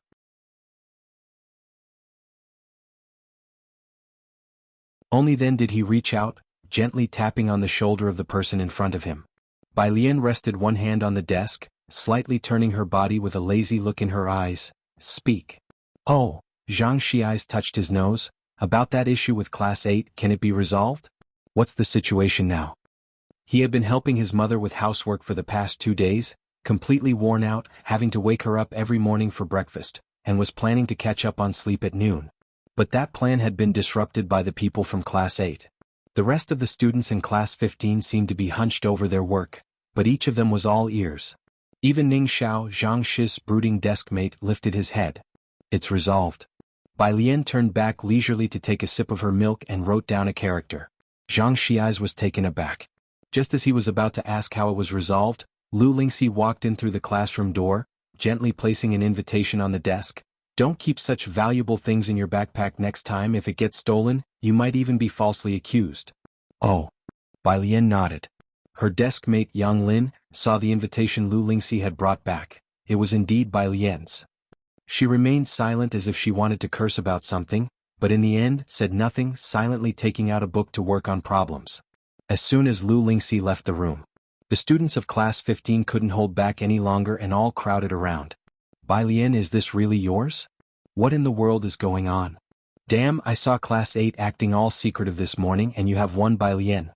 She casually stuffed the invitation into Xiangxia's hands, calmly saying, take a look, don't disturb my studying. Who would have thought that the item Ren Wanxian from class 8 had been secretively covering up? Bai Lian had just casually thrown their way, causing a bunch of them to surround Xiangxia's. Swooshe group of boys shifted their battleground. Xiangxia's group took the so-called White Tiger Auction House invitation, and went out to play basketball during the break. Some guys from class 8 couldn't stand the atmosphere in their class, so they went to the playground to play basketball. Heading to the playground, they saw Xiangxia's group from class 15 showing off their red invitation envelopes, asking anyone they met, have you seen the White Tiger Auction House's invitation? It's the VIP edition, you know. Come on, today we're using the White Tiger Auction House invitation to play ping pong. The elite class 8, who had been so secretive and afraid to show their invitations that morning, their faces stiffened. Class rep, let's just go back. At night, the 6 o'clock training class proceeded as usual. Today neither Ren Wanxian nor Shi Yutong came. The atmosphere in the training class was unusually quiet and eerie.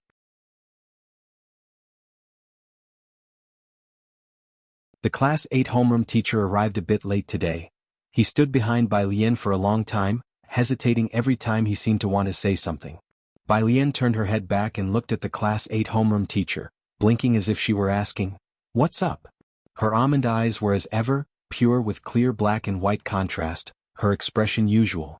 Because of the incident at noon, the class 8 homeroom teacher was silent for a moment, not knowing how to apologize to Bai Lian.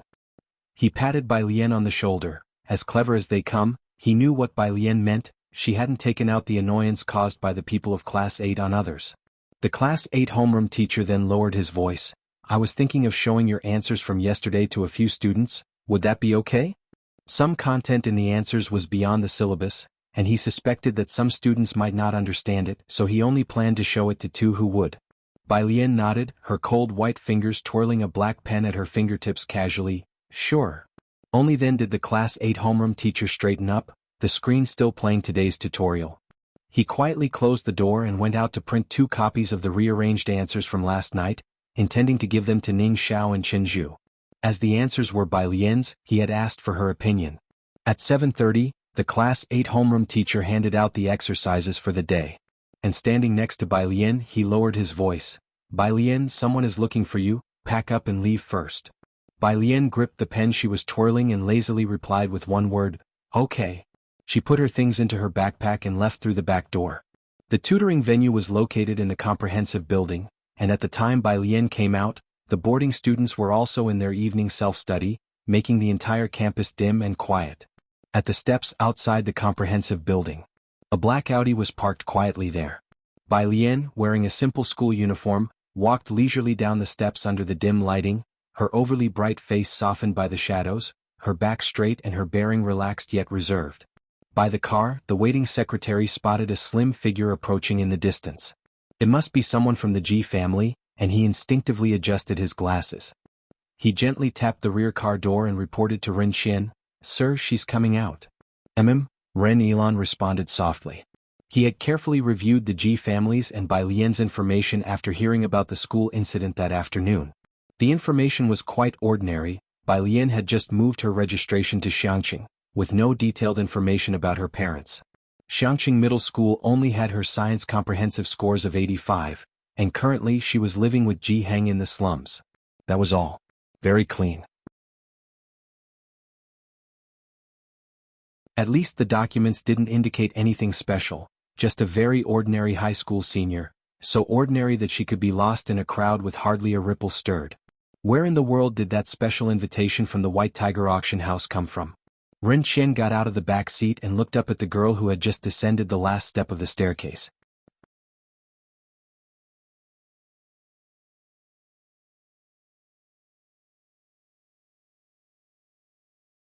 Chapter 38, 018 Make Good Friends Poverty Alleviation Study Group Hello, I'm Ren Wangshuan's grandfather. Ren Qian was the first to speak, standing not far away, squinting slightly as he sized up Bai Lian, his aura as a person in a position of power feeling quite oppressive. Bai Lian. Bai Lian nodded at him, her tone lacking any discernible emotion. Ren Qian watched her quietly, noting her school uniform was just like the other students, and even the hairpin on her head was handmade. From head to toe. Even her shoes were nothing out of the ordinary.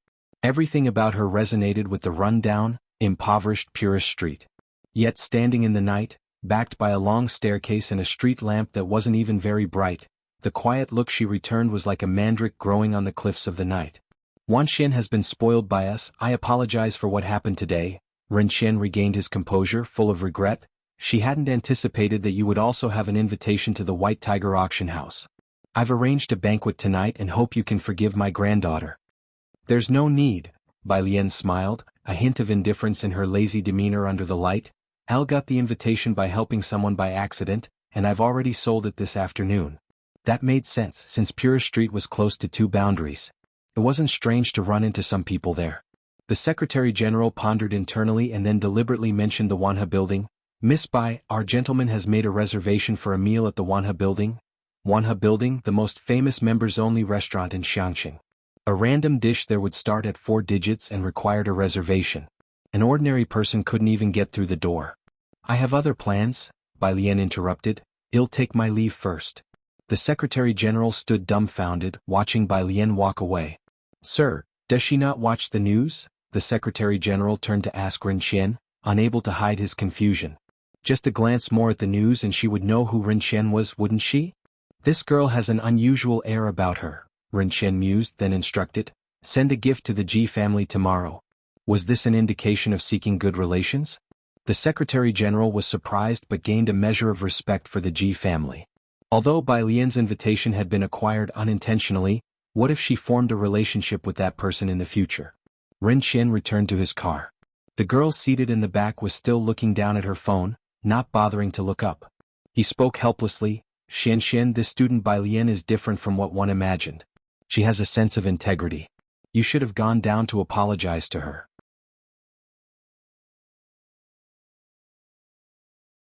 I didn't know she had one too. Are you taking her side? Ren Wanxian finally looked up. She pursed her lips, glanced at Ren Qian, and then abruptly pulled open the car door to leave. Bang! The car door slammed shut forcefully. Sir? From the driver's seat, the Secretary General looked back with an inquiring expression. Ren Qian fell silent for a long while. Have someone follow her. Ren Wanxian had always been bright, skipping grades in school, and she was the youngest and most beloved both in class and in the Ren family, never having suffered any indignity. Today was the first time Ren Qian had reprimanded her. Tutorial class. The class teacher, after seeing Bai Lian leave, remembered those 2 solution papers and handed them to Chen Zhu. Chen Zhu was immersed in studying today's problems, and when the class teacher placed the papers down, he glanced at them casually, mistaking them for another set of problems, but he saw the printed answers. He narrowed his eyes slightly. Today's problems didn't involve magnetism. He took the paper and examined it for a while, then somewhat stunned he took out his workbook from his bag. He had already transcribed the answers to the previous physics problem into his challenging physics problem compilation. Indeed, it was another solution to last time's problem. The rest of the tutorial class had already left. Only Ning Xiao and Chen Zhu were still seated in their original spots. Chen Zhu reluctantly put away the alternate solution and then got up to find the teacher for the 8th class. The 8th class teacher put down his thermos, surprised by Chen Zhu's approach. What's up? This solution. Chen Zhu spread out the paper he was holding for the 8th class teacher to see. Where did you get it from? The 8th class teacher looked at Chen Zhu without answering immediately. Instead he asked, what do you think of the new student? If Chen Zhu had spoken up timely today about the incident involving Ren Wanxian, perhaps the dispute wouldn't have escalated as it did. Jianghu was the only one in the school who could stand up to Ren Wanxian. When Bai Lian was mentioned, Jianghu paused. He recalled the reason she came to the tutorial class and that 85 score. It was precisely because of this understanding that he had kept quiet at noon today. Clearly, his understanding was still limited. I don't know her well enough to comment, he said. I'm planning to establish a study group tomorrow. Will you lead the new student? The 8th class teacher asked.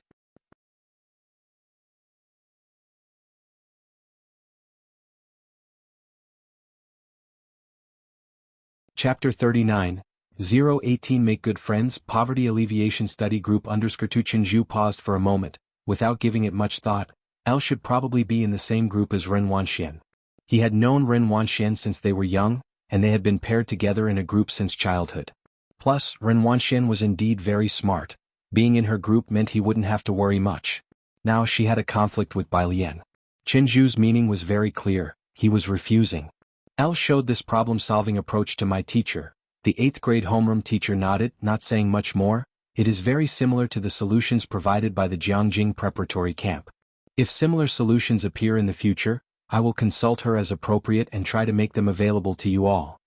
Jianghu was startled but eventually nodded and politely bid farewell to the homeroom teacher. Ming Dongheng was still keeping Jianghu company at the milk tea shop. Every day he would wait for Bai Lian to finish school before leaving. Today was no exception. However, when he said goodbye to Bai Lian, she gave him an extra look. And to be honest, although Ming Dongheng was tall and strong, the way he looked at people was sharp, but his expression rather dull. He didn't seem very smart. In fact, he kind of resembled a paramecium. This sense of identification was somewhat inexplicable. After leaving, Ming Dongheng touched his head, puzzled over the meaning behind Bai Lian's glance at him. Bai Lian sat down next to Jianghu and took out the physics exercises distributed that evening to study slowly. Jianghu Lai's notebook was quite useful, at least making today's studying less strenuous.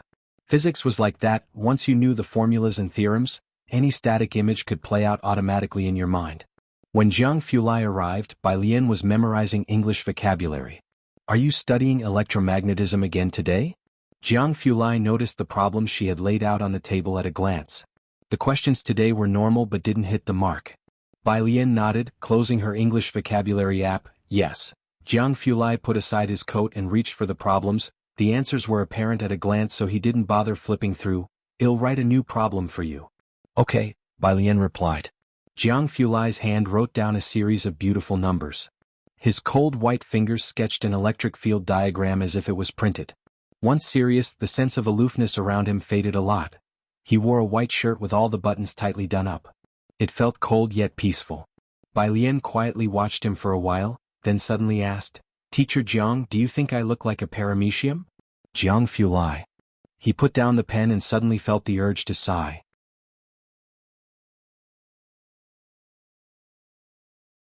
Passing the problem he had just written to Bai Lian, he also explained the electromagnetism exercise left for today. Outside, dinner for him and Jianghu had already been set out. He picked up his chopsticks and glanced at Bai Lian. The corner seats in the milk tea shop had all been replaced with black sofas. She was engulfed in blackness, with her school jacket open to reveal the white t-shirt inside. With her face slightly turned to the side and leaning lazily against the sofa, her complexion was translucent and pale. She didn't resemble a paramecium, Jianghu Lai thought as he lowered his head, carefully pondering. She was more like a cat. When Bai Lian returned, Mao Kuan was waiting for her at the street corner. She handed the invitation she had in her hand to Mao Kuan. Who was that just now? Ji Xiaorong had come to pick her up today, and instead of waiting at the entrance to the alley, he had walked a bit further out. He just happened to see Mao Kuan. Oh, that. Bai Lian adjusted her backpack, her eyes not blinking. A relative of the convenience store owner. I had something that arrived and he was delivering it. Ji Xiaorong had grown up here and naturally knew the convenience store owner. However, lately he had heard some news about Purist Street at the Ren family home. This store owner is said to be somewhat dangerous, not a simple character. You should be careful around him. Bai Lian was startled. Is that so? But she thought the store owner seemed quite nice. Ji Xiaorong, shining his flashlight, had nothing more to say. Sorry for the trouble Wanxian caused you. After a long while, Ji Xiaorong finally spoke up. It's okay, Bai Lian replied lazily with her back to the words. I'm more lenient towards people from Xianxia. Ji Xiaorong didn't quite catch her meaning but spoke again. Al initially thought you two would become friends. Bai Lian was surprised. That's rather unlikely. Al no. Ji Xiaorong patted Bai Lian's shoulder, no longer mentioning Ren Wanxian. Your grandfather has been in much better spirits recently, thank you. After taking a few steps, they saw Ji Heng waiting for them at the entrance to the courtyard. Seeing Ji Heng, Bai Lian's eyes lit up. Grandpa. Ji Heng looked into her eyes. Bai Lian blinked. The principle of the constancy of the speed of light, do you remember it, Grandpa? Suddenly, Ji Heng wondered why he had bothered coming out to wait for them.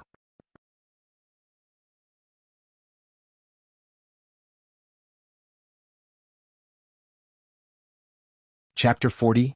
018 Make Good Friends, Poverty Alleviation Study Group _3 He turned and went back to the yard to continue his carpentry. Then I'll explain it to you again tomorrow morning, Bai Lian said, minding her own business.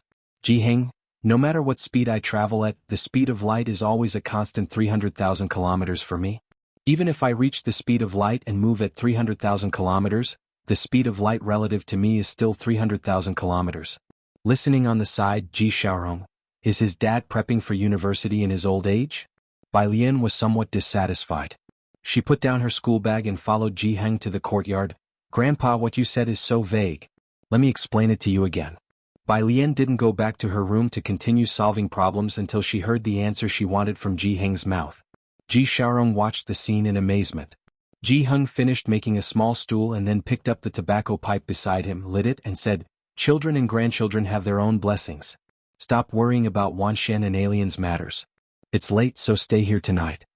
Having said that, he took the small stool and went into his room. Ji Xiaorong knew what Ji Heng meant and didn't insist further. The next morning when Ji Xiaorong got up, he saw Bai Lian sitting by Ji Heng's bed, waiting for him to wake up. So why make a small stool? Isn't he afraid of someone getting up earlier and earlier? Today is Friday. The last class of the afternoon was Chinese. Lu Lingxi stood on the platform. Next weekend is the monthly exam. Everyone gear up. Also, as you all know, the school anniversary is coming up. The benefactor of Xianxia Middle School will come to watch, and the school has ruled that each class must present at least one performance. Cultural committee members, go back and plan what our class is going to perform. Close to Friday, everyone was very excited. Okay, Ms. Lu. Zhang Xiais and a group of boys slammed their desks in agreement. Bai Lian had a training class to attend after school. The class teacher of Class 8 collected yesterday's practice problems and played today's video. After the video was over, the class teacher of Class 8 didn't hand out practice problems. Standing in front, he smiled and said, To promote studying, I've decided to create study groups with 3 to 4 people in each. Everyone is free to form their own group. As soon as these words came out, everyone in the training class set their sights on Chen Zhu, Ren Wanxian, and Ning Xiao. Brother Zhu, shall we group up? Ren Wanxian looked at Chen Zhu beside her. Chen Zhu nodded, naturally. Out of the whole school, he only recognized the abilities of Ren Wanxian and Ning Xiao, he didn't really care much for the others. Wouldn't those two pairing up be a strong combination? In an instant, everyone in the training class surged towards where Ren Wanxian and Chen Zhu were. Not to mention their scores. Just based on their family backgrounds, one had to strive to join this duo's group. I'm with Brother Zhu. Ren Wanxian glanced at Bai Lian, who hadn't found a group, before looking at the crowd surrounding her and Chen Zhu, tilting her head. Why don't you guys draw lots? We want choose. Well, rely solely on luck. Shi Yutong was still absent, so there were 2 more spots in Ren Wangshuan's group. Quickly, the 2 chosen students let out cries of surprise. Seeing no hope for themselves, others began to search for other teammates. Even the reticent Ning Xiao was occasionally disturbed by others, but he didn't respond. Only one person was left unapproached, Bai Lian. Bai Lian was attractive, but Ren Wanxian had announced her grades on the first day, 85 in comprehensive science. No one knew why she came here and naturally, no one wanted to team up with her since they formed study groups to improve their scores. In the end, there were only 4 people left in the class. Then Ning Xiao, Bai Lian, Tang Ming and Zhu Jiaren, you 4 will automatically become a group, declared the class teacher of Class 8 with finality. Only then did he begin to distribute today's practice problems. Zhu Jiaren looked distressed. After the study groups were formed, everyone quickly adjusted their seats to sit together as a group. Bai Lian and Ning Xiao were already sitting adjacent to each other, so Tang Ming and Zhu Jiaren took their seats near them. Tang Ming surreptitiously took out his phone and succeeded in adding Bai Lian on WeChat. Classmate Bai Lian, if you have any problems in the future, feel free to ask me. Zhu Jiaran leaned on the desk, observing Ning Xiao, who didn't utter a word and kept his head down doing homework. He was wearing the school uniform and had only initially glanced at Zhu Jiaran and Tang Ming, his dark eyes peeking through long, tousled hair. His look was so melancholic that Zhu Jiaran involuntarily shuddered. Then there was Bai Lian. She leaned casually against the desk, idly propping her chin in her palm, a strand of hair falling over and resting on her fair wrist. She then carelessly put the practice problem aside. What study group? This was like poverty relief for Bai Lian, thought Zhu Jiaran despondently. Even if she couldn't join Qinzhu's and Ren Wanxian's group, being in another group from Class 8 would do.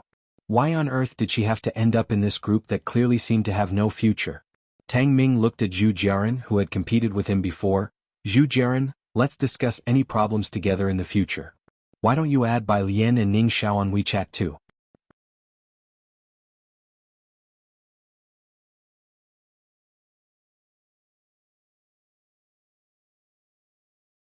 Chapter 41, Exercises of Trash Can 019_1 Zhu Jiaran waved her hand dismissively, momentarily lacking spirit. We've already added each other, just start a group chat. Tang Ming created the study group chat. On the right, Ren Wangshuan's group of 4 was together, discussing where to go for dinner that night. Their voices weren't loud, but they stood out in the silent auditorium. Zhu Jiaran looked at their group with some envy, then whispered, "They're going to the Wanha building for dinner, you know, it's membership only." Tang Ming nodded, his voice low. Aside from those from Class 8, no one else has probably been there, right? Neither Ning Xiao nor Bai Lian said a word. No response. Zhu Jiaran observed the two, a silent and gloomy top student and a barely passing student, seemingly from very average family backgrounds, probably never having heard of the Wanha building. She understood, yet it made her feel all the more disheartened. Bai Lian didn't pay attention to the others and simply took out her phone to open WeChat. Teacher Jiang, it's raining. Bai Lian then looked out of the window, indeed noticing the light rain outside. She stared at the rain outside for quite a while. Then she finally lowered her head slowly and sent a message to Jianghu Lai. Bai Lian, can I show the problem you gave me last night to a few of my classmates? In the CRFS laboratory, Jianghu Lai was looking at the data displayed on his computer. The lab was cool, and he wore a black coat, his pale index and middle finger holding a pen, pointing at the projection on the wall, methodically analyzing to his group. This is the lost energy data detected by the LIW detector before, with red, yellow, and green likely being the single gamma background events, almost no WIWP found. The other group members were listening intently to his analysis. They were able to answer the occasional questions he asked them roughly. With the group members becoming notably more reliable, Jianghu Lai gave a slight nod. He sat down, lifted his head to remove his glasses. Hewen, I've sent your paper to Academician Ma, check your inbox. Leaning against the chair back, his eyes and brows deeply cool, a leg lazily propped up, he spun his phone in his hand, his proud and noble air setting him apart from the others in the laboratory. He was like a snow lotus blooming alone at the top of a snowy mountain, noble, stunning, and forbidding to strangers. Hewen recorded with his pen, deeply moved, "Thank you, young Master Jiang." Moreover, their group was different from those in other labs. They just had to focus on their research, never fearing that someone would steal the first authorship rights to their papers. Jianghu Lai's papers always had room for their names too. Even though their contributions to the paper might have been nothing more than helping with printing. Furthermore, Jianghu Lai would also help them find various industry experts to review their papers. Hewen would always remember his graduation defense from the previous year when Jianghu Lai simply took a phone and sat to listen midway through. The old professor who had always troubled him did not dare to utter a word in the end, and other professors' questions were as simple as, "What did you eat today?" Hewen, who thought he wouldn't graduate, not only did so smoothly but was also introduced to Jianghu Lai's lab by Academician Ma. He understood why everyone was desperate to get into Jianghu Lai's laboratory. Jianghu Lai flipped to the next experiment report, looked up at one of the group members with a chilling tone. "Did I not make myself clear? In your experiment report, except for the first look where I can't make out what you're writing, every other glance tells me nothing. In what state of mind did you write this?" The trembling member stammered, "I'm sorry." The rest collectively lowered their heads and stepped back. To avoid being implicated. Jianghu Lai stopped on the last page, his tone icy, "And you even added my name as the advising professor. Are you planning to defame me?" The phone screen lit up. A message popped up, "Student by. Can I show the problem you gave me last night to a few of my classmates?" Jianghu paused. He shifted slightly, his pale, slender fingers tapping on the phone unhurriedly, pondering for a moment before saying to that group member, "Rewrite it." Jianghu checked the time, replied with a message and stood to leave the laboratory. "You may." The group member, who thought he would face a storm but ended up being let off the hook, suddenly felt an inexplicable sense of fantasy. He adjusted his glasses again and spoke, "This is strange." Everyone else nodded in agreement. After another minute, the reborn group member reached out to choke Hewen. "Ah, Hewen. You've completely ruined your image in my eyes. How can someone like you be on the honored list of Jing University?"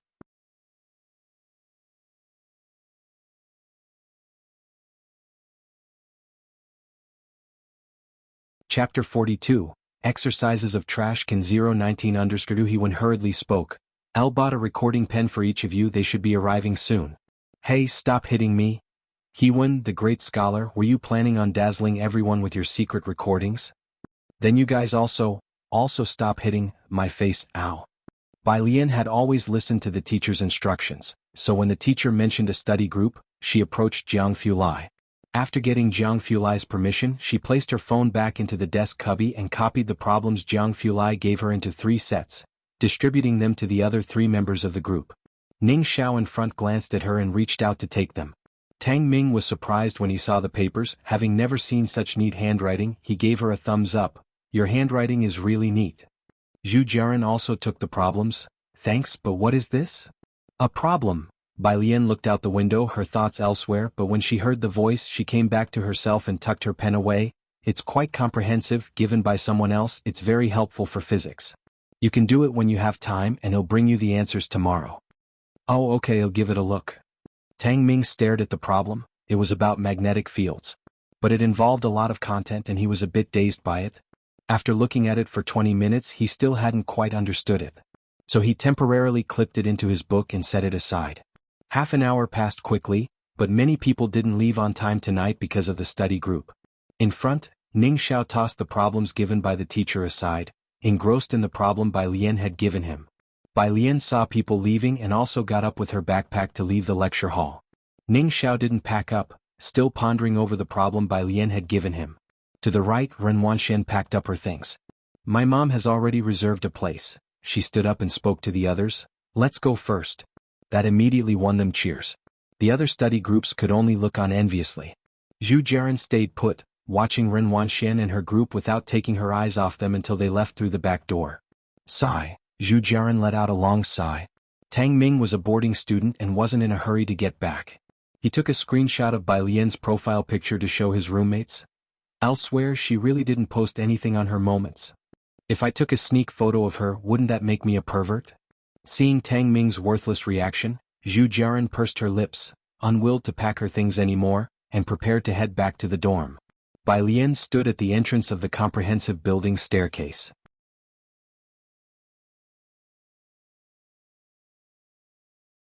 The rain was falling heavily, sweeping across the entire campus like a net. The already dimly lit school was shrouded in rain mist, becoming even more hazy. There was hardly a soul on the road. It was as if she was the only one in this vastness. The surroundings were filled with the sound of rain. Bai Lian stared at the relentless downpour and began to wonder again if she should have died in Xianxia long ago, and that now, it was merely a pipe dream of hers about Xianxia. Bai Lian stood at the entrance of the comprehensive building staircase. A faint voice came through the curtain of rain. "What are you spacing out for?" Bai Lian looked up and saw Jianghu standing a step away on the stairs. His figure was tall and slender, wearing a knee-length coat, his pale yet powerful right hand propping an umbrella. Despite the downpour, his entire demeanor was unruffled as he elegantly tilted the umbrella forward. "Is your phone on silent?" Jianghu was shaking her phone, the usual arrogance in his eyes slightly diminished. "What are you doing here?" Bai Lian gradually came to her senses, slowly patted her pocket, then lifted her head. "I'll think I left my phone in the lecture." Jianghu raised an eyebrow, handing her the umbrella. "Where is your tutorial classroom?" Bai Lian took the umbrella, standing on the stairs behind the rain curtain with a listless expression in her eyes, the reflection of street lights shimmering in her pitch-black pupils. "First floor, the last classroom to the right, 4th row from the left, first seat." Jianghu entered the main building. Because students were having tutorials there in the evening, the lights on the first floor of the main building were all on. His tall stature and exquisite features were as nobly indifferent as ever. Ren Wanxian and people like her noticed him almost immediately. What made Jianghu truly stand out was not his striking features, but the inherent dignity he exuded, making him seem unapproachably aloof even as he simply walked. He passed by Ren Wanxian and Chen Zhu unhurriedly, his pale face sharp and almost edged with frost. He failed to spare them even a glance. Zhu Jiaran, who had just left the classroom, also caught sight of him, pausing in her steps. "Who is that?" Ren Wanxian and her group discussed in low voices as they watched Jianghu's retreating figure. Ren Wanxian and Chen Zhu exchanged glances, both shaking their heads, guessing he probably wasn't from Xianxia, as his genuine and unblemished air was not something Xianxia could foster. As soon as they exited, the Ren family's business car was parked at the entrance of the main building. Since they were eating together, Ren Wanxian was picked up by the family driver, who glanced at Bai Lian crouched at the steps, then asked Ren Wanxian in the rearview mirror, "The master said to pick up Miss Bai along with you for dinner." "Your grandfather," Chen Zhu withdrew his gaze from Bai Lian without interest. He had heard from Ren Wanxian that Bai Lian's invitation had been inadvertently received, a 1 in a billion chance of luck. Just hearing the name Bai Lian made Ren Wanxian inexplicably irritated, her face cold. "Don't bother with her, let's go." She directly instructed the driver to drive away. Chen Zhu didn't bring her up again either. Inside the main building, Jianghu found the last lecture hall. There weren't many people left in the lecture hall by the time he entered, with over half the lights already turned off.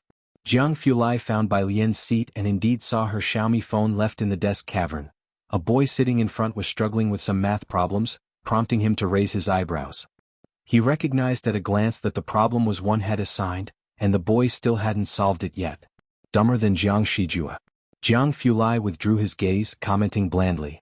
He picked up the phone and walked out, pausing beside the trash can when something in the corner of his eye caught his attention. There wasn't much trash in the bin. Looking down, he saw a crumpled piece of paper tossed carelessly inside. With his back to the light, Jianghu lowered his eyes, his face shadowed and his expression even colder. He bent down, picked the paper out of the bin, and with well-defined fingers, he slowly unfolded the neat, precise regular script. It was Bai Lian's handwriting, the problems he had written for her the night before. Now disregarded, thrown away without a second thought in the trash bin.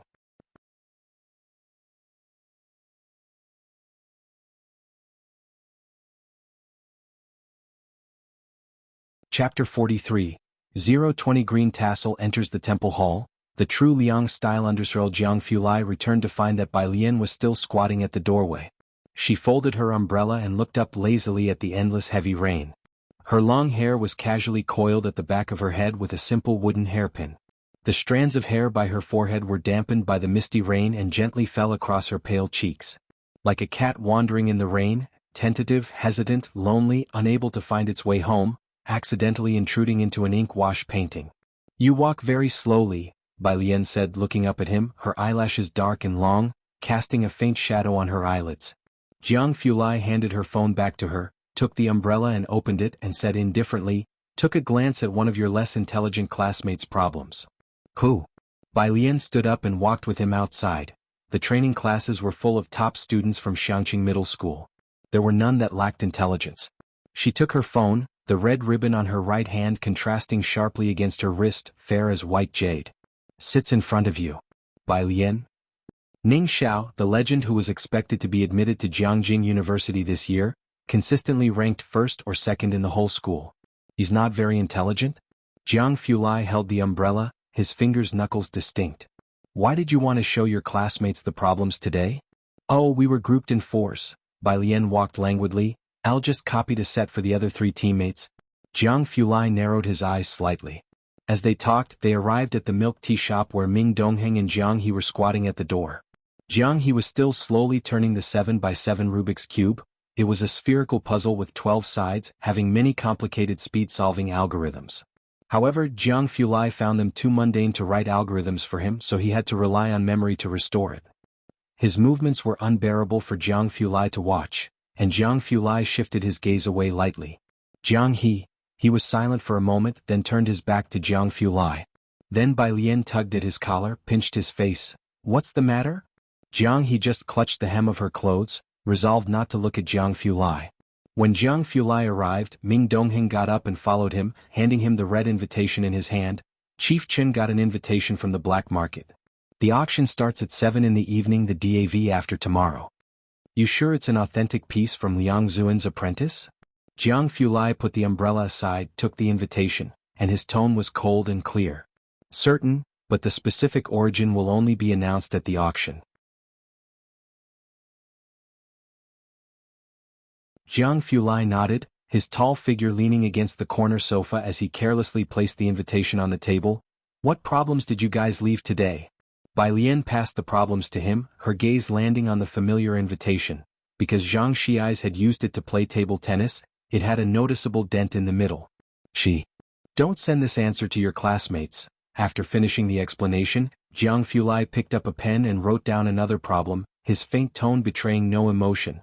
"Let them think about it on their own first." When Bai Lian returned, the rain had gradually lessened.